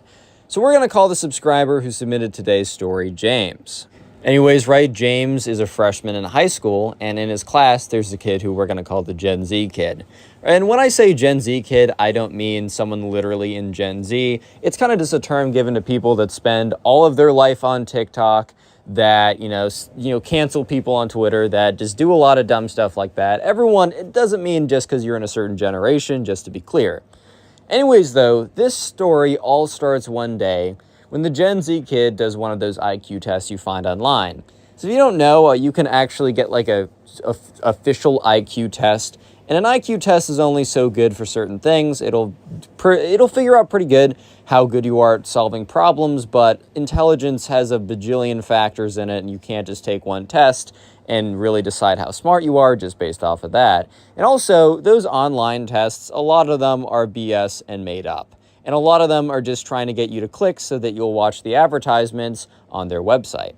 Anyways, though, so sure enough, one day in class, the Gen Z kid clicks on one of these, like, it's just like on TikTok, and gets like one of those like TikTok ad whatever things for like, how smart are you really, whatever, right? So the Gen Z kid clicks on the IQ test and proceeds to take it. The thing is, though, that none of the other that the subscriber James and all the other people in the Gen Z kids class was aware of was that the Gen Z kid literally just put in the answers randomly. It was a pretty fake IQ test. It was like 10 questions, right? It was 10 questions long. So like an actual IQ test would probably have a lot more questions. The questions would be a lot more difficult. But even though this was only 10 questions long and the questions were probably just like, oh, is this the color red? And then it shows the color red. The Gen Z kids still completely randomly guessed these questions, which would be revealed later on to James, the subscriber, and everyone else. But basically, after spamming in these questions, hitting submit on the IQ test, it came back with like 10 out of 10 questions answered correctly, which is actually statistically pretty impressive to get them all randomly correct. Maybe this website just told you everything was correct anyways, and labeled them with the score of intellectual genius, genius level IQ, or whatever you want to say. So look, the Gen Z kid who believes everything that they see on TikTok anyways, imagine they see an IQ test calling them an actual genius. So one, do you think that the Gen Z kid believes that, okay, well, I took an IQ test, right? And I put in the answers randomly, and it was a sketchy website that I found on TikTok. Maybe, just maybe, I'm not actually a genius. Or two, do you believe that the Gen Z kid, saw the site, it said genius, and believes I'm actually smarter than Einstein. I am actually a genius. I am the smartest man on planet Earth, and I will let everyone know and berate them because they are not as highly intelligent as I am, or I see myself to be. If you guys answered the first one, well then, you're a good person, you think the best in everyone else, but if you guys answered the second one, you might be a bit more cynical, but you are correct. Sure enough, the Gen Z kid, right, they see this, right? They see this result that they did so well on this IQ test. And they immediately light up, right? Because now they've always thought they're always a little narcissistic, right? You know, it's a lot of TikTok, a lot of Gen Z just tend to be a little bit narcissistic. I mean, it's kind of the environment that we put ourselves in. But now it's like it's all been justified in this kid's head. Like, oh my God, I actually am a genius. I actually am the smartest man on planet Earth. I need to let everyone else know. So this is where the subscriber, who we're calling James, really starts to play a role in the story.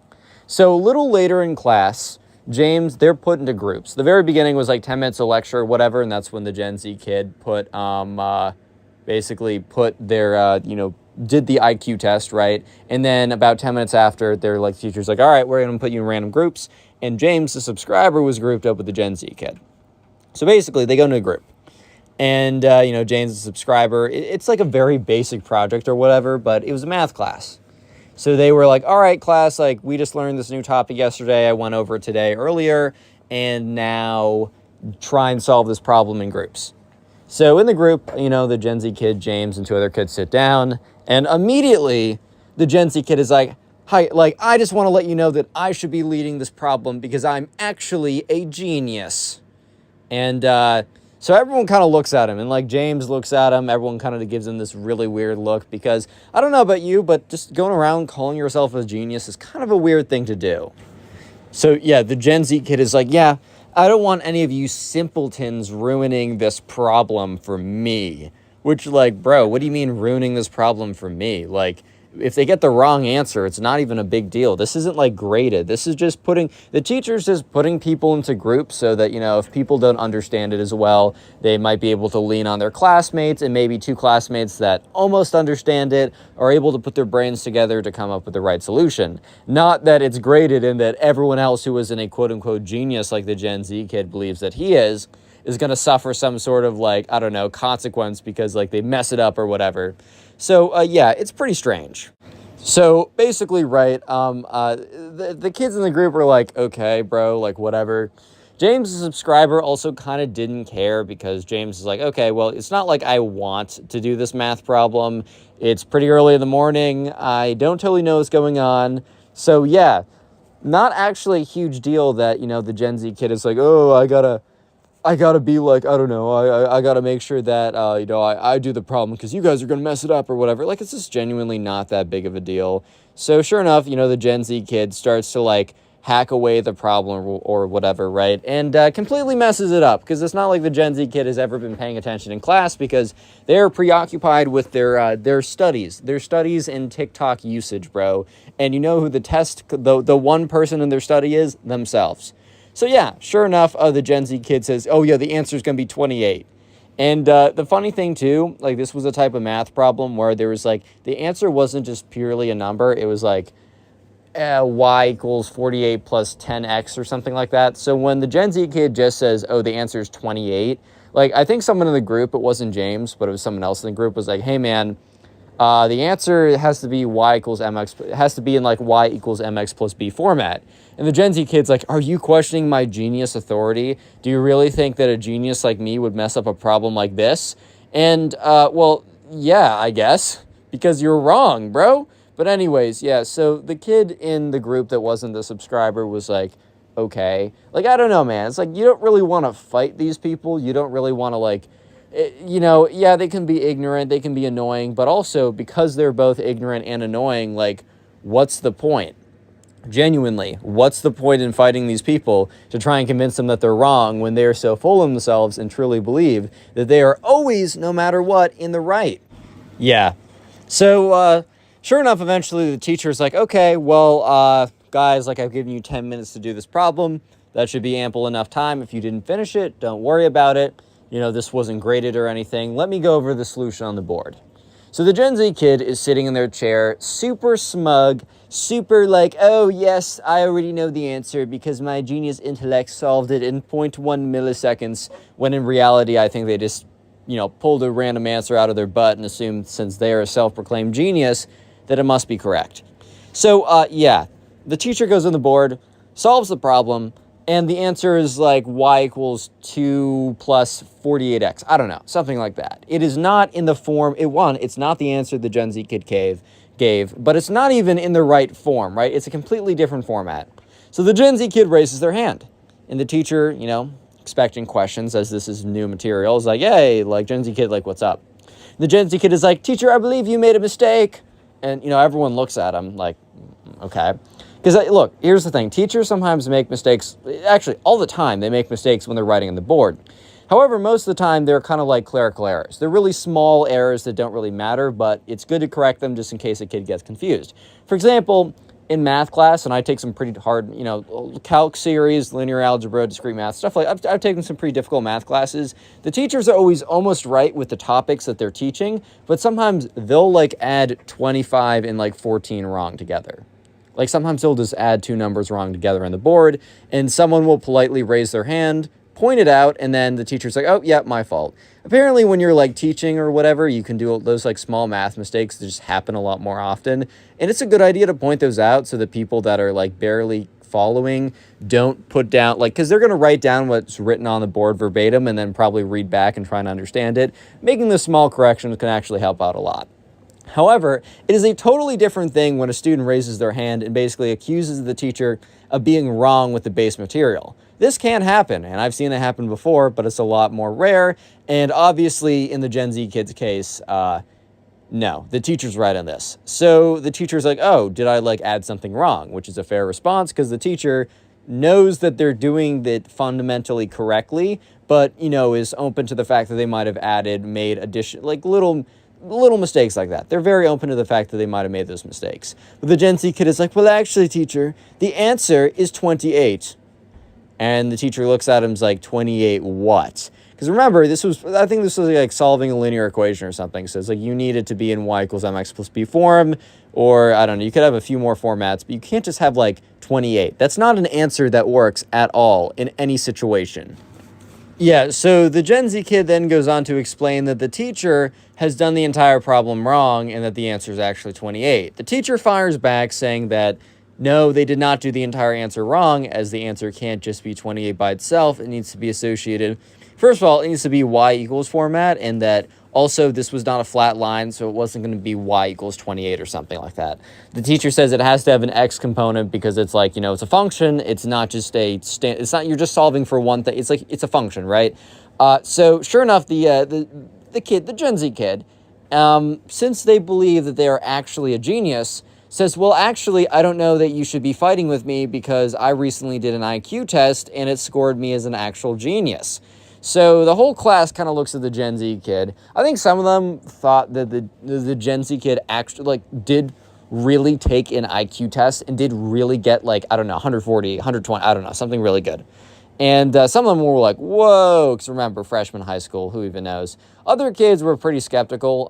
Some of them thought that the Gen Z kid was flat out lying. Others thought that they were wildly exaggerating and something along those lines. So the teacher's like, well, okay, I don't know that much about IQ tests. I also don't really know, how much that has to do with anything because I can tell you that what you did was incorrect. That's not how you answer this. You might have the largest IQ in the world, but this is math and this is how it's done. And I'm sure I'm going to get some PhD math student from Stanford in the comments going, well, actually, there are multiple dimensions, dude. Okay, for the sake of this video, no, right? For the sake of this video, what I say goes. Anyways, so the Gen Z kid is like, well, you shouldn't fight with someone with such a high IQ, like Mr. Whatever. Like, you should really just bow down and accept what I say because you know what? I'm probably right. And I think the teacher was just having a bad day because I think in most cases, this teacher and probably other teachers in most cases would just chalk this up to a kid being a little jerk, being like a little twerp or whatever, and just kind of ignore it and move on, be like, haha, funny, whatever, and just kind of ignore it. Maybe some teachers would penalize the kid, but this teacher decides to go full savage mode. Bro actually decides that, he's like, all right, well then let's actually see. So the teacher's like, all right, so did you do an IQ test online? And the kid's like, yeah. So the teacher goes into Google, types up IQ test, and pulls up an IQ test. And the teacher's like, you know what? We're going to solve this debate. Whoever gets a higher score is right. Which is completely crazy. I don't fully side with the teacher on this one either. Yeah, so I don't know. I can't really get behind the teacher on this. I think it's pretty immature, but I think the teacher was just genuinely having a bad day. And also, the teacher was kind of risking something. Since these IQ tests, a lot of them are kind of like problem-based like puzzles or whatever, and there's a decent chance that the teacher is genuinely much better at mathematics, but just happens to score less on this IQ test. And then he really did put up like, oh, if you score higher than me, then you're actually correct. But the whole class is kind of like getting really interested because they would never expect their teacher to say something like this. So the Gen Z kid's like, fine, okay, let's do it. And yeah, basically what happens next is the teacher and the Gen Z kid both do the IQ tests, and then the results are shown live in front of the whole class. Completely ridiculous. But in the meantime, I'd like you to, 1 second, comment down below IQ test. In the comment section down below, that'll be the secret word of the day. And while you're in the comment section, make sure to check out the pinned comment, as there is a link to my Spotify page in which I upload these stories as podcasts on there, as well as a link to 2 other channels which I post on daily. Please subscribe to both of them to help me out. Anyways, let's get back to it. And of course, leave a like in the video to claim your free nothing. Of course, man. You already know. So yeah, sure enough, the teacher pulls it up, and I think the Gen Z kid was probably quaking a little bit in their boots. Like, they were probably a little bit nervous for this. But they were putting up a front. They were putting up this look of like, oh yeah, I totally know what's going on right now. Like, I'm not even worried since I'm actually a genius, right? So sure enough, the teacher pulls up an IQ test. Probably just one that they got from online. And once again, I do need to point out that there are probably some errors in this method of, approaching this problem, right? There's definitely better ways to go about this. And I don't think looking online and looking up IQ test and then after doing so, just like, I don't know, I don't think that's the best way to go about it. Not the best method to approach this. However, I will also say that who cares? This is pretty funny. So the teacher pulls up an IQ test and basically goes on the kid's laptop and says to one of the students, hey, make sure he doesn't cheat, like watch him. Because I don't know, I think the Gen Z kid probably would have like typed up every question into Google or whatever and just needed someone to monitor. So the teacher goes behind their desk and starts taking the test and instructs the Gen Z kid to take the test as well. There was like 30 questions, which is once again kind of ridiculous that the teacher decided to use class time to do their little, basically dunk it on this kid in front of everyone, which is kind of a waste of time, but a funny story nonetheless. So I'll continue with it. But sure enough, the Gen Z kid starts, typing up their answers. So, yeah, anyways, guess who the kid who's instructed to watch the Gen Z kid is? Yes, James, the subscriber. So James watches as the Gen Z kid opens up the IQ test, and it's timed, so they're supposed to take about 20 minutes to do it, and goes through the questions and clicks randomly. Once again, the Gen Z kid finishes within 3 minutes. Which that Gen Z kid is like, done. And the teacher's like, okay, if you really don't want to use that time, go ahead. I think for a second, maybe a split mere millisecond, the teacher was a little bit concerned, thinking, oh my God, wait, is this kid actually a genius? Like, maybe I am wrong. However, yeah, the kid was not a genius. The kid just put in random answers. And James kind of looks at his classmates with a look of like, what? To kind of signal that the Gen Z kid was doing something a little strange, which he was. He was just putting in random answers, and, well, I mean, he did get the, I don't know, I guess he got what he wanted, so maybe it wasn't too strange. But, yeah, so sure enough, eventually the teacher's done too. And the teacher's like, okay, don't hit submit yet, give me your computer. And so the Gen Z kid hands over the computer to the teacher. The teacher, puts both computers, like, on the screen or whatever, and hits, like, submit on both of them. And the teacher has a little smirk on their face, kind of indicating that the teacher is somewhat happy with the results of this IQ test, which, however you see, that's however you see it. Anyways, right, so sure enough, the teacher continues to be like, all right, well, as I said, I will screen share the results to everyone, and we can finally come to a conclusion on who is correct. Which, once again, there's a lot of issues with the way that the teacher went about this, I'm not going to lie. And also, an IQ test will not show who's correct, as, the Gen Z kid could have potentially randomly guessed perfectly for 30 out of 30 questions. That is very, very, very, very, very statistically unlikely, and I think the teacher was kind of aware of that, but yeah. You could kind of tell that the teacher was kind of rubbing it in the Gen Z's face without even showing the score yet, as the teacher was like, well, I'm glad we did this so you guys can really, for once and for all, know if you can trust me or not. Because at this point, the teacher knows the results of both the tests. So yeah, sure enough, the teacher shows the first test result. And the IQ test is the first result from when the teacher did the IQ test. And I think the teacher got like a above average score. Teacher didn't score in as a genius or whatever, but it says, congratulations, we estimate, remember, the online tests are pretty BS, so take this with a grain of salt. But, we estimate your IQ is 115 or whatever. You are in the 80th percentile. I took that out of my butt. That might be completely wrong, but it's probably close to being correct. Anyways, and the teacher's like, okay, well, that's my result. Let's see what the result of the Gen Z kid is. So now the teacher screen shares the computer of the Gen Z kid and, like, reveals the results. The results say, you scored, like, a 60 IQ, you are profoundly stupid, or something like that. And, like, you scored in the bottom 10% of people. We don't know how you're functioning in society with an IQ like that. Good luck getting a job. Okay, I don't think it said all of that, but that was basically what it's implying.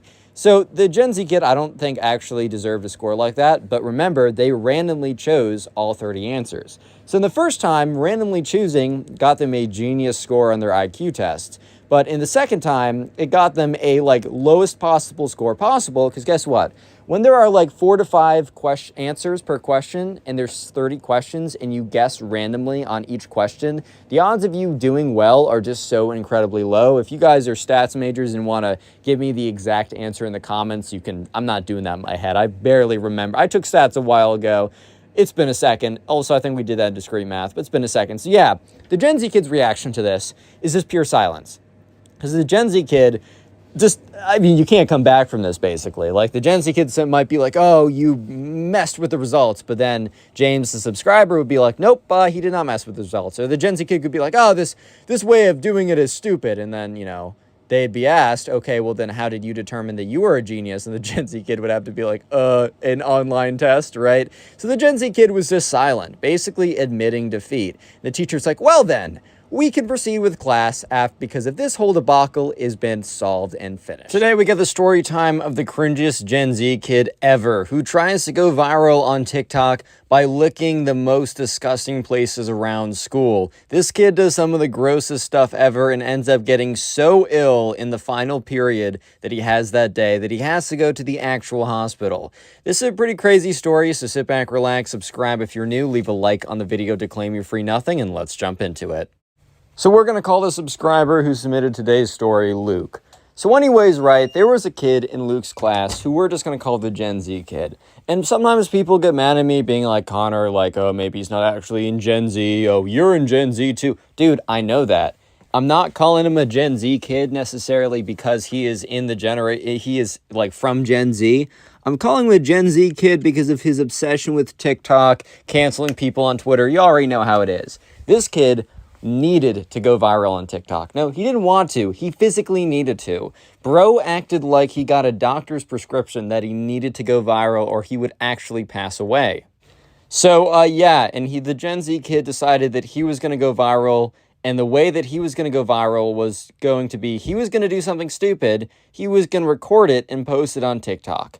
So anyways, right, some of the boys were just hanging out. Luke, the subscriber, was chilling with them, and that's when the Gen Z kid comes up to them. He's like, guys, you don't want to miss this. And, whenever someone comes up to you and says, you don't want to miss this, I don't know about you, but I'm definitely coming out to see what's up. I'm definitely trying to figure out what's good. If I don't want to miss it, then, man, I don't want to miss it. And so obviously the guys are like, yo, what's up?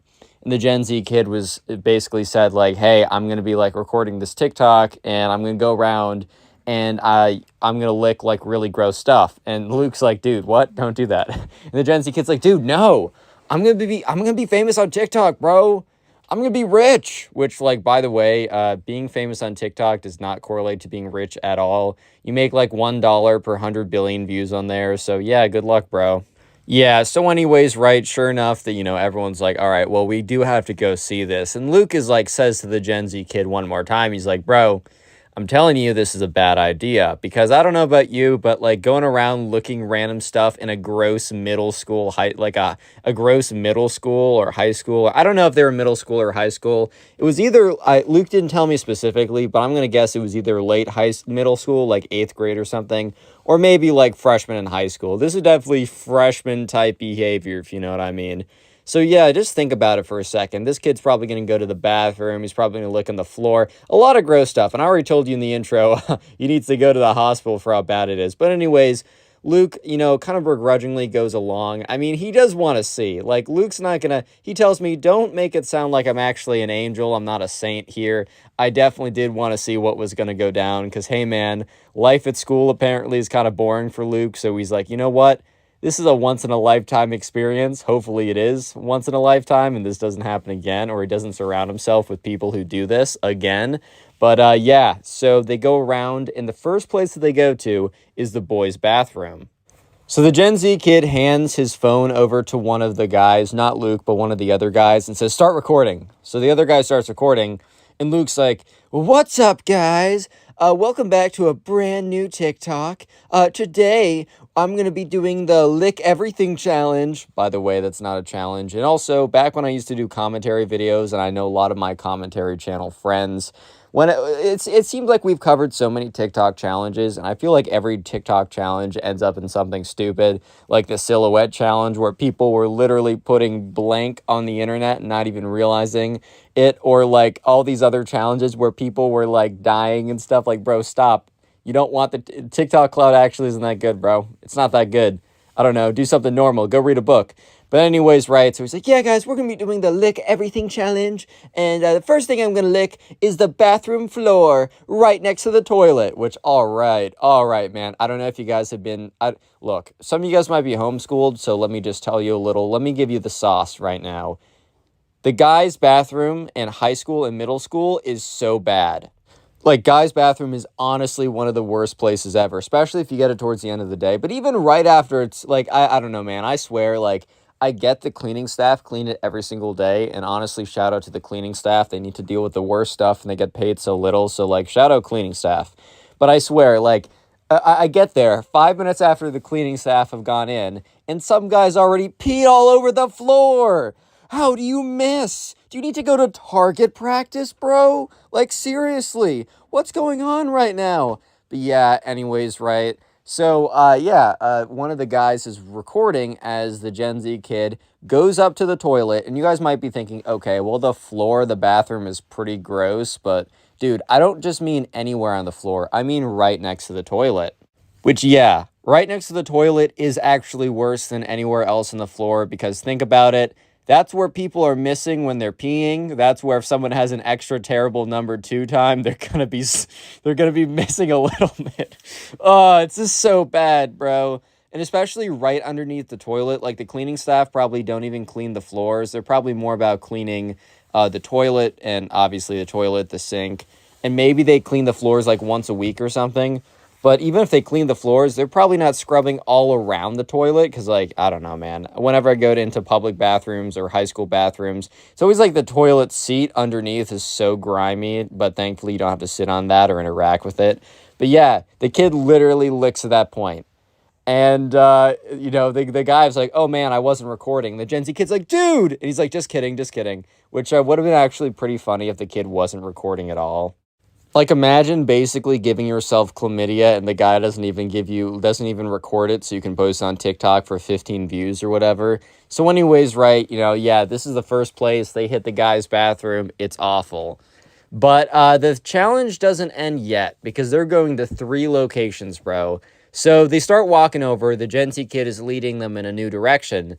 And at this point, like, the subscriber Luke isn't even sure if he wants to keep walking with these guys. Because he's I don't know, he's got a relatively, not easy stomach, but he's queasy pretty easily.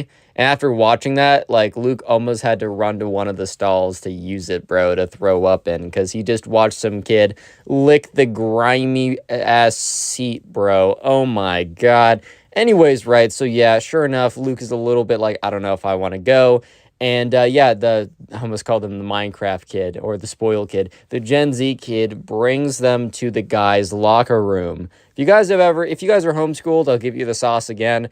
Dude, guys' locker rooms are bad too. Maybe not as bad as like the toilet seat in the men's bathroom, but bro, guys' locker rooms, some of them are okay, but the school, at least the locker room at Luke's school, it was pretty bad, bro. Yeah, so anyways, right, sure enough, once again, the Gen Z kid is like, hands his phone over to someone, this time to Luke, actually, is like, bro, record it. And Luke's like, dude, you don't have to do this. Like, you really don't have to. I think this is a bad idea. And the Gen Z kid's like, bro, I'm already in. Like, I've already started. I gotta finish. By the way, sunk cost fallacy right there, but whatever. I'm not really necessarily expecting eighth graders to fully internalize the truths of the sunk cost fallacy, but whatever. Yeah, so he goes around and he's like, hey, man, can you record? And, Luke very begrudgingly is like, okay, sure. I mean, Luke didn't want to have him do it and not get a recording, right? I guess.